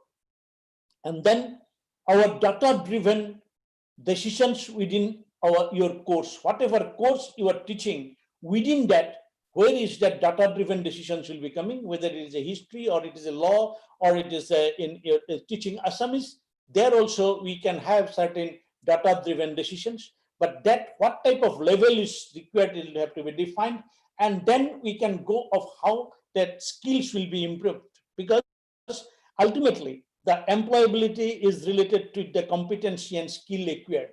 Now that skill acquiring, if it is to be brought inside that your curriculum, it requires certain research. It is just only one day we have talked and we have just discussed and then we just leave it. That will not help. But for that, of course, our political will is there. Central government has given a very good political will and a good policy. But the implementer, the state governments, there will be, if sometimes the people is telling, no, this is because the Modi has given or it is because of the Congress is looking for this, or this was the things we have talked earlier, that discussion is irrelevant. We don't need. We need, if anything has come from there, how exactly we can go to that skill and competency acquired, and then we can get a shared wealth redistributions. For that, exactly, IT and entrepreneurship skill will have to be embedded into our curriculum. That is, that exactly a business plan will have to come out from the students when they are doing, and for that we'll have to give. And thanks God that we have got this capacity now, and we can easily implement that multiple entry and multiple exit system in the educations, that who are capable, if they have made a business plan and all, they can take a venture now, going out of the college after having something of the credit bank, and then they can just join hand with some of the experienced people, start a business, do it over there, and when they can start earning, they can come up back for a year or so, giving his job to someone of his employee. He can further learn, but that learning must give a value addition to him. Otherwise, why should he come back to the institution?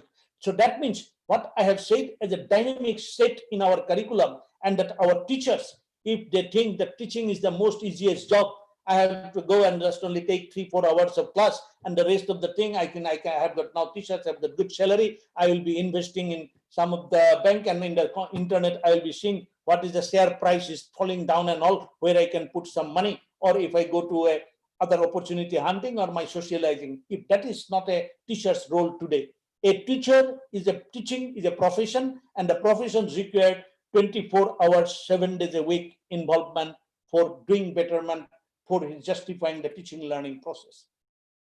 So, to conclude, the producing employable graduates must be committed in the process of educating by defining, imparting knowledge and understanding to developing skills and attributes in graduates.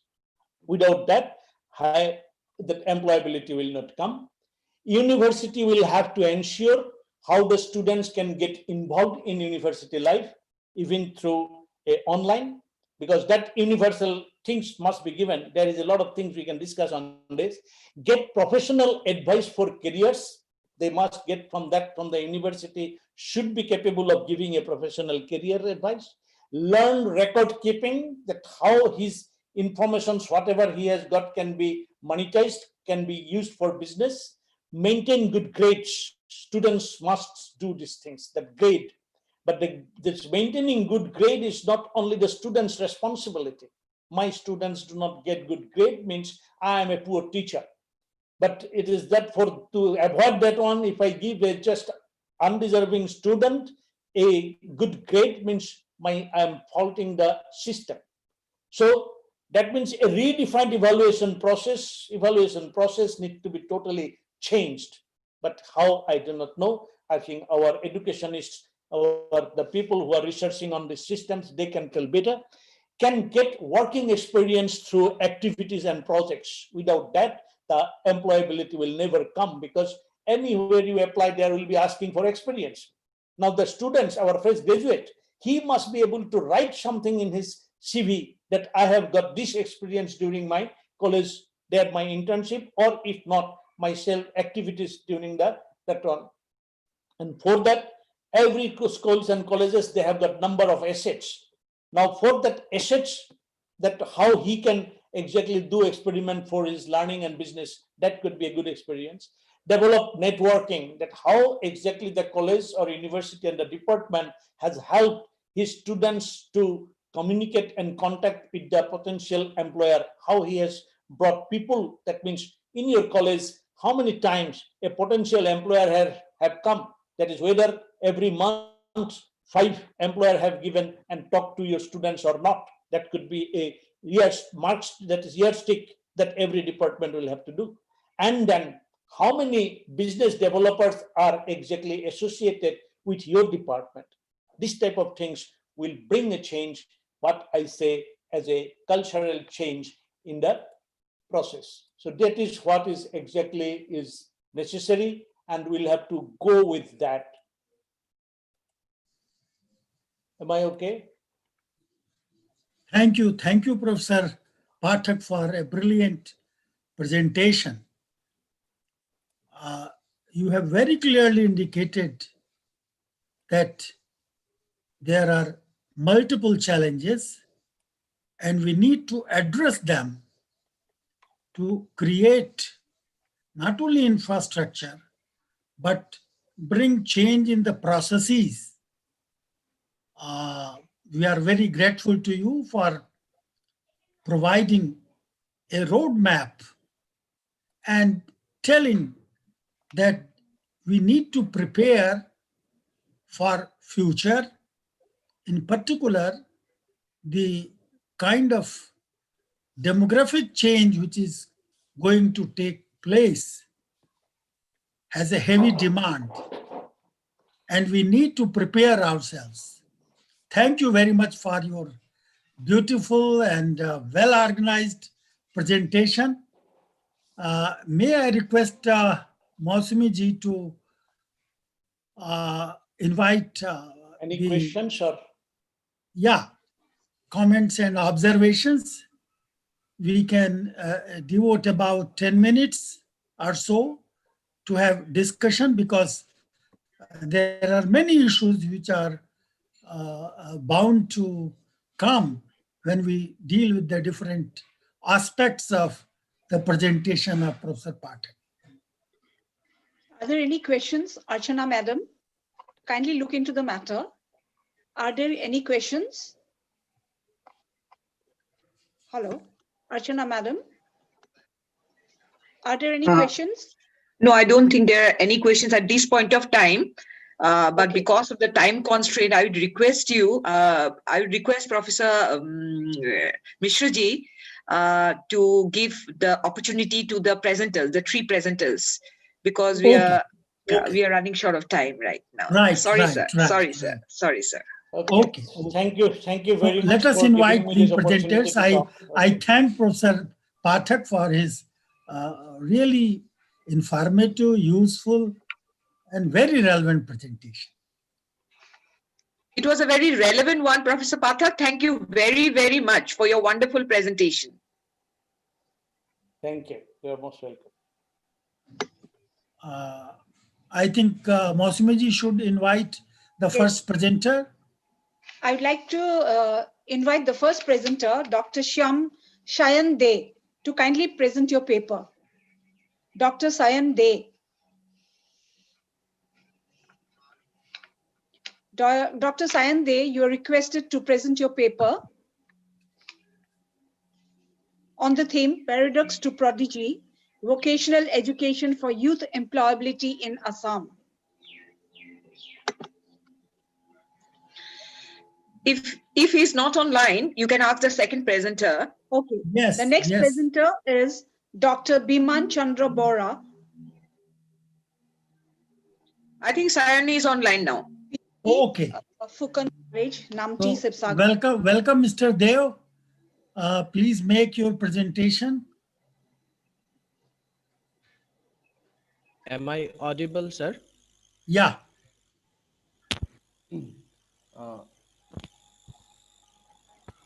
Good afternoon to everyone, one and all present, respected chair, my fellow attendees, fellow presenters, and the organizing team.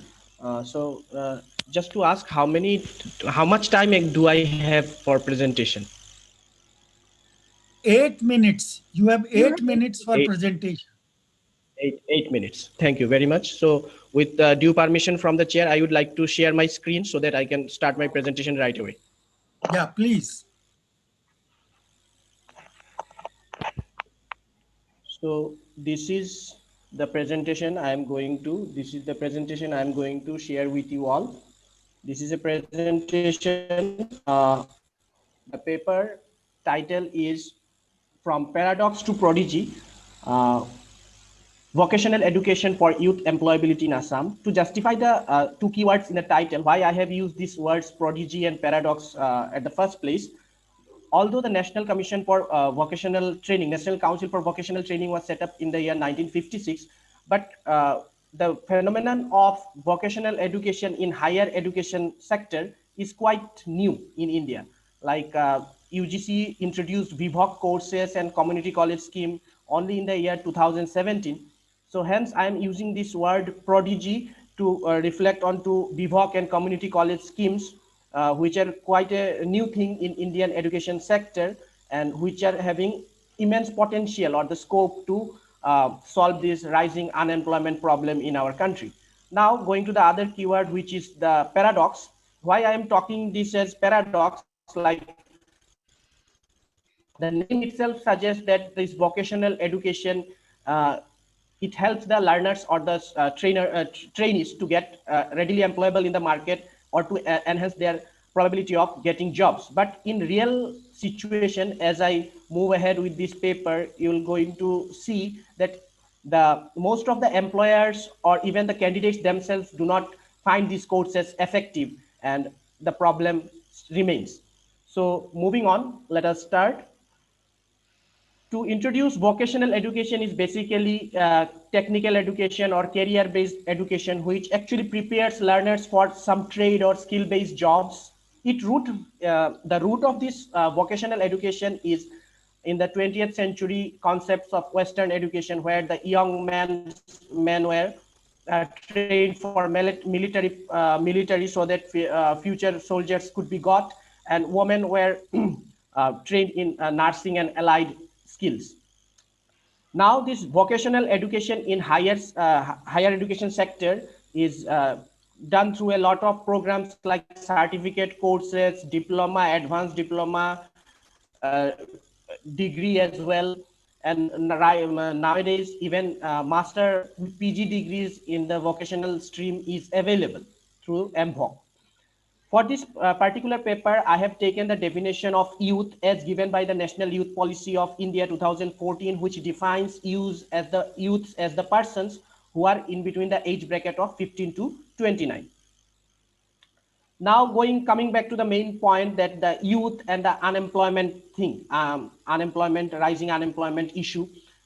According to Census 2011, youth constitute 19.1% of total India, and who has contribution of over 34% in country's national. Currently, at present, it is estimated to be 34.33. Like the youth right now, youth constitute 34.33% of Indian population. As per reports, there is a rising number of NEET. Now, what is NEET? Youths who are not in employment, education, or training are termed as NEET.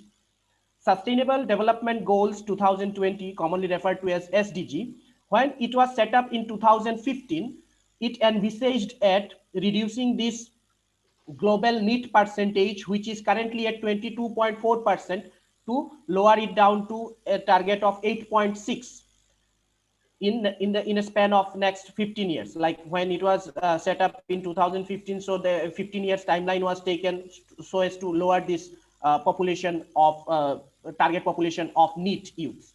But in fact, when these development goals were devised, at that point global NEET percentage was 21.7, and right now it stays at 22.4. Shall I say more on the policies made by the intellectuals sitting in academic ivory towers and the disconnect of those policies from the real issues? Moving on. Objectives of this study are to analyze the status of youth unemployment in the country, and Assam in particular, to analyze the role of vocational education in making youth employable, and to review the national skill qualification framework in the light of new education policy 2020. Rise of unemployed and idle youths in India. As per the data gathered, there is a significant increase in the unemployment rates for the year 2017-18 done by the periodic labor force survey. The report says so. According to that particular report, the joblessness among youths who are in the age bracket of 15 to 29 has actually increased 3 times since 2011-12 to 2017-18. It has come to a point of 17.8% from the earlier 6.1. Surprisingly, technical degree holders are having the worst unemployment rate at 37.3%. Means only 37.3% out of 37.3% out of 100 engineering or technical educational graduates or diploma holders can only get a job, followed by postgraduates and the people having above qualification. 36.2% of them are they are only employed, followed by the graduates 35.2. Among them, vocational education has the lowest unemployment rate, that is 33%. So here, now coming to our state, Assam, the total number of registered unemployed youths in the state of Assam was found to be, till June 2019, it's a 1 year older data, till June 2019, it was more than 17 lakhs as answered by the Minister of Labor and Entrepreneurship, Mr. Chandramohan Patwari, in a question while answering a question in the assembly. The unemployment, as per a research article by Srivastav, he said that unemployment rate in northeastern region is generally high than the national average, and among all other national northeastern states, Assam is having the highest unemployment rate. As per the State Innovation and Transformation Ayog report, which is popularly referred to as CETA report, according to CETA report, over 27 lakhs youths in Assam will become unemployed due to economic conditions post-COVID. This will result in the increase in the unemployment rate from 27 from 8% to 27%. Means it will have a significant impact on employment sector. Also, the report says that the poverty rate of the state may go up to at about 50%. Now, here how this vocation comes into play. According to them, country is experiencing a very massive skill gap where 60 to 75% of the people who enter the workforce every year are either found not suitable for employment, or they are not ready for jobs, or to be precise, they are not having the skill sets to be absorbed. As per another report done by FICCI, NASCOM and EY, which is titled as Future of Jobs, it says that 37% of the Indian workforce will be employed in some new job roles by 2022. Hence, here a paradigm shift in vocational education is required, as skill becomes the need of the hour or the talk of the hour. The challenges to sustain the challenges of future professions and industry, this vocational education has to be reimagined and aligned in such a manner that it becomes effective and more employable for the learners and the graduates. So here is a snapshot of some of the new job roles, or the job roles which are already existing, but with by 2022 their skill sets will be radically changed. So here we can see that what are the new job roles that did not exist some 5 years ago even. These are now right now coming up, and the education system that we are having, the curriculum, the content, or whatever the syllabus of the courses, these are we are actually ruminating the things that are already out of date or obsolete. Moving on, here the paradox, as I was mentioning at the start of the paper, more than 60% of the candidates and employers find these courses ineffective, according to a survey published by Economic Times in 2018. Only 18% of the students undergoing vocational education, they get job, but out of which only 7% are formal jobs. This is according to another report done by Team Lease Services. The primary reason for this disconnect between the vocational education and the unemployment is that there is the absence of rich academic content, inadequate funding from the government, and also the negative perception, the stigmatization of these courses in the society. Also, lack of awareness about the courses, as well as the lack of progression, both vertical and horizontal, and the scope for further studies or continued learning is absent currently. So these are some of the reasons for that this vocational education is actually having a paradox between the name and the actuality. Now, how this VIVOC scheme and community college scheme now comes into play. UGC has launched this VIVOC and community college scheme in the year 2003 under National Skills Qualifications Framework. Under this project, financial assistance to higher education institutions were given for introducing skill-based diploma, degree, certificate courses. Right now, MVOC, as I mentioned, MVOC courses are available in some of the higher education institutions as well.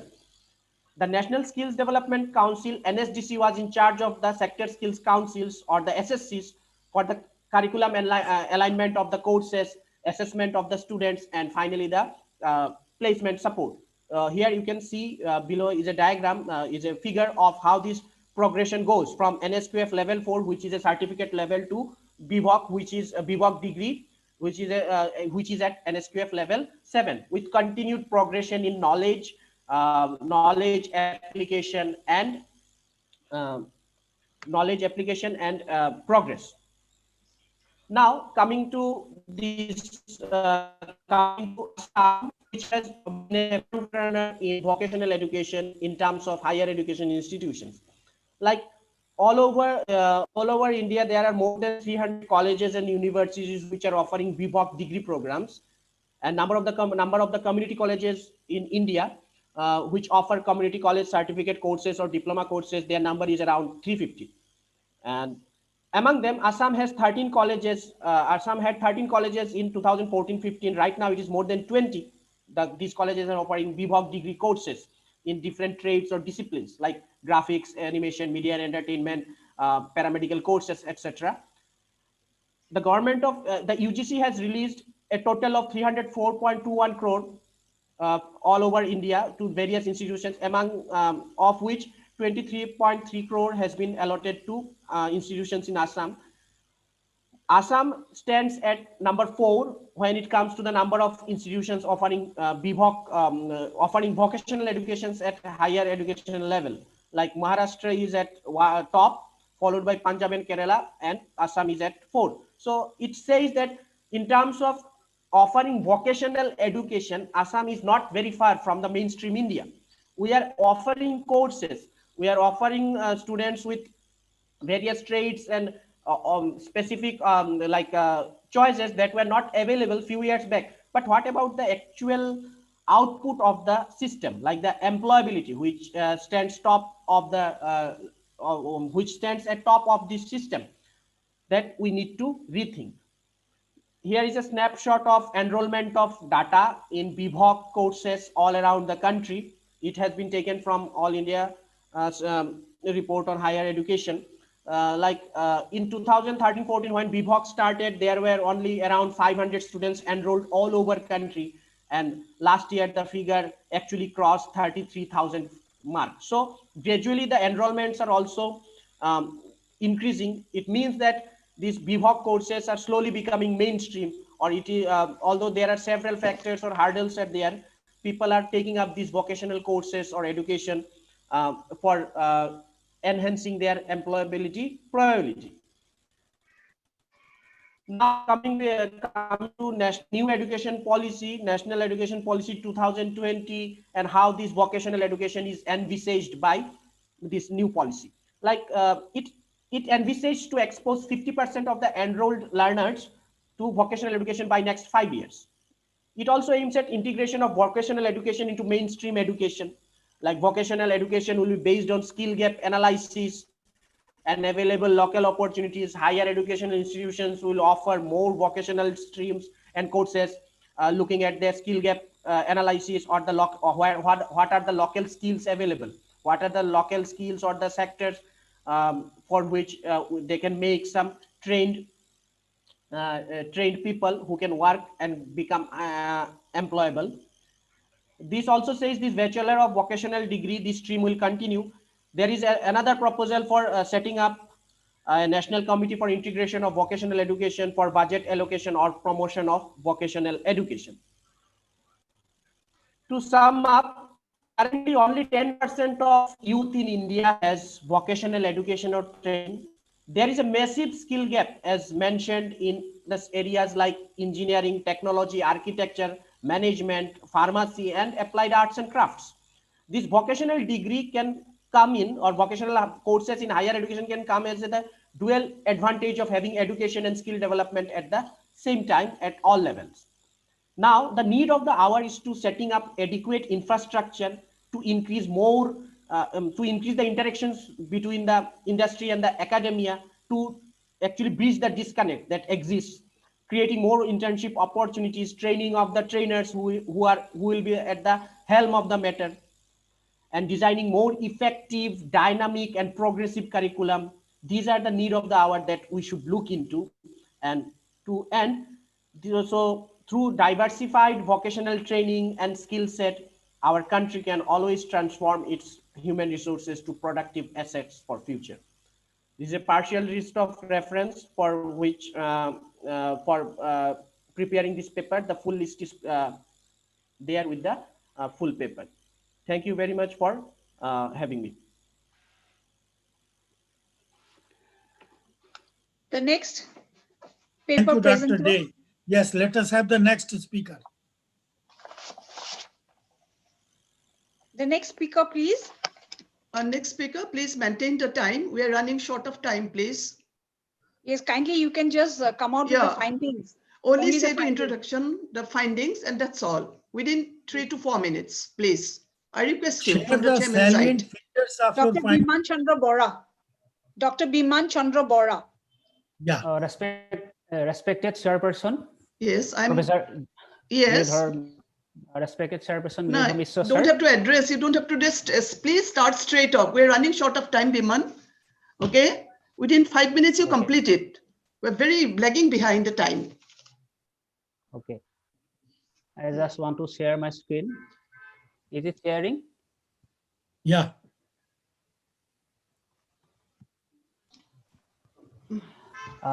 Topic of my presentation is e-learning theory and practices in India with special reference to National Policy of Education 2020.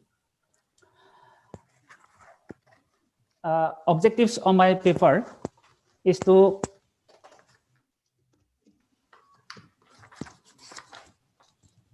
study the explain and the concept of e-learning and to examine the types of e-learning and to discuss in detail the advantages and disadvantages of both the ways of learning and tries to give some solutions by considering the advantages of both the systems of learning, considering the constraints of the situation.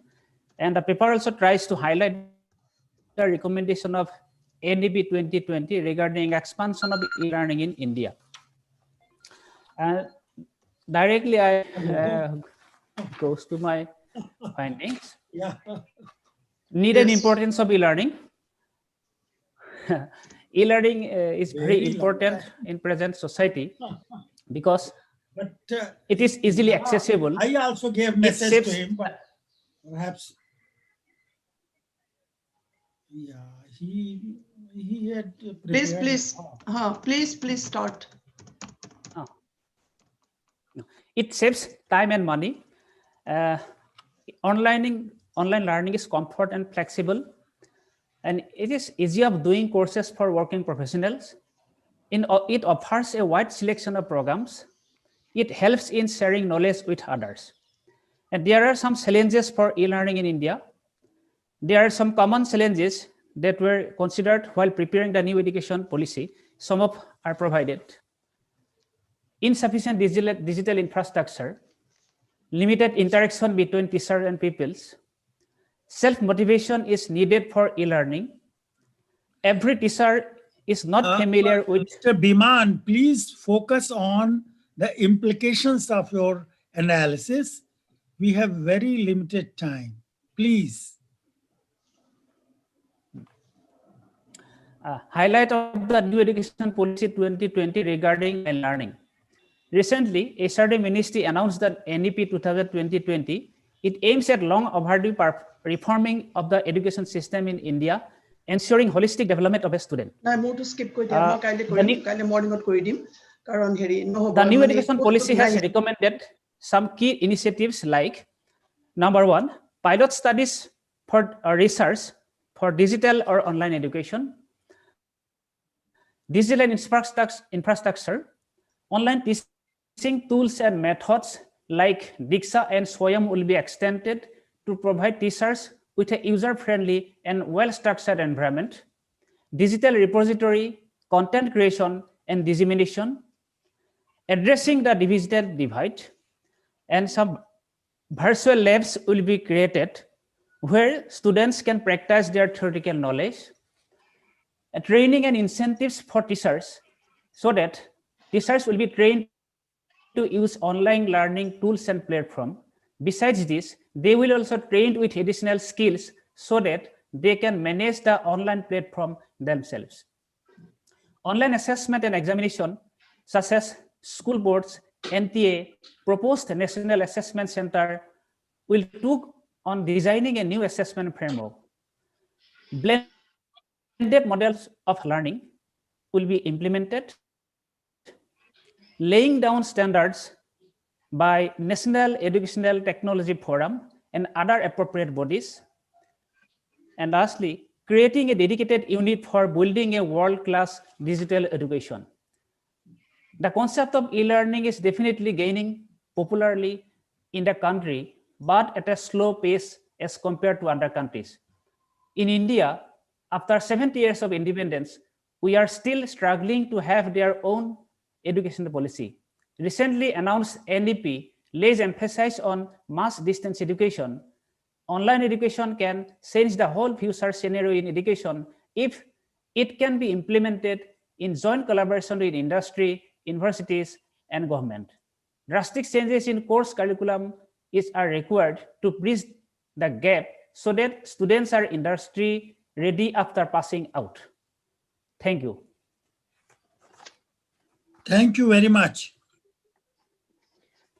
Our next paper presenter is Emmanuel Lalrochang Mar with Roboni Khao Bung. You all are requested to present a paper within 5 minutes. Yes. Our next paper presenters are Emmanuel Lalrochang Mar and Roboni Khao Bung. Yeah. Please come and make your presentation.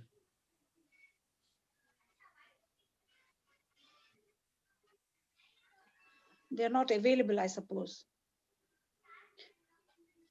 The third best paper presenter, Emmanuel Lalrochang Mar and Roboni Khao Bung.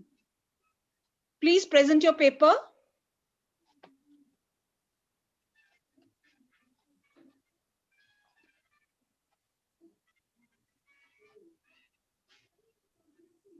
Welcome, Emmanuel. Please make your presentation. They're not available, I suppose. I think Emmanuel is here. Okay.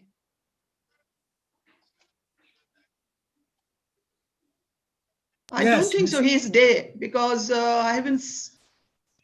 I don't think so. My good God. We can skip, I suppose. Yeah, then we can skip. Then Chairman Sir can go over if he's taking long for connection to save the time. I think we can. I don't know. I mean, he appears. He's visible here. But I don't know this. So maybe he has some problem in connection. So can I just request you that you start your year, because we want to hear you also. But he's, I think, not being connected. That's what I feel. The third person, the third presenter. Presenter, huh? He is visible. But why he's not saying? But why he's not saying? Hey, yeah, we go. Mr. Emmanuel. You are not at all audible. Emmanuel, you are not at all audible. You please. Unmute yourself. You have to unmute. Emmanuel, you are not audible. You are not audible. Yourself. You have to unmute. Yeah. Oh my good God. Please be brief, okay? Very brief.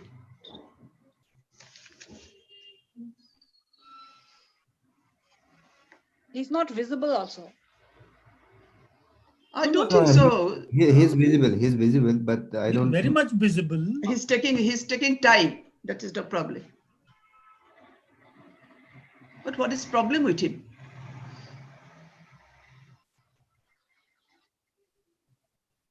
He's having a problem with his sound system. Emmanuel. Oh, but where? Are you hearing? Sir, I think he has got some technical problem. So we'll skip his presentation now. And I think it will be, because keeping the time factor in mind, it will be better Yes, I see. if you take the mic now. Of that. But you have invited him and he's here. It will be. No, but we cannot hear him. No, that's true. That's true. But I don't know what is. Because we have, after you, there is another international participant. We have also, telephone then again. Connect with him. No, I don't think so. He'll be able to present. Okay. I don't think so. Wasting time. Okay, Fine. sir. I think I request you. You go on, please. Right. Yes, sir. Right. Thank you very much. Well, there are technical issues and we are not able to. This is a virtual event, so it is expected. Okay, fine. Sir will speak now, so it's fine. Then okay. At the very outset, I would like to congratulate the organizers, Dr. Archana and Nilmaji, for this very important and significant kind of initiative to look into the details of the possibilities that we have. many of the issues have been shared by my colleagues. So there is no point in repeating them. And in fact, Professor Pathak covered almost all aspects of contemporary educational scenario in India. I would like to emphasize just two important issues.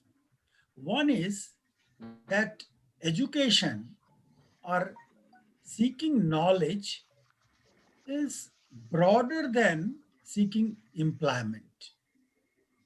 While thinking about education, we need to look at the potential of education in transforming human being.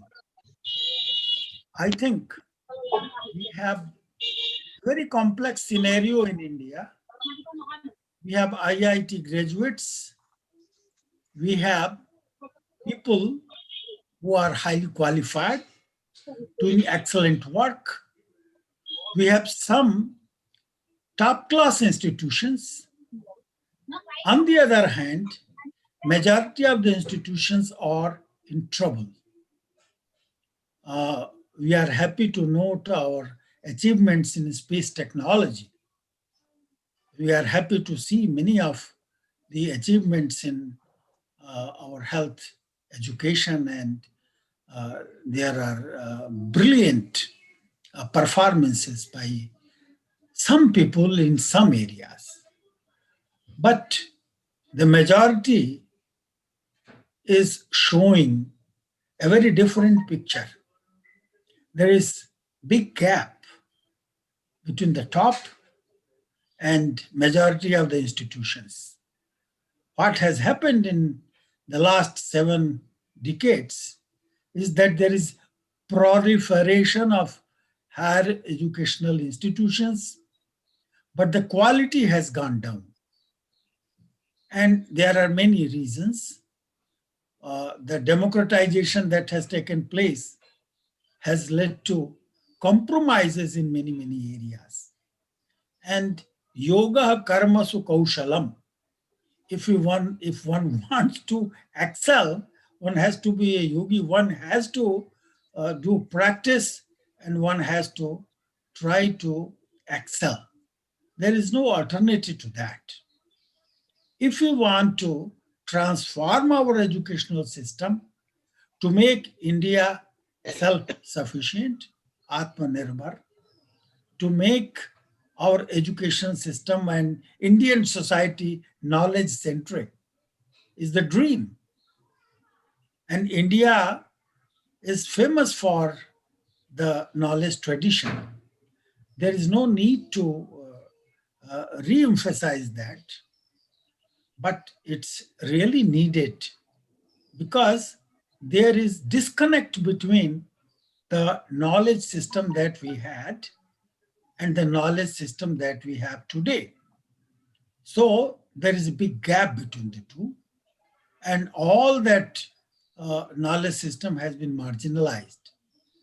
I'm happy that there is a need to take advantage of technology, but I don't think that we want to create a robot. We want to create human beings with values, who can contribute towards the betterment of society. The motto shared by Ramakrishna Mission is that Atmanah Mokshartham Jagad Hitaya. One has to combine the two. You have to liberate, and that liberation is not for individuals' benefit, it is also for the benefit of everybody. I think all the presenters have been focusing more and more on use of technology, creating technological skills, and creating employability through empowering students with the help of skills which are required for a kind of innovation in technological sphere. That is important. But at the same time, it is also important that the educational process has significance, it has a scope to inculcate human values. We need to ensure that we are able to achieve that goal also. So only technology is not the solution. We have seen that in one of the presentations that, well, there is vocational courses, but the students are saying that still they are not getting employment because the quality is poor. So I think the most important challenge is to bring in quality in practice, and that requires support from many angles. So a multi-pronged strategy is required. There is no disagreement with the diagnosis which was made by Professor Thakur, Professor Pathak, that the curriculum requires change, the process of evaluation or assessment requires change, and there is also need to look at the various kinds of opportunities which may be available. I think all of us agree with that. But the most important thing which was not emphasized very clearly, but I think which is very, very important, and I would like to emphasize that who is going to teach? The teacher education becomes a very important, or maybe the key component in the entire process. It's very unfortunate that we have been able to create a kind of program to create teachers, to provide training for that. We have tried with various models, and now the new education policy is talking about 4-year program of B.Ed education. The idea is wonderful, but that has to be implemented.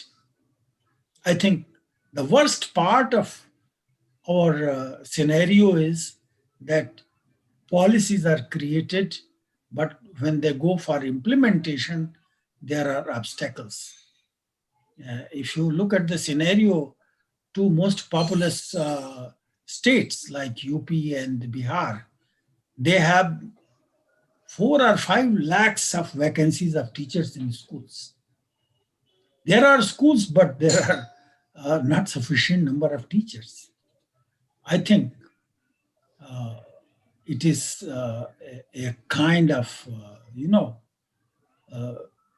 condition which is very, very bad.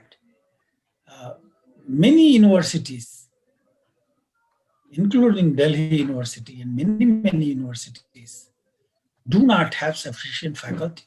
And it is going on for several years. What kind of training and teaching is taking place?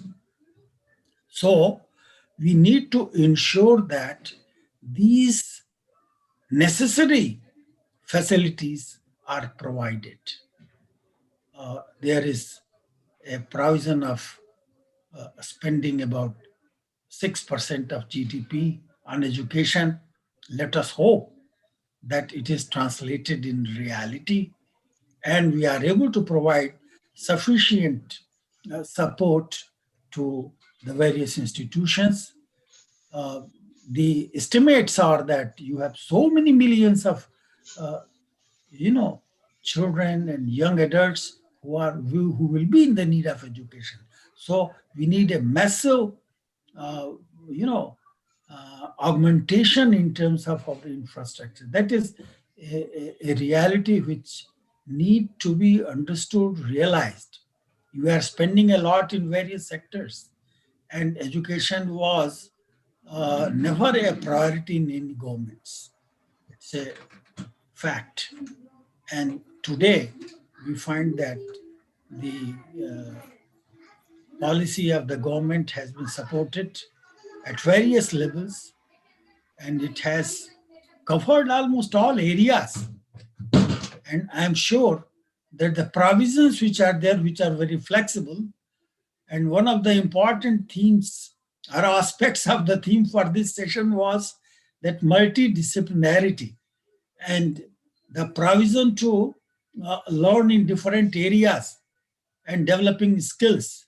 I am sure that if policies implemented with this provision, that students have opportunity to express their creativity, to engage with learning process.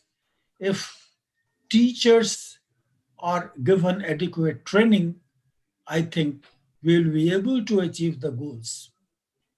I'm sure that the kind of debate which is going on and the kind of support which has been promised by the government will be there.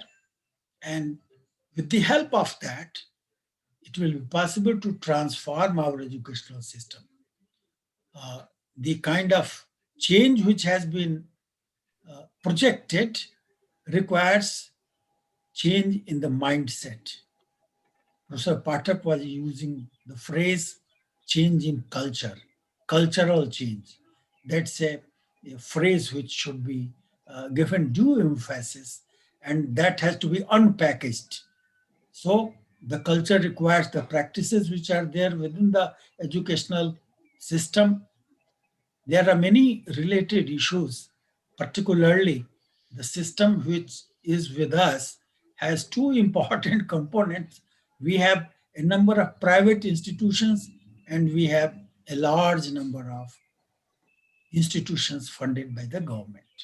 You can see the quality of teaching and you can see the complexities which are taking place. We need to think about a system where there is a balance. Finally, there is need to incorporate the possibility of introducing regional languages, and mother tongue has been very nicely given the place in educational system in the new education policy. I think it will bring in a very necessary change in the perspective and it will empower the people, and this will help to transform society and provide a kind of environment where people participate in the democratic process. Because of shortage of time, I have to stop here, and I hope that the deliberations of this webinar, which has contributions from experts in different domains, will address many of the issues, and we will be able to develop some recommendations which will be applicable. I thank Archana ji and her colleagues for giving me this opportunity. I've enjoyed listening to the presentations, and I extend my best wishes for the success of this intervention and initiative. Thank you very much.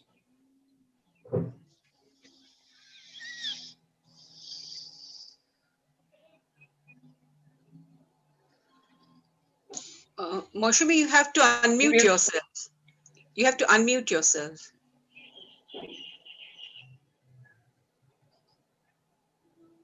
I convey our heartfelt thanks to the esteemed chairman of this session, Professor Girishwar Mishra Sir, for taking over as the chairman and conducting this session wonderfully, and also for his very informative and encouraging speech. Thank you, sir. I also thank the plenary speaker, Professor Khanindra Pathak Sir, for his thought-provoking and brainstorming deliberation. I thank all the paper presenters for wonderfully briefing us on the areas of their discussion. We have come to the end of the first plenary session, and now I would like to request Madam Mandira Bodloy to take the agenda forward. Thank you. Now, Debastuti is going to introduce Professor Arun Goswami. Thank you. We are privileged to have with us Professor Arun Goswami, Chairman CTEF Bangladesh Chapter. A true academician and a reputed professor of political science, Jagannath University, Dhaka, Professor Goswami was ex-chairman, Department of Political Science. He is at present the director, South Asian Study Circle, Jagannath University, Dhaka, Bangladesh. A widely traveled person on academic assignments, Professor Arun Goswami recently organized a successful conference under the aegis of CTEF Bangladesh chapter in collaboration with CTEF Kerala chapter. May I now request Professor Arun Goswami to give his presentation.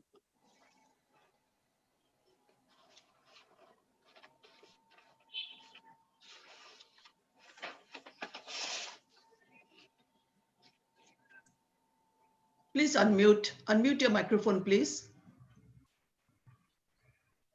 Sir, you're muted. Sir, you're muted. Professor Goswami, you're muted. Hello? Hello? Yes. Okay. It is done. I am sharing the screen now. Right.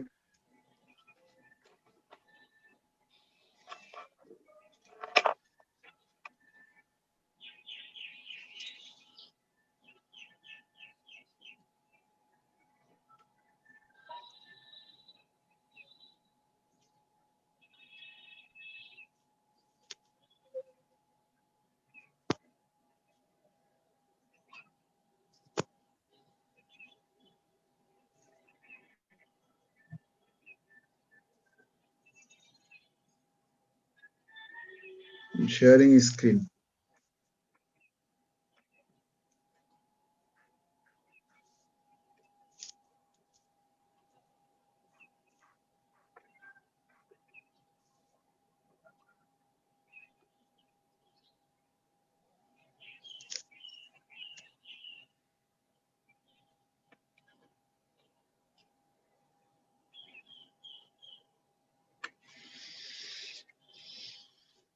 Coming.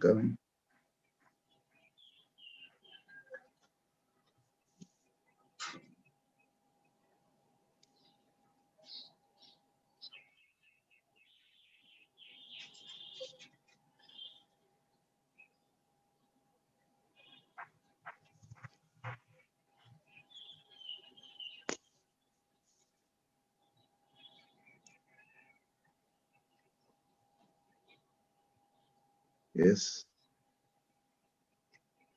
Takes time.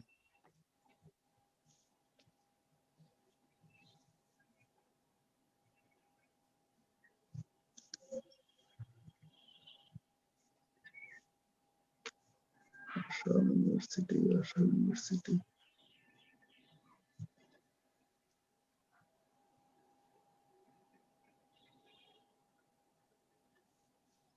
Where is it?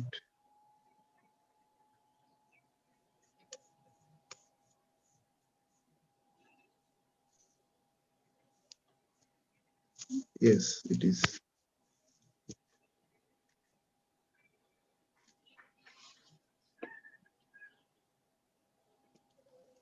Now it will come.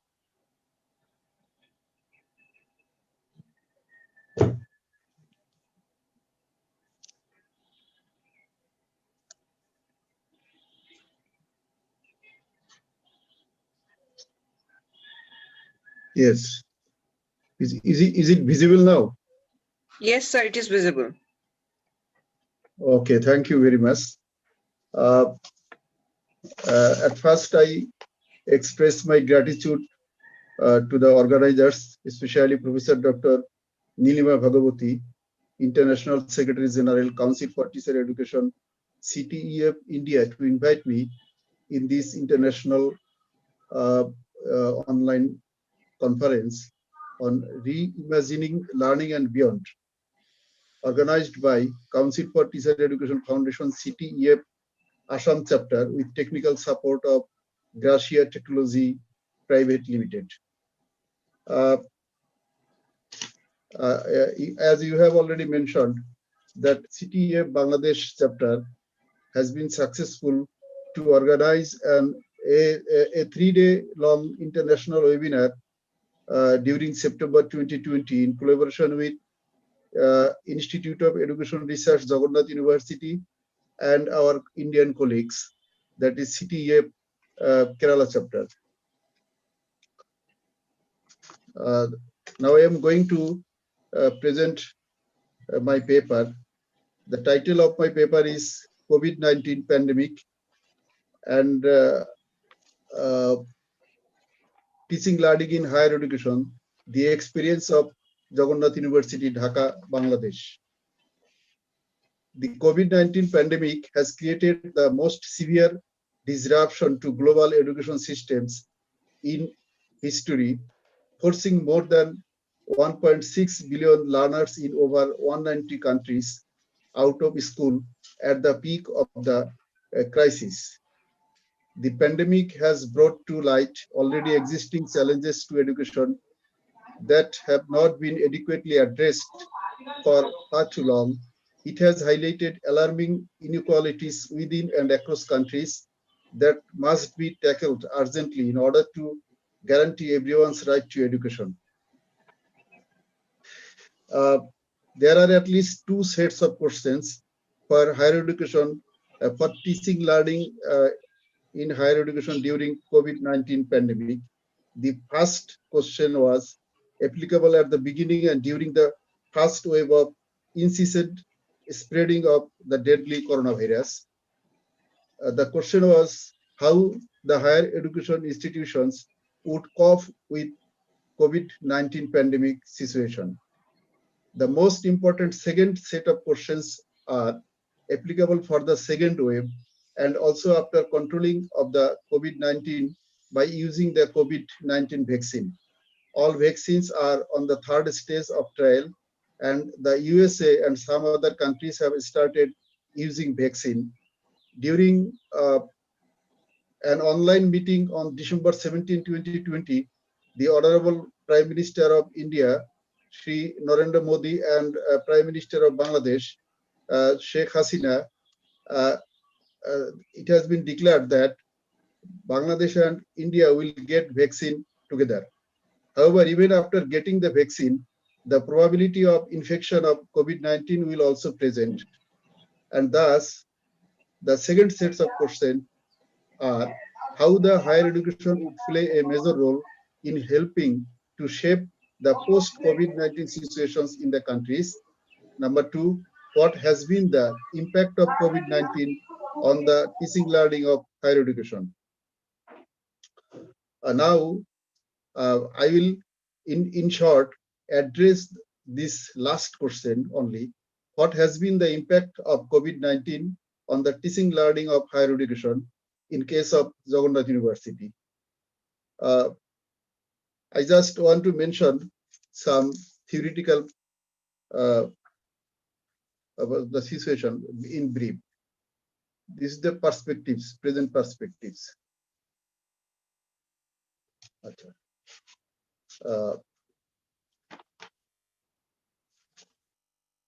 Due to COVID-19 crisis, teachers and students both find themselves in the situation where they felt compelled to embrace the digital academic experience as the summum bonum of the online teaching learning process. The coronavirus is upending life that caused an enduring threat to our educational institutions from kindergarten to tertiary level, and day by day exacerbated the teaching learning. Apart from the philanthropic efforts, some people hoped to parlay their enterprising skills into profit-making opportunities. Due to COVID-19 pandemic, countries of the world, including Bangladesh, India, and other South Asian countries, have closed their educational institutions. I just mentioned the dates of closure of educational institutions by South Asian countries. Afghanistan closed its educational institutions on March 27, 2020, Bangladesh on March 16, Bhutan March 5, India March 24, Maldives April 10, Nepal March 24, Pakistan second week of March, and Sri Lanka closed its educational institutions on March 1st, 2020. Bangladesh is a growing country with a remarkable expansion of demand in its education sectors. In Bangladesh, there was a time when higher education used to be considered a luxury in a society of mass illiteracy. There are 5 types of higher education available in the country. These are general education, science and technology and engineering education, medical education, agricultural education, distance education. In addition, the higher education sector also provides vocational and madrasa education. In Bangladesh, higher education consists of a 3-year pass course or a 4-year honors course for the bachelor's degree, followed by a 2-year master's course for graduates and a 1-year master's course for honors graduates. There are some difficulties felt in the implementation of the change process in the education system that has been arisen after COVID-19 crisis. These difficulties are related with the novel perspectives of online education and their technological complexities. Earlier to this pandemic, online education is considered as the education provided by only one Open University of Bangladesh. But in COVID-19 induced time, online teaching learning became a massive challenge to deal with. And stakeholders are not only not potentially fit to adjust with the sudden educational change, as they are not technologically competent to embrace the current situation. Therefore, for successful implementation of educational change, in this case, it refers to the shift from traditional teaching learning methods to online teaching learning methods. Implications of change need to be addressed. At this stage, I like to present the result of a small sample survey among the students of Jagannath University, Dhaka, Bangladesh, that I have conducted recently regarding their experiences and opinion on online teaching learning of the university. This study has been conducted in Jagannath University located in the capital city of Dhaka. Basic information about Jagannath University.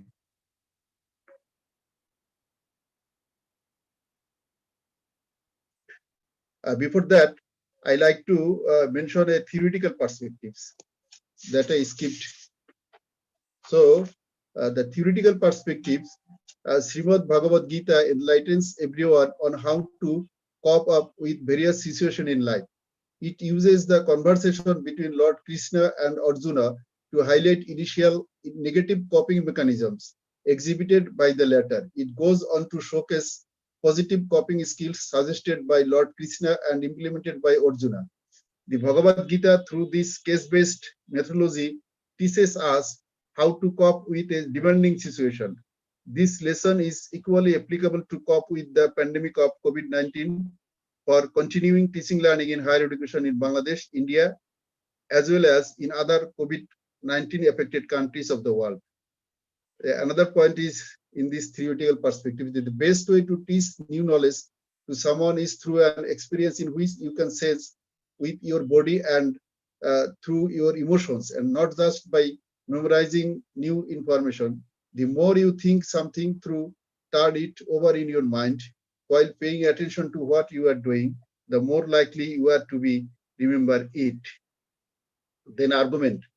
For continuing teaching learning in higher education amid the transmission and infection of COVID-19 pandemic, the dependency on technology, that is digital-based technological program, has increased, which in turn also has strengthened and accelerated the necessity of digitalization.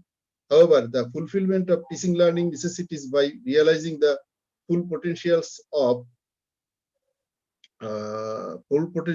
information communication technology depends on some factors and also face some challenges. The Education Ministry has decided to cancel this year's, these are the situation of other levels of education. The last information that I want to put here is the Bangladesh government has further extended the closure of educational institutions up to January 15, 2021. Now come the points of Jagannath University. Jagannath University is a public university. It is located in the capital city of Dhaka. At present, the data, this data, as I have collected from the Registrar Office of Jagannath University, as on 31st October 2020, the number of students, current students, it's 14,566. number of teachers 680, and number of employees 749. Now, the questions and the response of the students. The students were asked, do you think online class will eliminate the study gap created due to COVID-19 pandemic? 57%, 57.89% said yes, and 42.11% said no. What's your view about the necessity of online class? There are 4 options. The most of the students, that is 35.09%, said it has absolutely no necessity. It is an emergency need to ensure in smooth continuity of education, 25.93%. It is not an urgent need. It could be applied later, 22.80%, and no comment, 17.54%. There is a discussion section. I will discuss it in later. I just put the result at first. Considering the internet networking system of Bangladesh, do you think the online class will ensure 100% participation of students from all over the country? 36.84% said yes, and 63.16% said no. Considering the internet networking system of Bangladesh, what is the level of fairness of the online class decision? 22.81% said it is a completely fair decision. 33.33% said it is just fair enough, and 43.25% says totally unfair. Number 5, do you think our universities are well equipped enough to carry out online class program?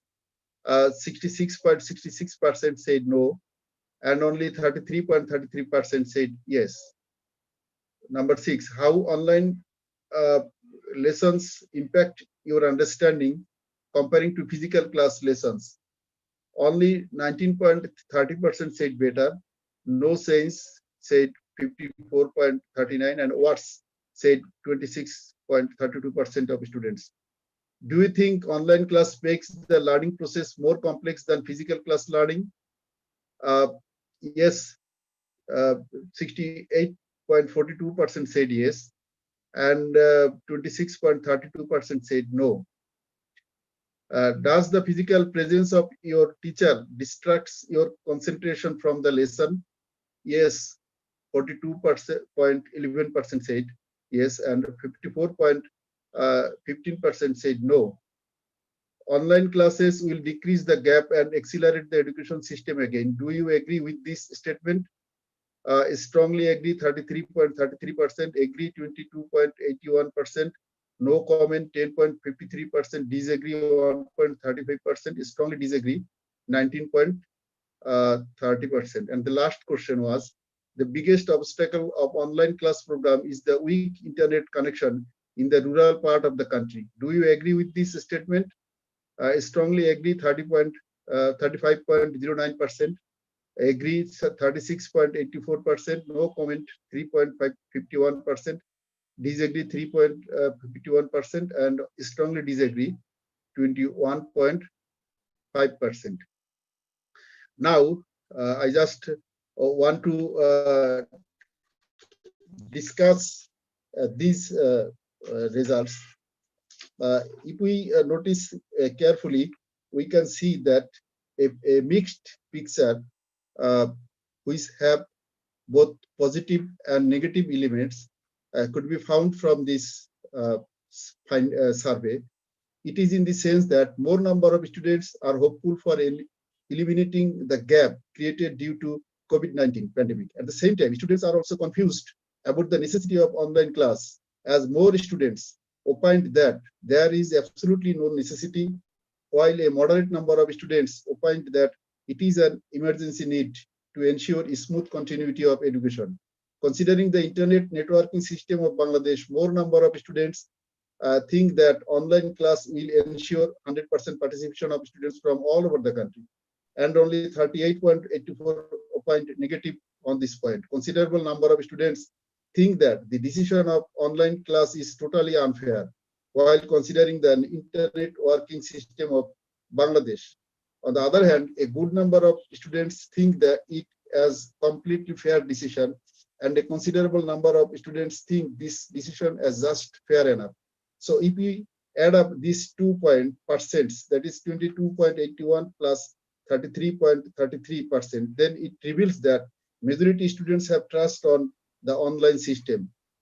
However, from this discussion also, we can conclude that the COVID-19 pandemic that swept through the world in 2020 and forced the various higher education institutions in Bangladesh and around the world to promptly embrace the online teaching method placed on the agenda the question of this method's efficacy as well as deliberations regarding its future implications.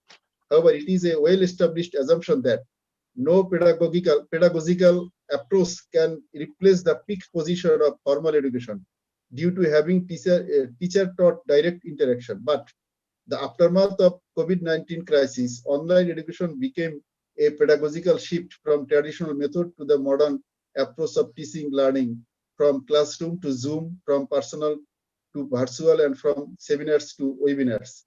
Previously, e-learning, distance education, and correspondence courses were popularly considered as the part of non-formal education.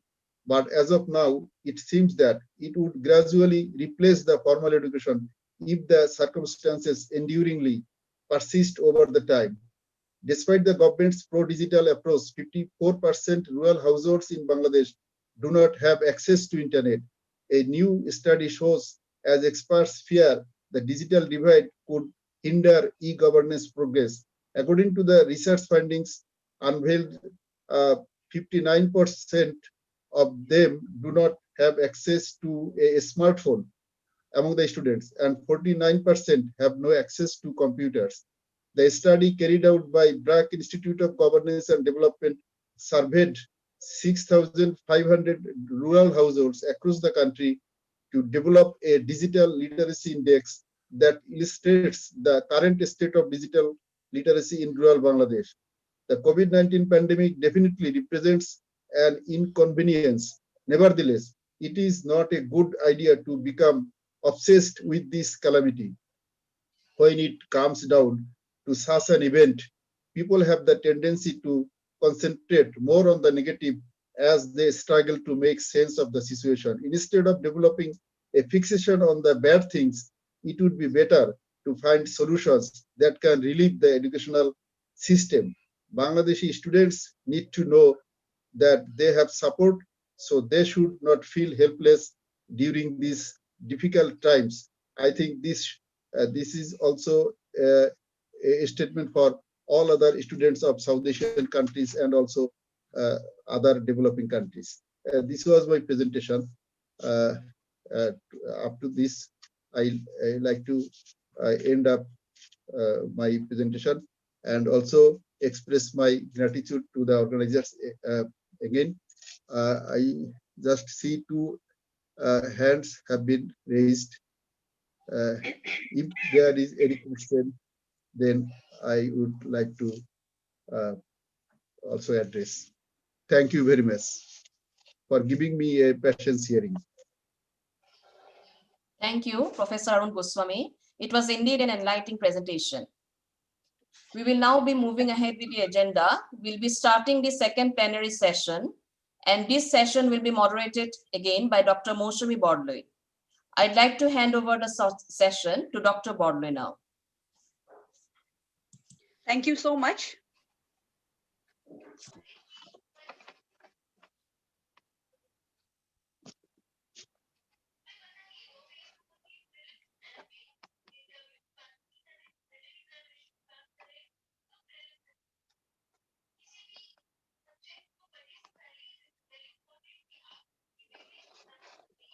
Welcome to the second plenary session on the theme, Effective Learning Outcome, Creating, Stimulating, and Joyful Learning in School Education. Our chairman for this session is Professor C.B. Sharma, sir. Professor Chandrabhushan Sharma is the Professor of Education at the School of Education, Indira Gandhi National Open University, New Delhi. He also served as the chairman of National Institute of Open Schooling, NIOS, during April 2015 to April 2020. He is also the recipient of the President's Award for commendable contribution to digital initiatives. Recognizing his talent and contributions, the government of India had assigned to him the responsibility of training more than 12 lakh untrained in-service teachers through NIOS by awarding the degree diploma in elementary education. Next, the plenary speaker for this session is Dr. Mahasweta Barua, Assistant Professor, Department of English, University of Delaware, USA, and she has been the director of the Study Abroad program to India since 2009. She did her PhD in English literature from Temple University in Philadelphia. Though her original area of specialization was 18th century British literature, Professor Barua's interest and scholarship include cultural studies, global studies, and women's studies. She is an academician in the true sense of the term. We have 3 best papers for this plenary session. And the first best paper presenter is Reshma N.C. Shah, Rivers Education Foundation, Guwahati, on joyful learning, case for a multilingual and multicultural approach to improve second language proficiency in urban unprivileged areas and preschools in rural Assam.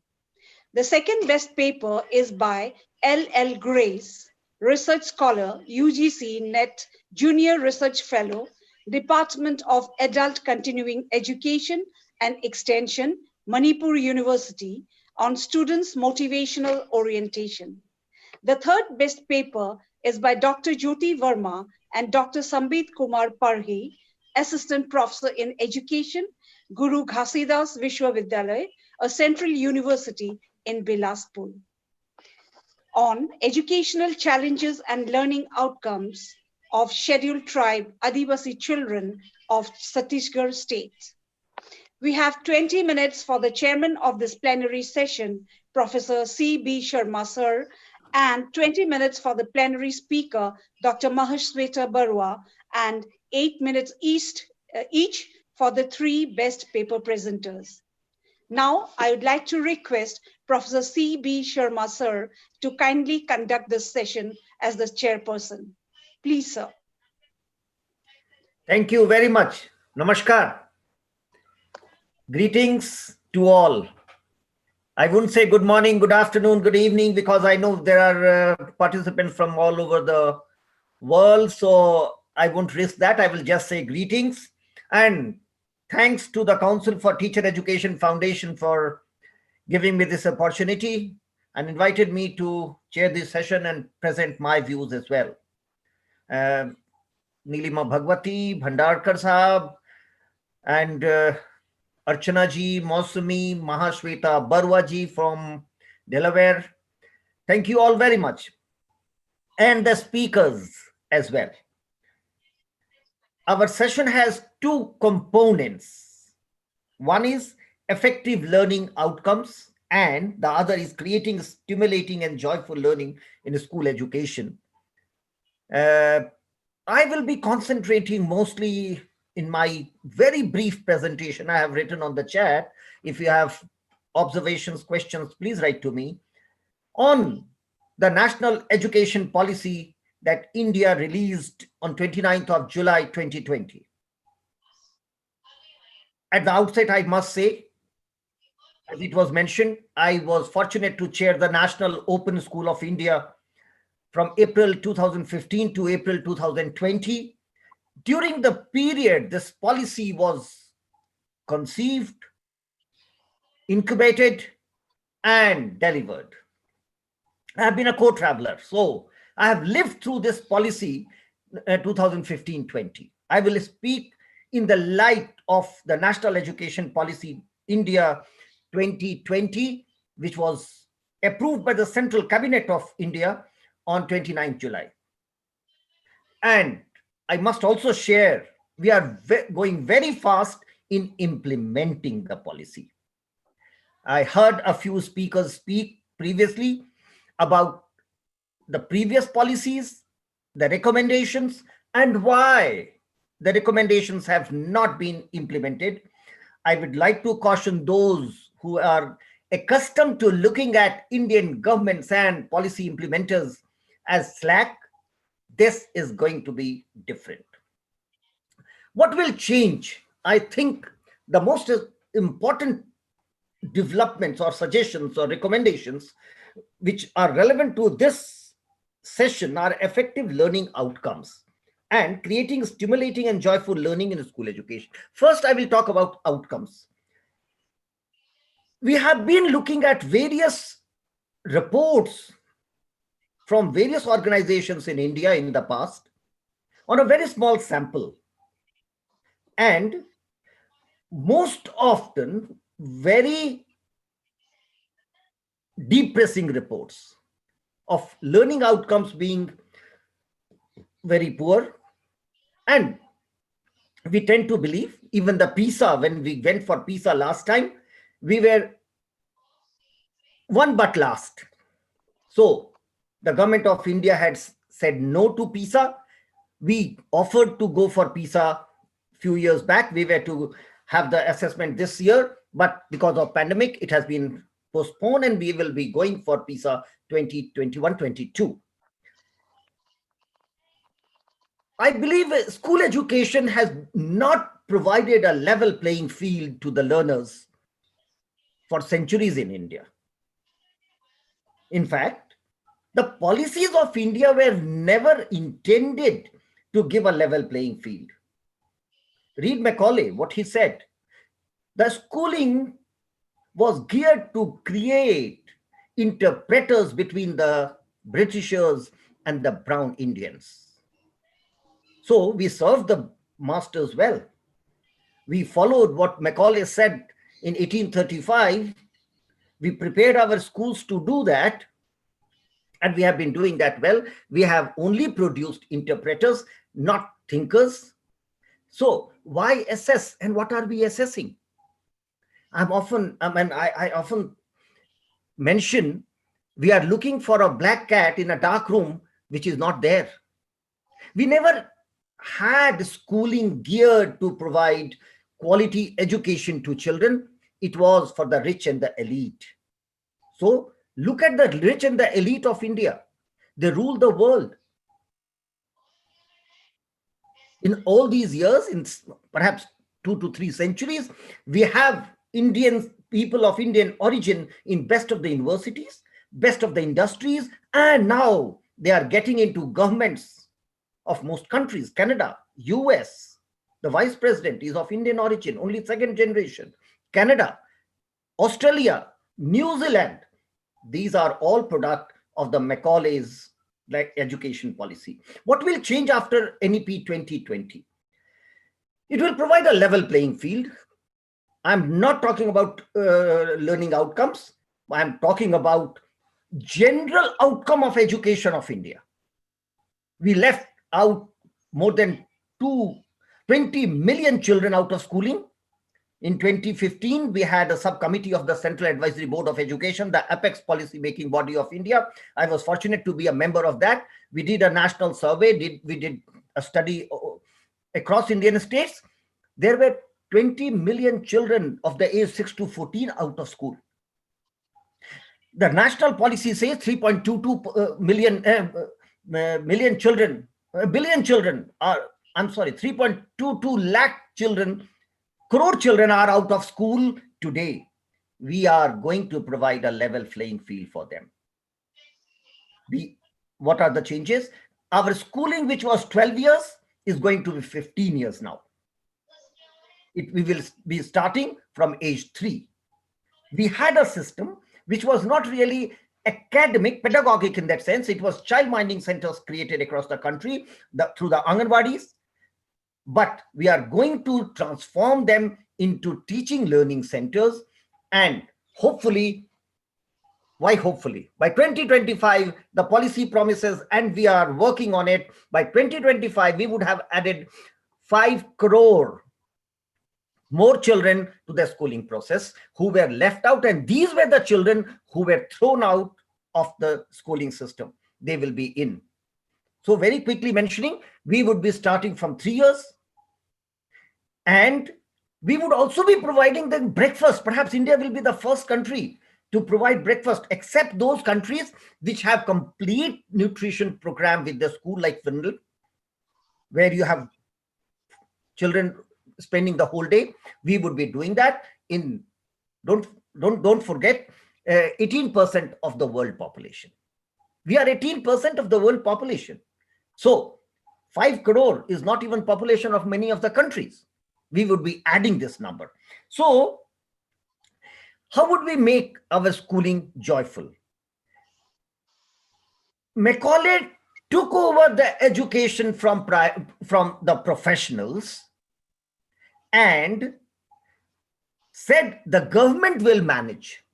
Read Macaulay's minutes. Now, instead of the philanthropy, the society, which was taking care of the education system, it went into the hand of government. We are processing in the direction of handing over the schooling system to professional body. On the 14th of October this year, the Central Cabinet has approved a new outfit by the name of Parak, which will be taking care or planning on school performance assessment review and analysis of knowledge for holistic development. This will be a new body which has already been approved, and this will coordinate between boards. So ultimately what we intend to, what academics want, is an independent body, autonomous body, which will be a body of professionals which will look after school education. So we are proceeding in the direction of making school education very professional. Often I heard many of the presenters talking about assessment, teacher education, and quality of teachers. I must say, school education had got the least emphasis or focus ever since independence or before. The British government deliberately took over the management and curriculum of schooling. We did not really care much after independence as well, but I believe we are proceeding in the direction where we would be handing over this whole process to the professionals. I'll only point out to a few of the remarkable developments. Someone mentioned that government has the will. Yes, the Prime Minister in his address, only 8 days after the policy was approved by the Central Cabinet, he said, you have the political will with you. My will is with you. Teachers, principals. I'm very happy. School should be the center of gravity of all education. The university education, the higher education has been complaining that you hand us over students, learners who have lost so much time and they are not college ready. They are not ready for higher education. Unless and until we transform school education, we will never be able to transform higher education.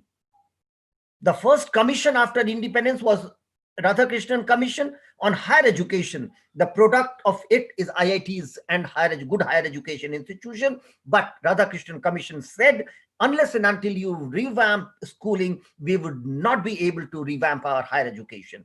And then we had the Mudaliar. I think Professor Pathak was referring to these. Mudaliar recommended a school education commission. And unfortunately, we have not been able to establish a school education commission because it is largely in the hand of government. When we say schooling has failed, we have to say the governments across 1947 have failed the country. We need to revamp that. And only then and then only you will have an effective learning outcome system. We did a national survey. I started by mentioning that most of the surveys have said schooling has not been well done. We did a national assessment survey. It's the largest survey by any country ever. It was almost a population survey of school education in India. And we conducted this survey in almost all schools of all the states. That shows improvement, because the small surveys on only mathematical skills or language skills always, and that too the sample was always taken from rural and hinterland. This survey was almost a population survey. We have, and I must congratulate the then Minister for Education, Prakash Javadekar, who insisted that we must do a population survey. And he was one who said, let us go for international assessment. Why not PISA? We are going for PISA. I'm sure when in 2021-22, we go for the PISA assessment, we would definitely perform very well. We have offered the Central School, the Navodaya Vidyalaya, and the Chandigarh administration schools to be part of the PISA survey, because that's the condition. You have to offer 3 large states or sectors. So our Navodaya Vidyalaya, the Kendriya Vidyalaya, and the Chandigarh administration schools will be going for PISA 2021. I'm very sure that effective learning outcomes will come out not only by through the surveys done by Government of India or our own surveys and the PISA as well. As far as making the schools more joyful is concerned, I'm sure initially Parakh, and later on, I'd like to share with all my colleagues on this platform, the School Education Commission, which we all want, the school principals want. We must have a School Education Commission parallel to the University Grants Commission, which will ultimately bring more joyful learning to the schools. I'm sure there might be questions. If there is time at the end, I would be happy to answer, but I would also like to hear Mahashweta Barwaji, who I'm waiting to hear, and all the presenters. Thank you very much once again for providing me this opportunity and sharing my views. Thank you very much. Let us invite the presenters to present the papers. Mahashweta, you would like to speak first or at the end? I'd probably like to speak first and get it over with, and then we can listen to the Yeah, others. I heard that it's very, very early morning and you have got up at the mid of night to present this. So please, Mahashweta, please start your presentation, and we all look forward to hearing you. Thank you. So I will take a page out of your and say greetings to all, because it's morning here and I know it's afternoon over there. So greetings. And I'd like to thank Dr. Archana Bhattacharjee and Professor Nilima Bhagavati because for inviting me to this talk, and of course all the organizers and CTEF. I am going to speak more on engagement and learning at the college level, which is where I teach. And I thought I would just share a PowerPoint so some of the points can be clearer and people will see what I mean. So, okay, here it is. Okay, so can people see my PowerPoint? Yeah, it's visible. You can just make it full screen. Okay, I think I did make it full screen now. Okay, yeah. So I call this talk Ownership and Engagement in Education and the Value of Service Learning. So before I do anything, I wanted to just put forward 2 definitions of what I mean by service learning and which one I'm talking about. The traditional definition of service learning is, of course, basically the inclusion of volunteerism in academia. And this is not something that is new. We've always had it. Even when I was in school decades ago, we did do some kind of service through NSS, and we've all have continued to hear about it. Most countries do this. And in India, we've had organizations like the NSS and even NCC. More recently, I think we have the SYVI, the State of Youth. We have organizations even in high school called the NHS, the National Honor Society, and key clubs. And these allow students to fulfill many mandatory volunteers requirements. And as I pointed out here, in the UK, they do it broader. Often people take a whole semester or a year off to do service in other countries. But they have a very general goal of developing civic responsibility and making good citizens. But what I point out here is that the scope of this is very general and somewhat limited, because what happens is that, as much as volunteerism is a good idea, and oftentimes we, have students who do this because it's required, and there's not continued engagement. But in keeping with the theme of this conference, or of our panel, I wanted to talk of a different model, which is the current model we use in higher education in colleges and universities, which is service learning. So in service learning, as defined here, is basically a practice that involves students in a particular class applying their academic course content to real life situation by working within a nonprofit organization or a community, and to produce practical course outputs on which they're graded and assessed. And also, of course, to reflect on civic engagement. So they become a part of the course, and they're very specific in scope, but also broad in how they can be applied. They're very practical outputs, and they engage students beyond the classroom and onto their life and in their careers. So this is the thing I wanted to focus on. And based on many literature reviews, we can essentially assert that service learning is a pedagogical strategy that involves the application of classroom instruction to some form of public service with the mutual objective of reaching student learning outcomes while fulfilling a need in a community. It's also a way of applying theory to practice that benefits the greater good. And that is the highest aspiration of all pedagogy. That is what we want from our students and in our classrooms. So in allowing students to apply what they're taught in the classroom immediately and meaningfully, we can actually give them ownership of their own learning, the whole process of learning, and enjoyment of this learning itself. So I want to be a little bit more practical and show what I mean by this.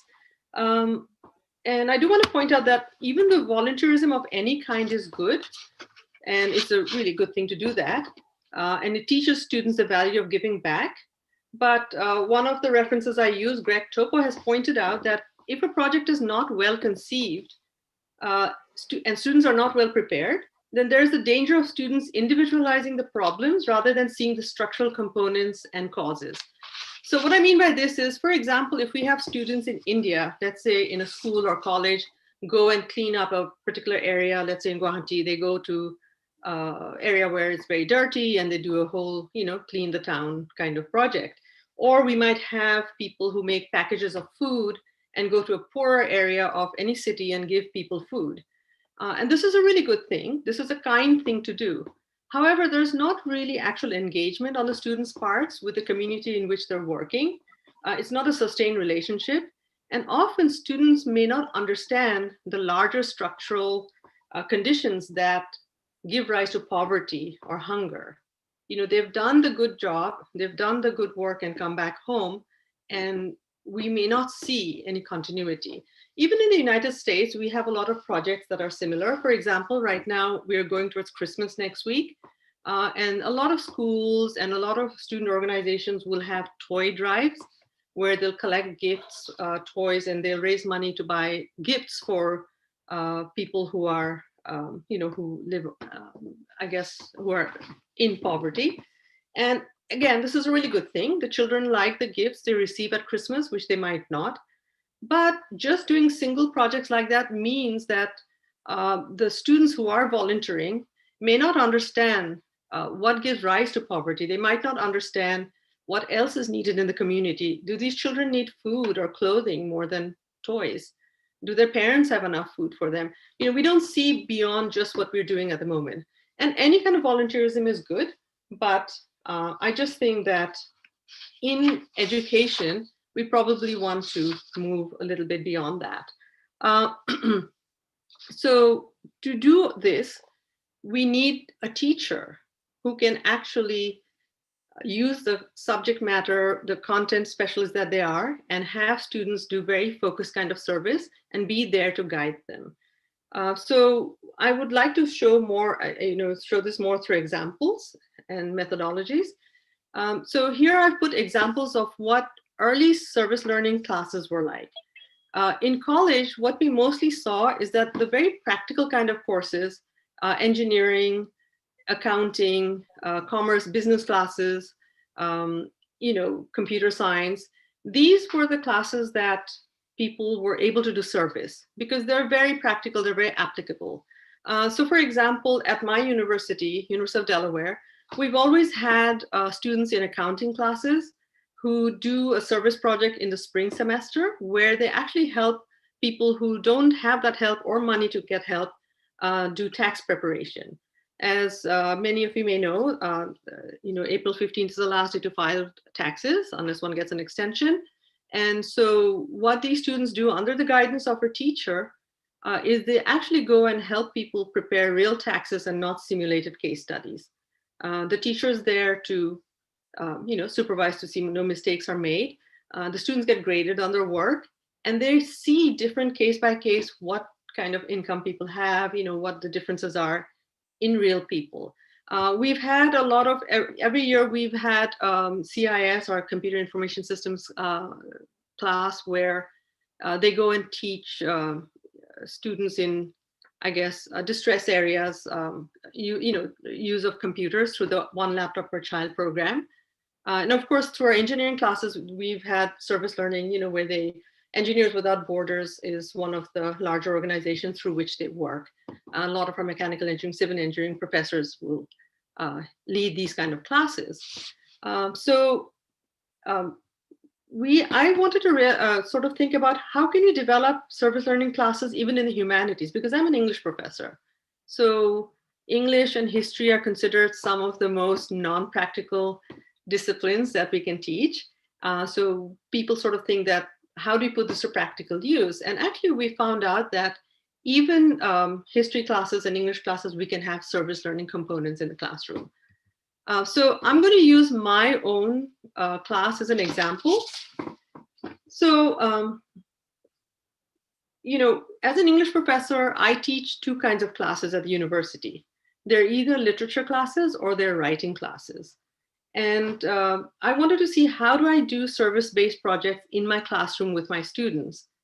And one of the things I realized early on is that we English professors actually have an advantage because we draw students from all disciplines. In the US, every college student has to take a number of English writing classes, and all students have to do a humanities class. So you don't have an English or history major ever taking an accounting class, but you always have an accounting major taking an English class.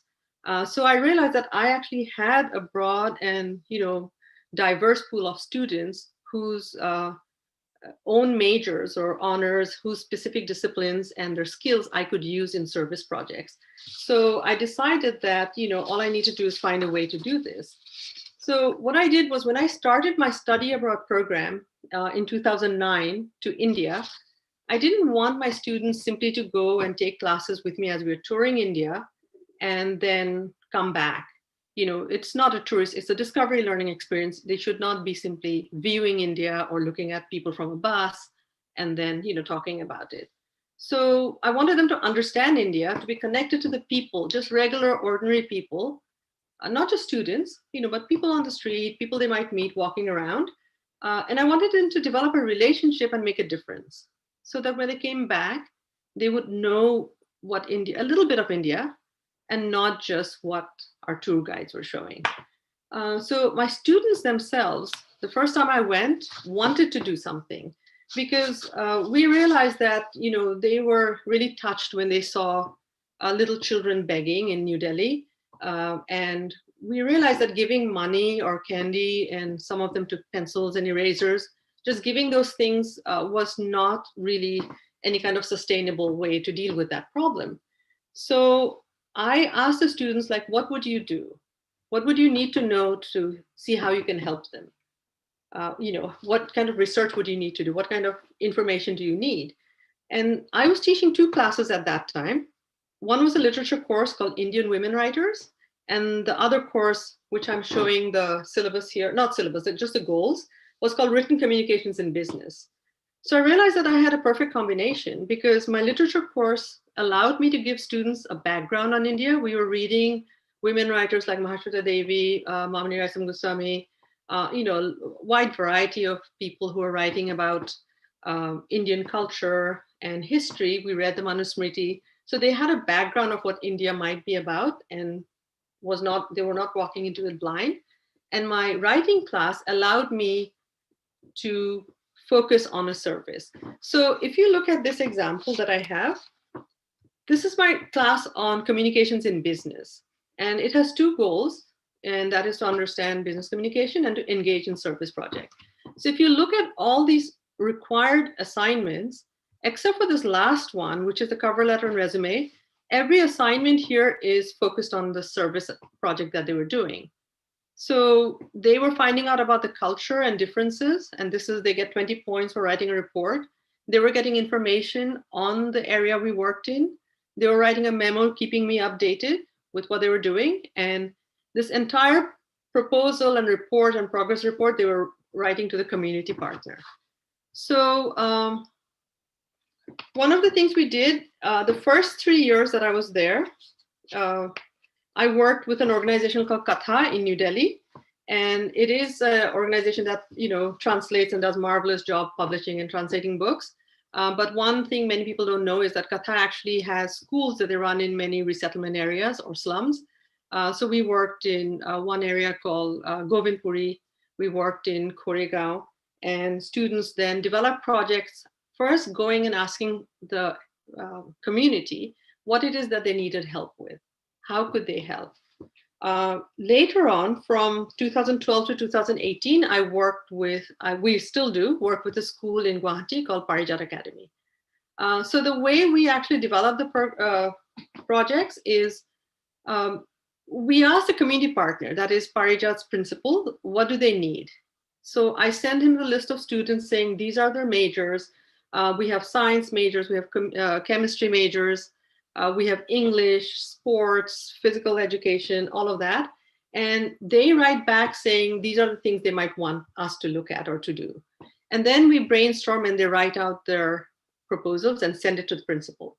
So everything they do that I grade them on is actually based on the project that they're going to be working on. And we spend a day meeting with the teachers, looking at how the school is. They have to look at it, whether they need translators, interpreters, or whether they can work on their own, what space they need, what kind of supplies. And then we start the project. And in the middle, they learn how to, as with any business deal, they learn how to assess the progress they're making, make corrections, write a report on that. And as a capstone event, they have to present something and write a final report and reflection. So this is the way we do it within the 5 weeks. And while we're serving that community. So this is something that, I believe that students find, because our theme is finding joy. And what I've noticed is that when the college students come in touch with or, work with the school children, there is a very good exchange of, their own culture, they share songs. It's not that we go with service in mind and we know what to do and we are the saviors. Students from America learn a lot from the kids in the villages of Assam. They learn a lot about resilience. They learn a lot about how ingenious people are. One of the examples I can give you is when my science students, physics students were trying to teach about structures, and they were using bamboos and saying how to, build a triangle, which is the strongest shape, I guess. And they didn't realize that the children cross bamboo villages every day when they come walking to school. And they knew very well how to work with bamboo and how to build things with that were stronger than anything students in America can do. So the learning process in any kind of service, if it's to be valuable, it has to be both ways. It's not that only one side can give. So we involve our students in this way. And we use the students' own skills. So this is one project we did where we had a dance minor and we had, I guess, a music major, and they decided to focus on teaching the entire school particular exercises with dance moves. So here we have a group of them doing that. Then for the very little ones who also wanted to be involved, we had an art project. And it was sort of tied in with geography, so they could, learn about the map of both countries, and then using paints, and they drew this whole thing, and they had a great lot of fun on, while they were doing this. And of course, each year we add to that wall. This is again our physical education majors, and 2 of these girls were actually in varsity teams, very sporty girls. So we taught them games, we take equipment, and then we develop a sports program that, teach them the rules of touch football and things like that. And these are my CIS students who actually, someone had donated computers to the school, but they didn't have a teacher. They didn't have money to hire a full-time teacher. So we actually had my students actually take it apart, teach the older kids who were class 10 how to work it, and left them lessons so that they could carry on teaching the younger kids in the classroom. So these are some of the things we did. And what I found is that when our students in college are involved in these very specific kind of projects, they feel actually that the learning in the classroom is more worthwhile and that has some value and uses. So let me see, I don't want to go over time. Okay, a little bit more. Okay, so my kind of service learning that I do is not just service learning in a classroom, but basically international service learning. But these rules can be applied to any class. So one of the things that international service learning does is, of course, it combines the same academic instruction and community-based service, but in an international context. One of the things it does is that what we ask our students now more and more in all colleges and universities to have global awareness, that we're not alone, that the workplace is not national anymore, and the better they are aware of things around the world, the more prepared they'll be. But most important is that it builds a kind of intercultural understanding and develops sustainable relationships. I do have to say that many of the students who've come back have continued to donate and have worked often with, continue to work and keep in touch with the students that they've worked with in India. And very important is that we don't have a kind of savior mentality, that people who are doing or engaged in service know that they have as much to learn from the people whom they're helping. Because we are, this is a teachers education panel, I do want to just show a little bit of theory and models that we use. So I wanted to show that service learning has been around in the US since the 1980s, but there has not been much research done on it till perhaps about 10, 12 years ago. Mostly because most people were not gathering data in any sustained way. And there was not, any kind of, I guess, consistency in how information was being gathered. So let me just cut through this. Sorry, I just wanted to cut through that.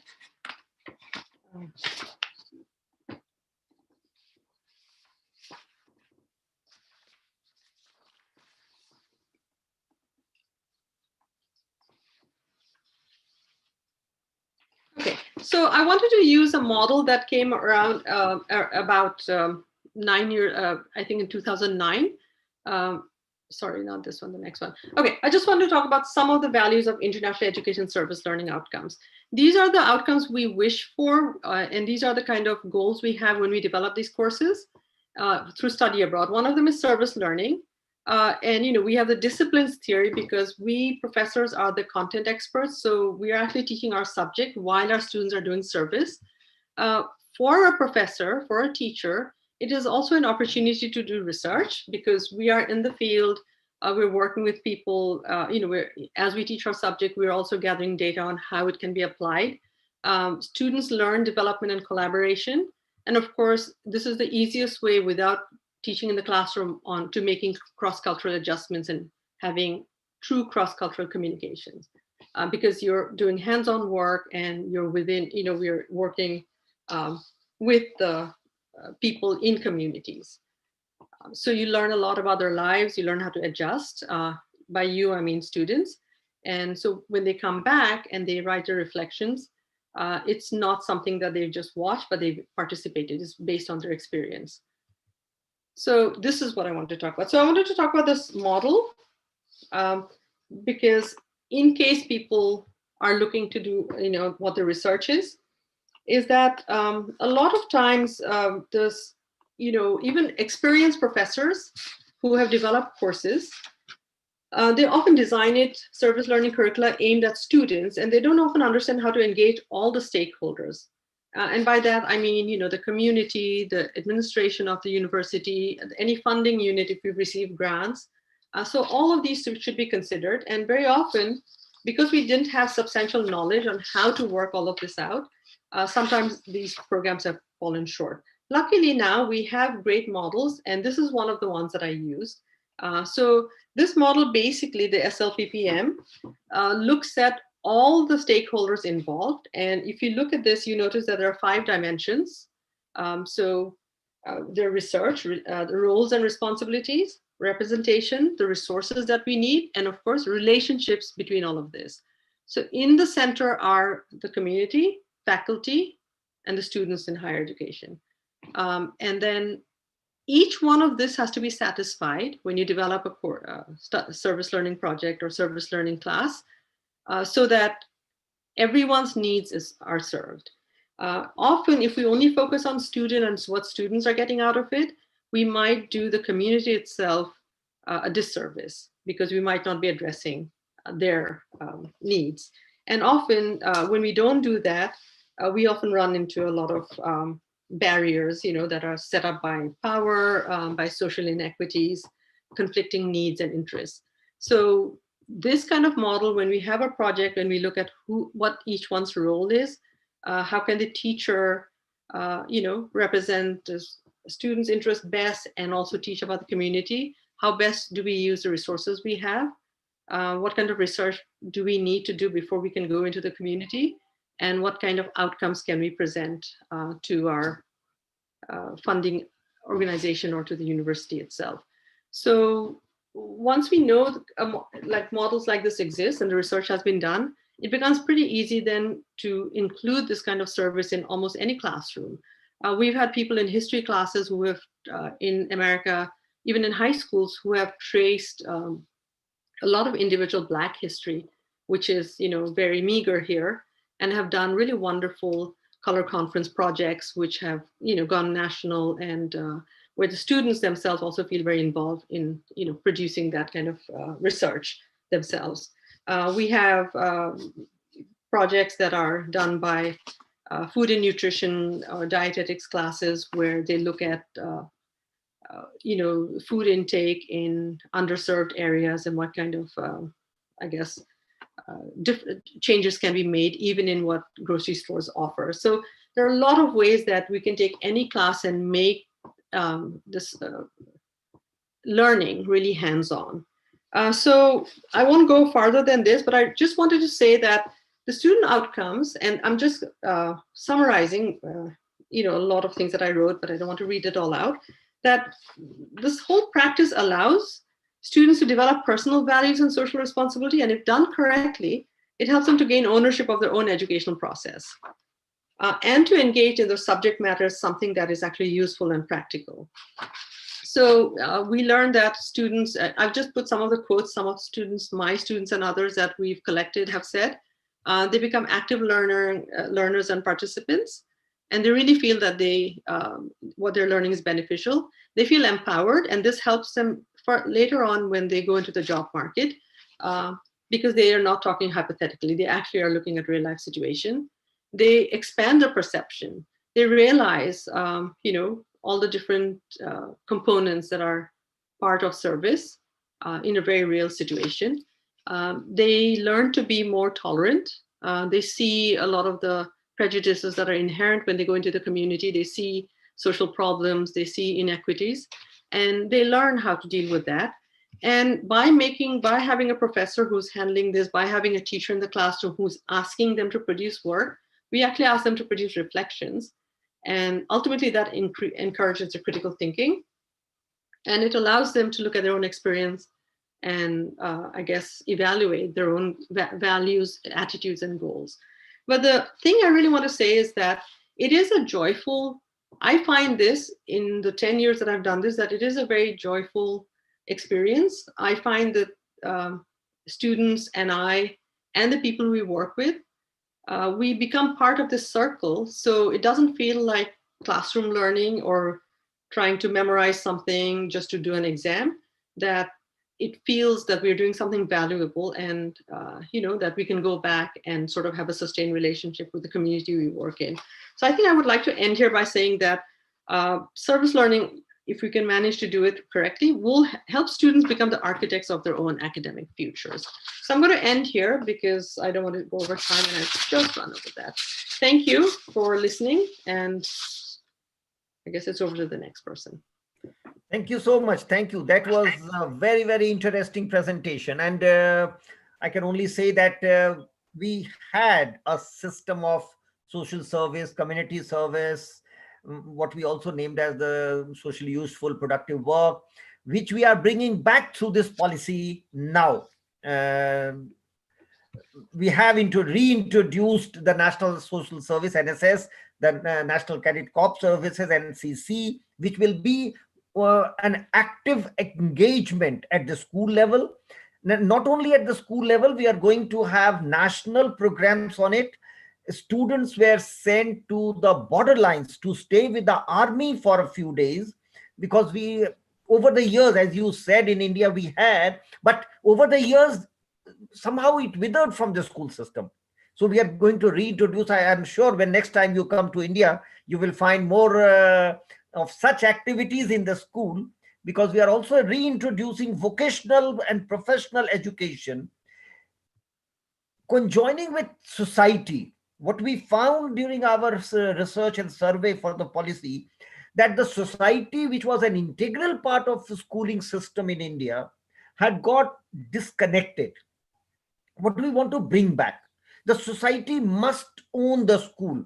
At the moment, the society has nothing to do with the school, what it used to be in the traditional Indian society. But we can have a discussion on that sometime later. We are running out of time. So perhaps we can invite the presenters. Are you leaving, or would you be here on the platform? Would you like to leave? I'm here. I'm watching. You're watching. Thank you very much. Thank you. So can we invite the speakers, the selected speakers, to speak for this session? Is I'm Reshma Shah here? Yeah, please, Reshma, go ahead and start your presentation. Just be kind. Can you conclude in, say, 6 to 7 minutes? Yeah, I think 7 minutes is maximum. Yeah, that's what I'm saying. I'm requesting I will give you a call after 5 minutes. So yes, sure. But start, please. Let's not waste time on that. Okay, I hope this is visible, and I hope I'm audible as well. Yeah, you're audible. Okay, so I'll start with a little background. I am actually by education an honors graduate of English literature, and I did my MPhil from JNU, and I specialized in social linguistics. So that's my professional training. But as you say, you plan something and something else happens. So I ended up working from an e-learning company. Then I ended up coming into the actual classroom. And I started an NGO through which I started a budget preschool to provide a level playing field for children who do not have access to branded schools.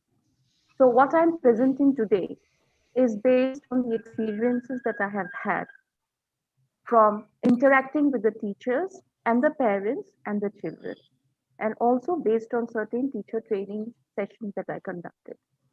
Now, the theme of this presentation is to make a case for a multilingual and multicultural approach, basically keeping in mind how to improve the second language proficiency. In this case, second language proficiency can be taken as English. So the overview was, I wanted to go in this way. I may skip a few slides, keeping in mind the timeline that we have here.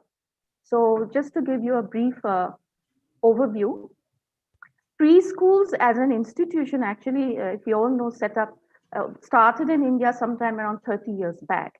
And it actually caught on around 20 years back with a lot of branded preschools, which catered to a different section of the population, the middle class, upper middle class. So there, what happened eventually was that there was an underserved age group belonging to the lower middle class, which did not have access to world-class education or any preschool education for that matter, basically in the age group of 2.5 to 5.5 years. Now, the aim of preschools in India was to provide children the training, necessary training required to get admission in a bigger school. And that used to be packaged in different curriculums.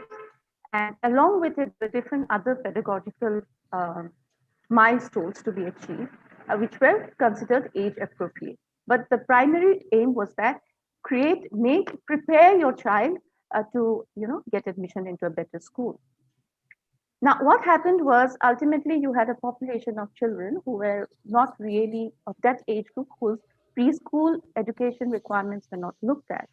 So if you look at this, the way things were being done, you knew that there was a different, in India, where and children from the privileged backgrounds have access to English or the target language, whereas children from the non-privileged backgrounds do not have that privilege.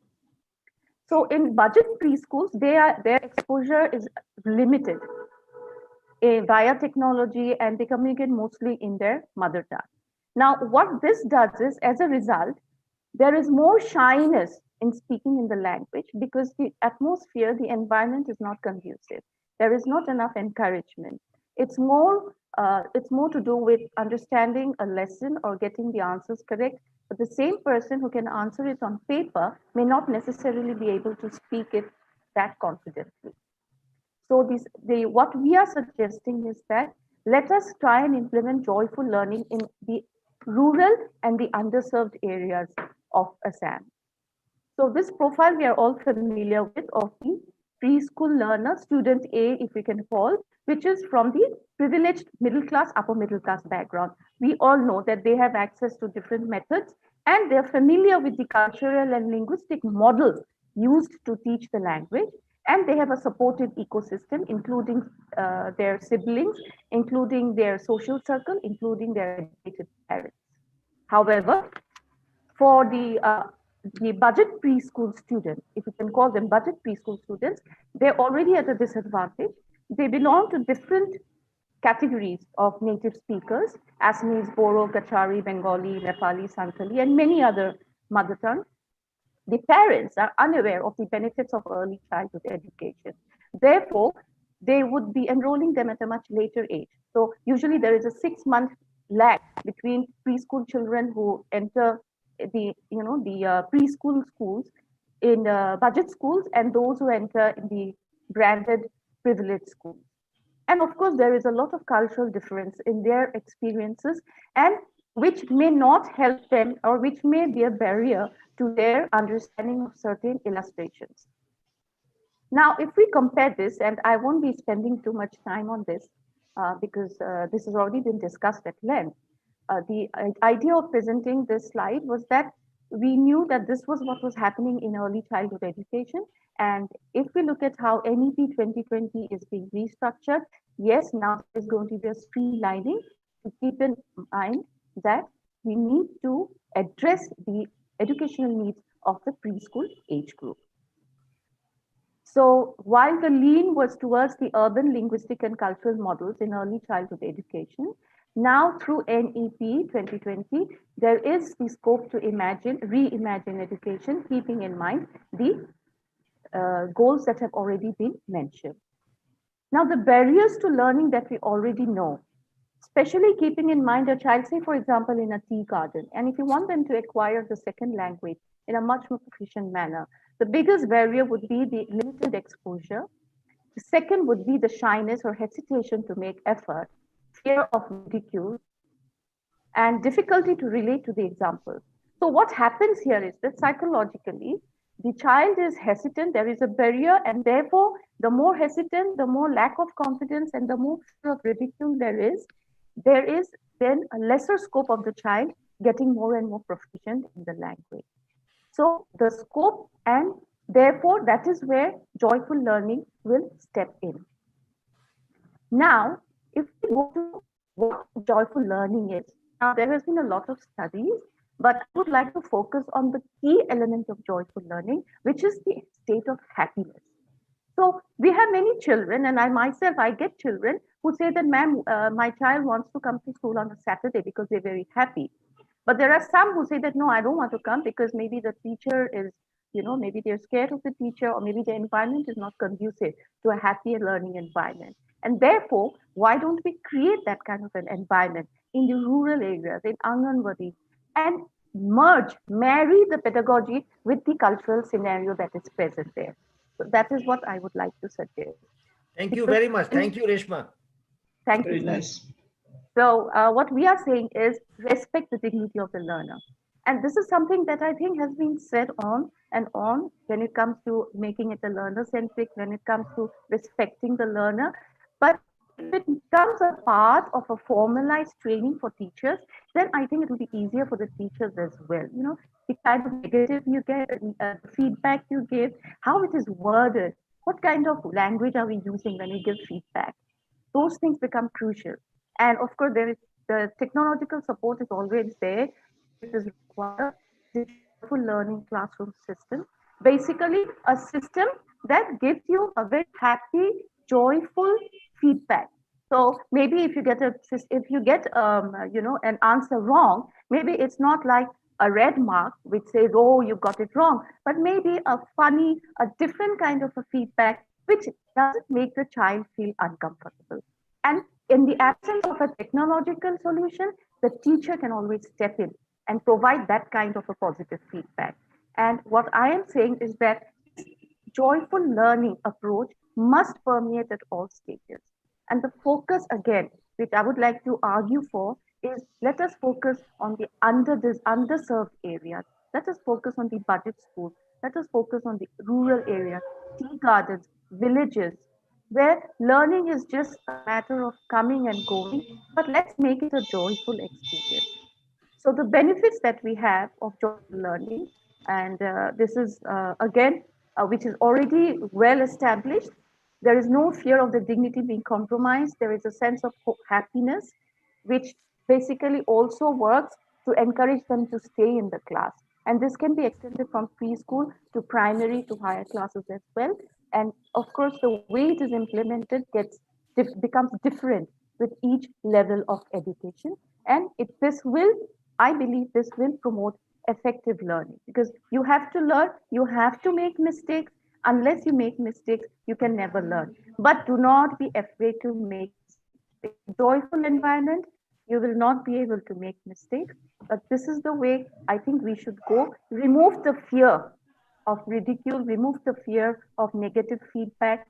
Feedback is necessary, but it must be constructive. Thank you so much. Thank you.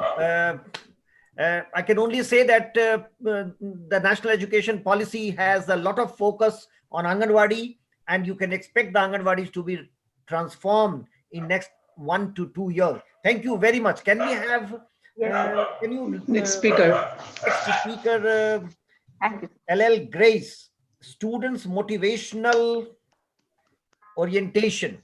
Yeah, Grace, can you? Yes. LL Grace, are you there?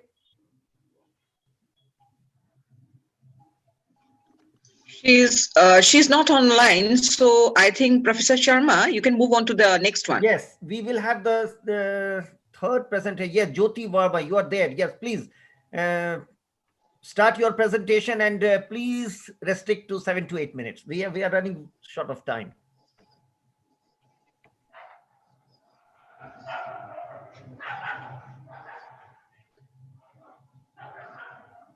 Yeah, please unmute. Please unmute. Yes.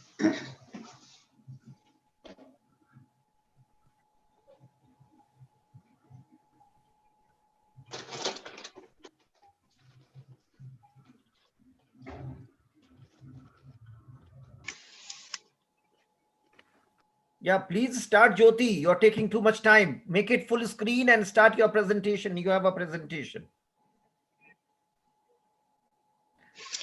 Your audio's mute. That's what I told her. Her audio is muted. You have to unmute, Jyoti. ज्योति, आपके system में problem है, आप unmute तो की हैं लेकिन आवाज नहीं आ रही है, आप फिर से लॉगिन करिए जल्दी। What happened? नहीं, आपका ऑडियो सिस्टम काम नहीं कर रहा है। I think by the time, I think Sharmaji, we can go to the third one. No, and later she's the again- third one. She's the Oh, third she's one. the third one. All right. Good. Yes, so Please start. Please start. I don't think Grace has logged in yet. LL Grace. No, she hasn't. She No, hasn't. So Jyoti and Sambit Kumar Padi. आप दोनों एक ही system से हैं ज्योति, या अलग अलग system पर हैं दोनों? Actually, her ear is muted. That is why I don't know. I can. Yes, it is muted. नहीं, आप लॉग आउट करिए, लॉग इन करिए जल्दी। आपका सिस्टम कोप नहीं कर रहा है, या it happens sometimes. Yes.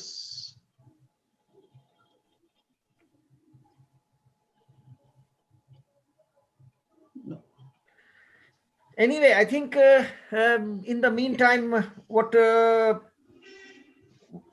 Reshma mentioned, that we have a lot of input in the national education policy, Reshma, for the less privileged children, and what you were talking about, the Anganwadis, the complete first, second, third chapters of the national education policy talks about children of this age group who are left out because of the language issue and the nutrition.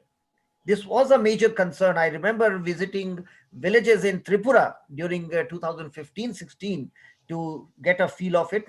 The then Honorable Minister Smriti Irani was accompanying. In fact, we were accompanying her, and we visited the villages.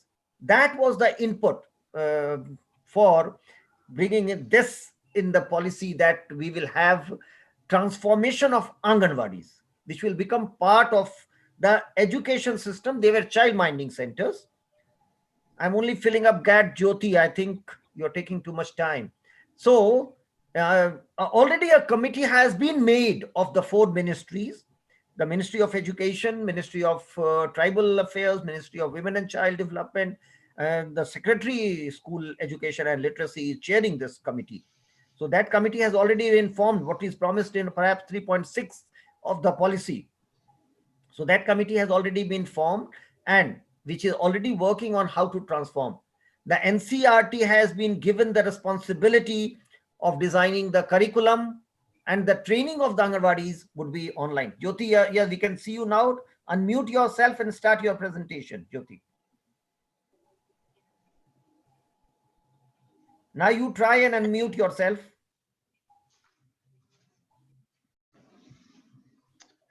I think she has some technical problems at the end, Professor Sharma. Yeah, I think so. Yeah, that's what I feel. I think she's taking much time on that. Yeah. So I think we can move on now. So I think this was the last paper. We had 3 papers only in this session. Yes. Just to let her give her 1 minute, because we have about 10 minutes. 10 minutes. So, and I believe Reshma is there, or has she logged out? No, Reshma. I'm here, sir. I'm here. Yes, sir. yes. So I'm very much I here. was telling you that the national education policy, read it very carefully. The areas of your concern have been taken care in the National Education Policy 2020. And in fact, a lot of emphasis, the first 3 chapters out of 8 on school education is for this age group. What you were talking about, the multilingual education, we had been talking about it. Look at policies, pre-independence, post-independence. First time the work has started. I'm aware of the committees in Assam which are working. Yeah, Jyoti, please. No, your system won't go. Her problem with audio, I believe. She's very sorry, Jyoti. I think we will have to miss your presentation, our loss. But next time, perhaps then we will be able to hear you. Yes. So we can maybe take questions if anybody has. I don't know if you can see question answer. Yes, that's most welcome. At least few questions. I think there are only complimentary comments in the chat box. Yes, no questions. no questions.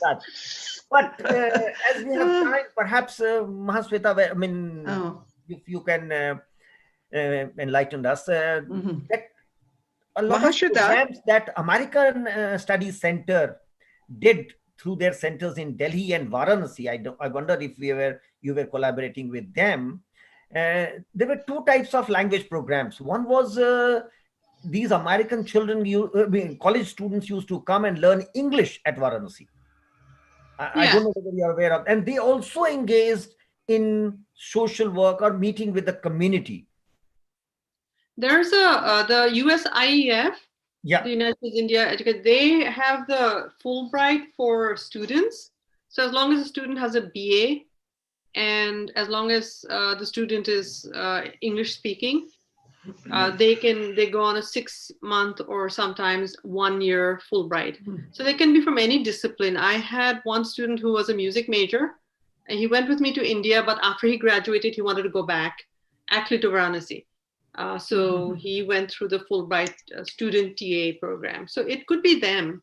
And there are a lot of other programs which actually take American and even British. I think we are doing it in India. A lot of school children are sort of traveling to different parts of India for student exchange. You will realize that India is a large country. I don't need to explain to you. So when our students from Assam go to Kerala, complete new cultural background. So Professor Sharma, here I would just like to add something. Maybe Mahashuta Bora could talk about the collaborative program that she and her volunteers are, doing with the tea garden students here in Assam, because we are collaborating. My NGO and her NGO are collaborating, and they are reaching out to the tea garden students and teaching them English. That's something very great, teaching them storytelling in different modes and all. She could talk a little bit about that. Yeah, please. Well, what happened was when we have, I think there's a lot of volunteerism and we have different programs that our universities now for the last 8 years, the big buzzword is civic engagement, all that kind of thing, community outreach. So we have big programs where students manage it themselves and they actually go nationally to different organizations, community partners in the US. I try to make things available outside the US for them to do volunteer work. And what happened with COVID, normally we go in March, end of March, sometimes in summer. Of course, this year, nobody went anywhere.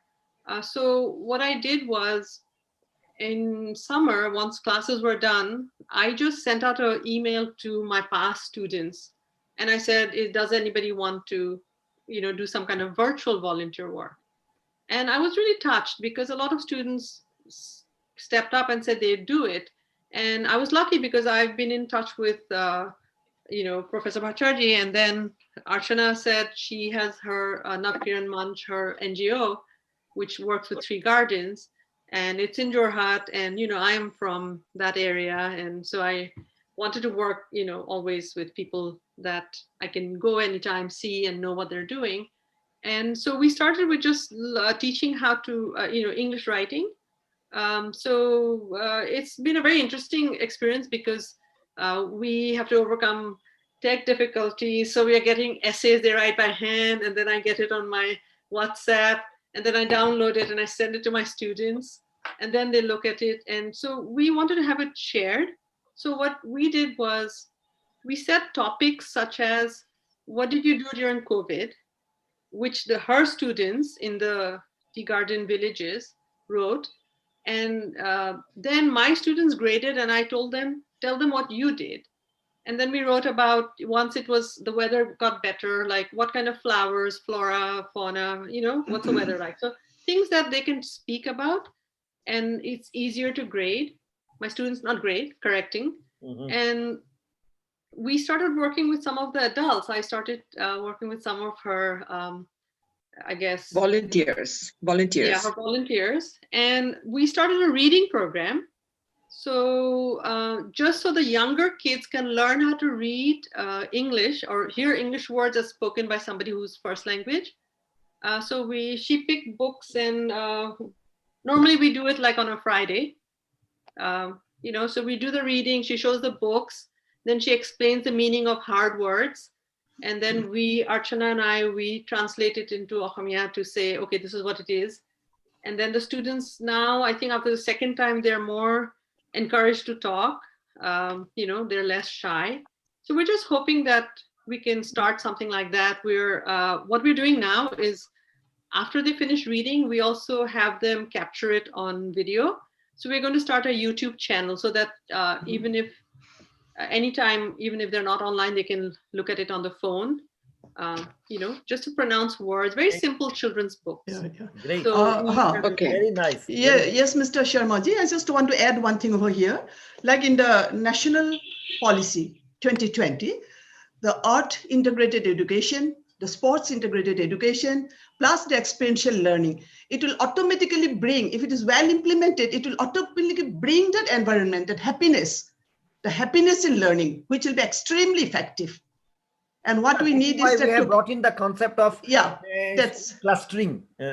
Right. So that they share resources. Right. Is a big issue in India. And so we have brought in the concept of clustering of schools. A couple of schools will come together, share resources so that they have one art teacher among 4 or 5 schools, one dance teacher among 4 or 5 schools. So all that. I think we are left with just 1 minute. Yeah, I think our next speaker is online. Minal Talukdarji has already logged in. I just wanted to say something to Reshma, is that what you said was very true, because I have taught second language ESL classes. And I think in India, people teaching, they're more critical. But I noticed that when American or English-speaking people go and teach the kids English, they're not that critical because they don't expect them to speak English well. Yes. Because they don't speak the language. So they take it for what it is. And students, we've been going to Parijat for 6 years. Now those students are very confident. They come up to my students, they'll speak their English, they're not shy. And I think they need that, non-judgmental. I think this whole Indian languages issue will see much change, because NEP definitely has emphasis on mother tongues and not even the scheduled languages of India. Forget about English. We were very conscious of the fact that complete Indian education has been so English language oriented that we pushed out our children. Let us switch over to the mother tongue and perhaps bring the transformation. We may see a lot of receding of English. But anyway, thank you all very much for being part of the panel, and my privilege, and thanks to the CTEF for inviting me and giving me this opportunity, Neelima Bhagwati, Archana Bhattacharji, and all others who are organizing. Thank you all very much for this opportunity. Thank you, and good day again, and keep in touch. Thank you. Bye-bye. Yes, thank you. Thank you. Thank you. Thank you. Thank you so much. I would like to convey our heartfelt thanks and gratitude to the chairman of this plenary session, Professor C.B. Sharma sir, for wonderfully conducting this plenary session, and also for his very motivating, enlightening, and valuable speech. Thank you, sir. I would also like to thank the plenary speaker, Dr. Maheshweta Barua, for enlightening us with her interesting and valuable presentation. Madam, your deep insight into the respective areas are truly unique, impressive, and praiseworthy. Thank you, madam. I also thank the paper presenter. Your participation and presentation has definitely made this a wonderful event. Thank you. So we have come to the end of the second plenary session. And now I would like to hand over to and request Mandira Bordloy, madam, to take the agenda forward. Thank you. Thank you, Moshmi. Next, we have our speaker, Mr. Mrinal Talukdar, who is going to speak on reimagining the social behavior of teachers and children in the world of artificial intelligence induced by social media. Mr. Talukdar, a revered senior journalist, award-winning documentary filmmaker, author, a farmer at heart, and one of the most trusted faces on Northeast television. Presently, he is working as senior journalist of the Assamese news channel Protidian Time. Talukdar has been writing books on contemporary social history of Assam for over a decade now. Majority of his books are bestsellers, and has been hailed for initiating a new genre of literature in Assamese by mixing history and geography. It is my privilege to present before you Mr. Mrinal Talukdar. Thank you, ma'am. I hope I'm audible to all of you. Yes, yes, perfectly. Thank you. First of all, I'm not a teacher. I'm a hardcore active journalist. So I have been listening to your conversation for some time. So everything is, you're so good and everything is so nice. And what I'm going to say is not so goody and not so rosy. So please, first of all, I'd like to make an apology for that because the world is not so nice. You all are nowadays are in the post-pandemic situation in online. Everybody are teaching online. Many of you are already on the ODL platform, but right now they're all online. So you're very familiar with all the Zoom, social medias, and this life is now almost now gravitating around the social media. So I will be talking about this digital platform which you are using. The other side of the digital platform, which as a teacher you must be aware, or probably many of you are aware also, and you must also let the other teachers to know that what is this. So I have a small presentation to make. I have allotted 20 minutes. I generally, being a television presenter, I speak fast. So I hope to be on time. If there is any, if I extend, just flag me out. I will just go back to time. So let me share screen. I'm always uncomfortable in this part. Let me share it. Can you see my presentation? Yes, yes, yes. Thank you. Thank you. Reimaging learning and beyond. That's what I'll be talking about, and induced by artificial intelligence and algorithm. What is artificial intelligence? We all have human intelligence, we all know. But everything is now algorithm based. The very fact that we are working, very fact that is being live streamed in YouTube, the very fact that how many people are logging in, everything is being monitored by somebody. And every action, what we do, what we speak, are being profiled. That's what I'm going to speak on that. See, although I have given a symbol of Facebook, it's basically just a symbol of social media. It's all began with a dream of a connected world. It's so good now to send an email. You all are, many of you are senior to me. You used to write inland letters and postcards and envelopes used to come. And now everything is digital. You just click. It's real time. You can have a video chat. You can have a forget about chat. You can do anything. And this post-pandemic, many of you have realized that we can do 60 to 70% of our work from home. I was just printing out my boarding passes for next flight. So everything is now at home, which I used to spend, or anybody used to spend hours in front of the queues. Nowadays not. So now it's all began with a dream of a connected world, and where from I would like to take you for my next thing. If you see a space where everyone could share each other's experience and feel less alone. That's what it all began.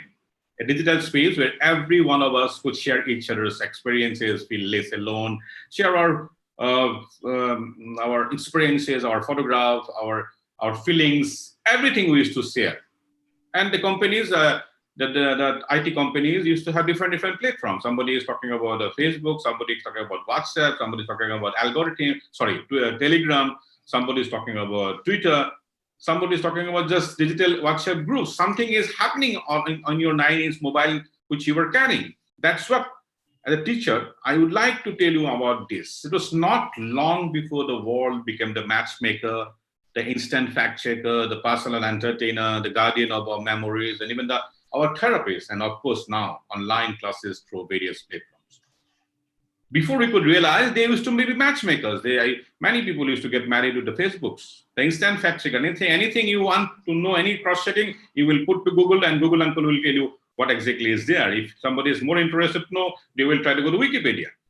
They are the personal entertainer. You have from Andrea Bellotti to or Jubin Garg, or anything you want, everything is there. You want to listen to the great Godfather's track for 1.5 hours, it is there.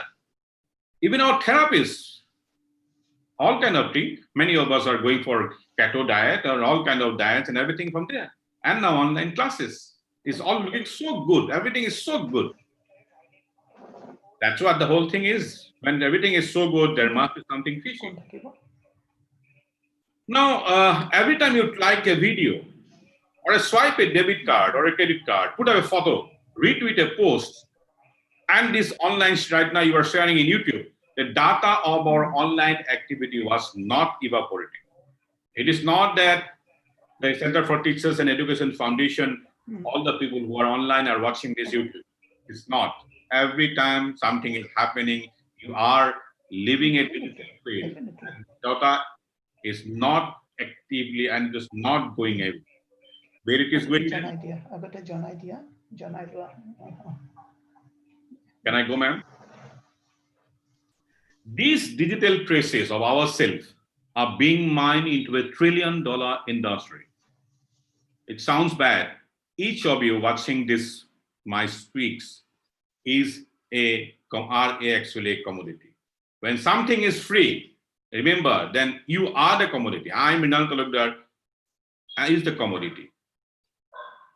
Dr. Bhagavati and all the teachers whom I can see in the screen are actually commodity. How?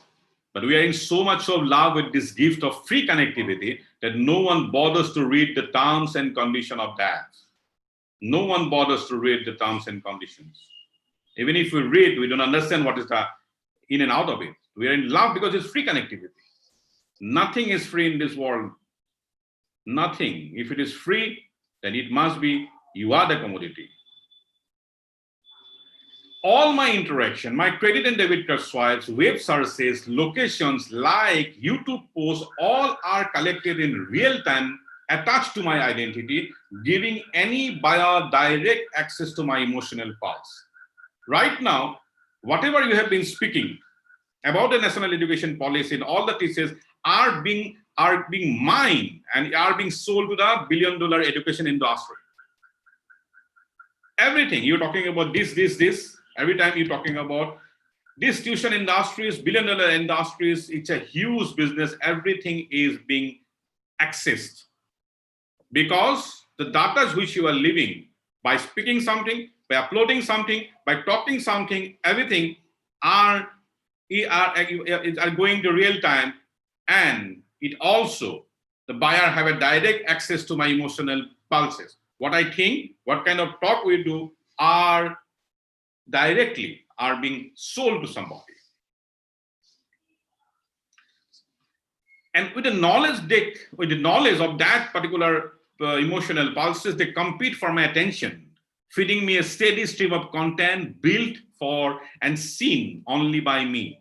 This is true for each and every one of us. I have to explain this line a little bit easily to you because it will be a very complex line. I told you that everything you do online, be it watch a movie, send a text, chat with somebody, search a video, make a purchase online in Amazon and Flipkart, post something in YouTube, watch a particular thing. When you actually scroll down in your Facebook, Twitter, and Telegram, your timelines, if you pause for a particular minute or particular second for a video, the length of the pause, everything is mine.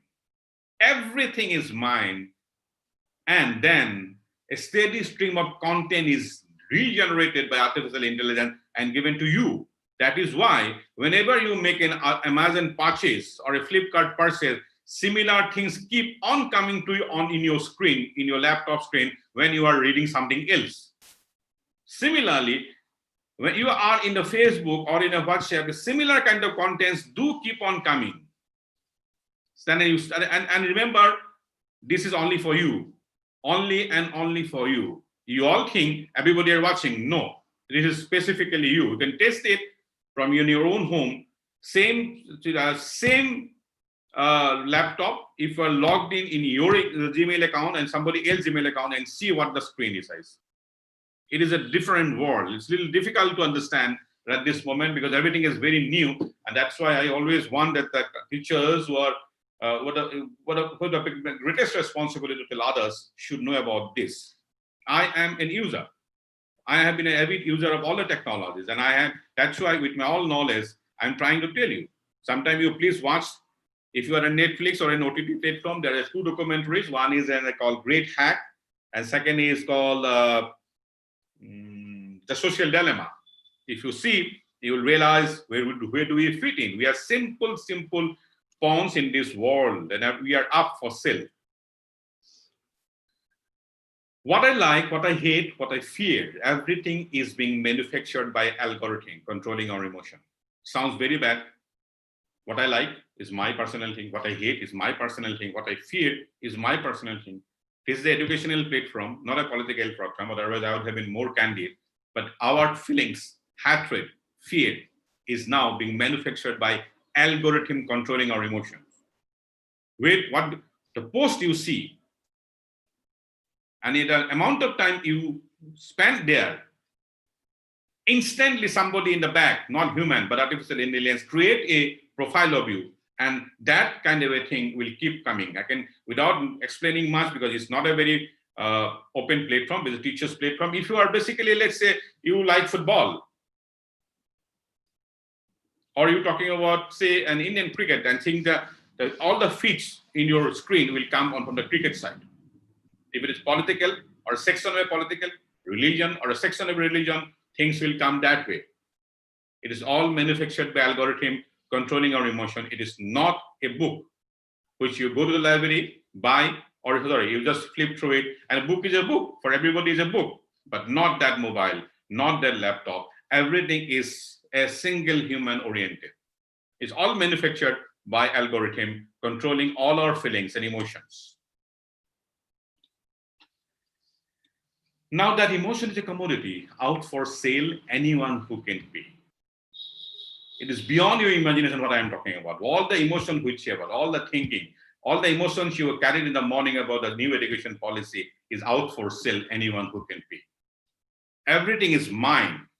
All the participants which you use, all you are talking about are mine. You are a potential customer of everything, from a education industry to a political industry. Somebody wants to sell a commodity, something, a product, a service, or somebody wants to change your opinions. Everything is a commodity.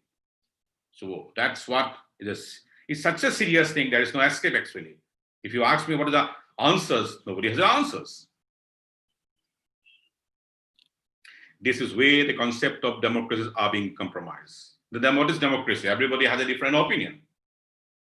But no, we do not have now that concept. Way things are happening in another 5 years, no. You have already seen what has happened in Russia, what has happened in the US, what has happened in many other such trade, and many people are talking that even in our countries also, things are happening in that way. This way, the whole democracies are being compromised.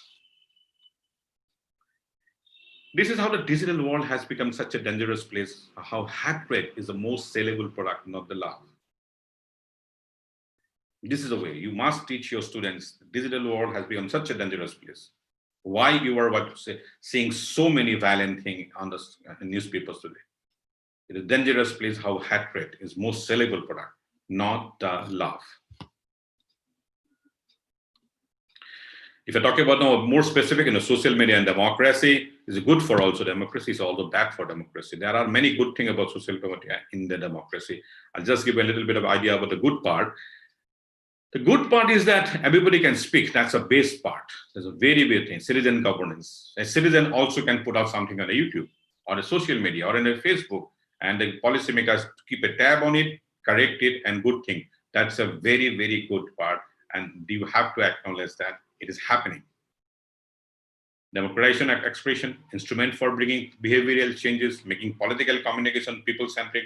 Earlier, a newspaper or television channel will have to go to somebody, a politician, but now in very ordinary person of an ordinary background also can make noises and catch attention of the people of the especially policymakers. There are ample examples of that. You have seen that. That is why these are good part of social media. But I will also now go to the bad part. What is the bad part? Again, I'm coming to good part. Now, one more slide is still there. That is about the giving voices to everybody. Everybody can talk about that.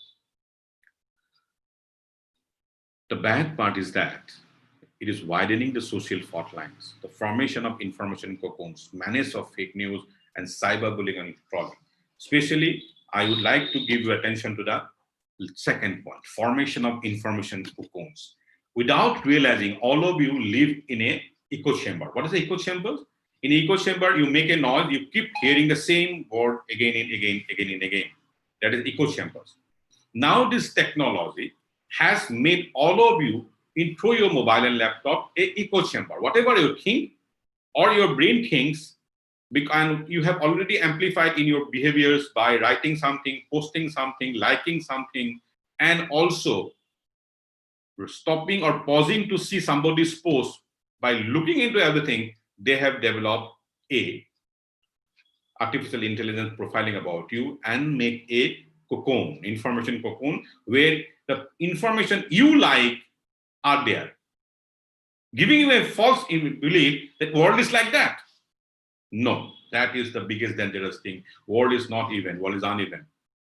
All the people have different opinions, but in your mobile, with the artifice, with this algorithm, they will give you a very beautifully crafted echo chamber. That's where, and by looking into this echo, by staying hours and hours and days and week on week in this echo chamber, you develop an emotion, and you also part of become a society where there is a fault line, idhar ka or udhar ka, this side or that side.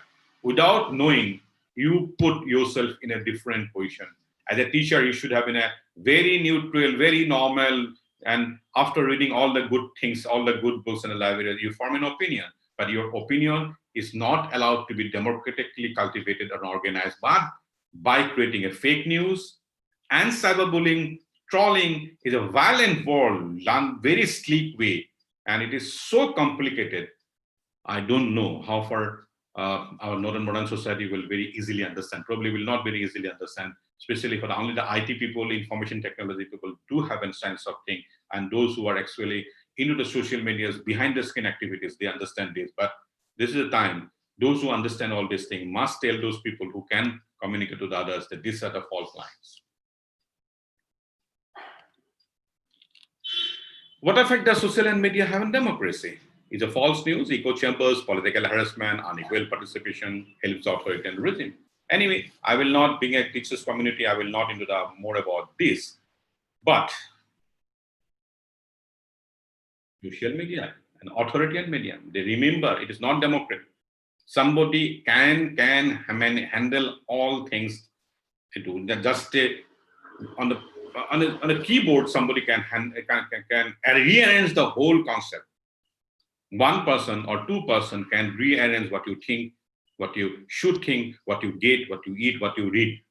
This is, in this pluralistic world, is not at all a good thing. And that is why you see so much of negative thing. What is the new template of success in the world today? Very funny. Do and tell something outrageous. Let the world troll you savagely. Draw the full attention. Polarize the society. Force yourself to a mainstream. Be the leader. Again, I'm telling, do and tell something outrageous. Something so outrageous, you should shock. What the hell this guy is talking? Let the world troll you savagely. Let everybody criticize you. Let everybody say negative thing about you. You draw the full attention. You then polarize the society. Force yourself to the mainstream and be the leader. Remember, few months back, suicide of a filmmaker, a cine actor, divided the whole India into two parts. Every home, every drawing table, dining table were divided because of this thing. That is why for months you saw the suicide of a particular film actor, and somebody who are with the film actors, somebody are with his girlfriend. So this is how things are manipulated to your brain. That is why everybody were discussing, every channel were discussing, every home, every kitchen, every dining table, because our man thinking everything were manipulated by this technology. I can give you an example of this. I can give you many examples. I'm giving only two examples. One is the biggest name, Donald Trump, the present United States president, and Konkona Ranaut. In Assam, many of you are from not Assam, that's why I'm not giving Assam names. I can give you endless list people who can have made big by exactly following that, dividing the society, using the technology, and became a success now.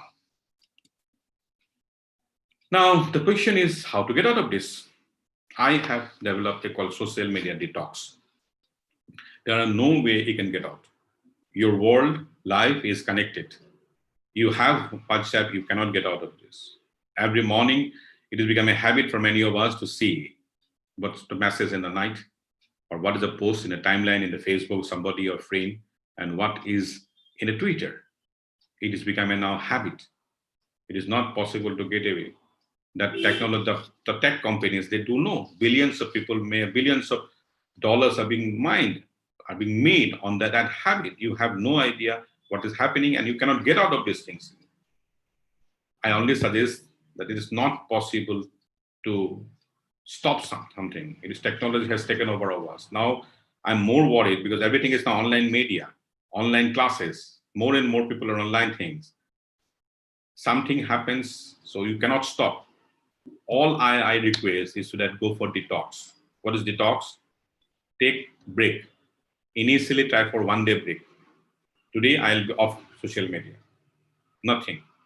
Extend it to 2 days sometimes. I know it is difficult. You will have to come back. Then week and then maybe for 15 days. My last slide, that is my all request to everybody. Please do not allow a machine to take control of you. It's already too late. But still you can hit the pause button and try to come out of it before it completely ruins you. This is a dangerous world, looks so nice, so sweet, and everything is so free, but not. Thank you very much. That was a real eye-opener on the contemporary social media and the hazards of using technology by our young, innocent students. We must extend our gratitude to you for making us aware of the scary facts of algorithm that is controlling our feelings. Thank you for sparing your valuable time to be with us this evening. Thank you, ma'am. Thank you, Mr. Minal Talukdar. Actually, your presentation has opened our eyes, I should say. And it is a very important message which you are passing out. I do believe each of us, each and every participant, we should be aware of. It is high time to what he has presented before you. It was an excellent presentation, and it is so well and clearly said that all of us understood very nicely. And from us, I think we can take to the others. Thank you, Mr. Minal Talukdar. It was indeed very, it was what I don't have any word to say hearing you. It's nice, wonderful presentation which you have given. Now we have a very short video presentation on the activities of CTEF Assam chapter with the support of Gracia Technology Private Limited. Over to you, Gracia.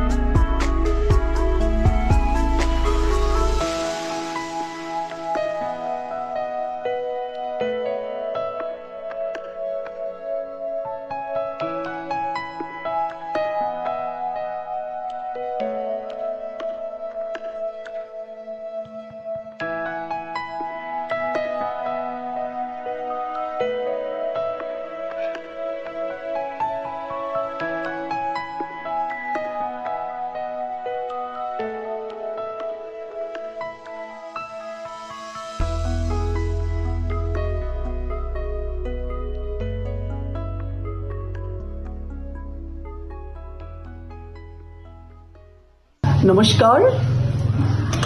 On behalf of Council for Teacher Education Foundation, warm greetings to all of you. I'm happy to state very briefly about CTEF before you as one of the leading organizations for the teachers of the country. Right now, we have 24 national chapters and 3 overseas chapters, and all the chapters are working with the prime objective of developing teachers skillfully and with a professional mindset. Moreover, we are just seeing that the teachers are developed as resourceful and competent teachers.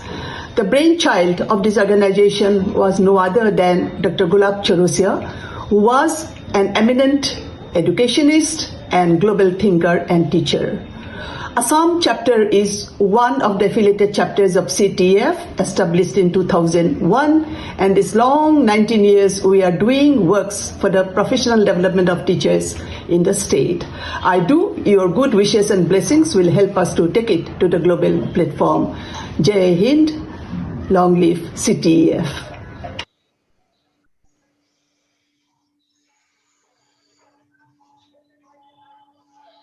Thank you, Gracia, for the beautiful presentation. Now, the academic session coming to an end, I would like to propose the words of thanks to all the guests, dignitaries, and participants who have attended this session. Our sincere gratitude goes out to Dr. Rituparna Bhattacharya, who has shown great enthusiasm to join us from United Kingdom. Dr. Deepak Vaikar from Singapore, Professor Girishwash Mishra, who was joining from Wardha. Next, we extend our gratitude to Professor Khanendra Pathak from Kharagpur, Professor Arun Goswami from Bangladesh, Professor C.B. Sharma for his speech on effective learning outcome, Dr. Maheshwata Barua from Delaware, USA for her tips on stimulating joyful learning in school education. And of course, our very own Mr. Mrinal Talukdar for his stimulating speech, which was truly an eye-opener. I must also thank Dr. Moushami Bordoloy for smoothly conducting the second plenary session. Our words of thanks would not be complete without expressing our sincere gratitude to Gracia Technology Private Limited for their support in conducting this e-conference. Thank you, Gracia, for your support. We skipped the Dr. G. Chaurasia Memorial Lecture today due to time constraint. We will start this lecture tomorrow at 10 a.m. Now, I request the board members of CTEF to stay back for the national board meeting to be chaired by Dr. K. M. Bhandarkar, President, CTEF. Over to Dr. Bhandarkar.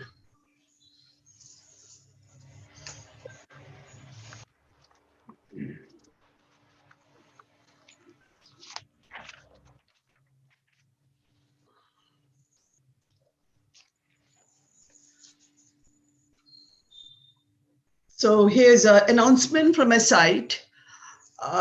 Since it is a national board members meeting, all those who are with us since morning till now or joined us later on, you can take a break now.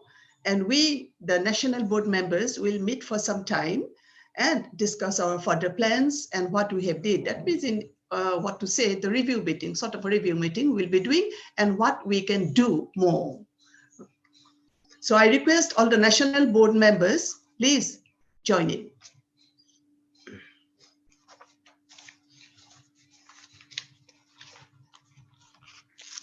Why do we need to stay? No, I'll end up.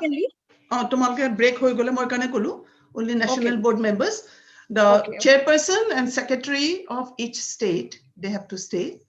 Okay, thank you so much. Okay.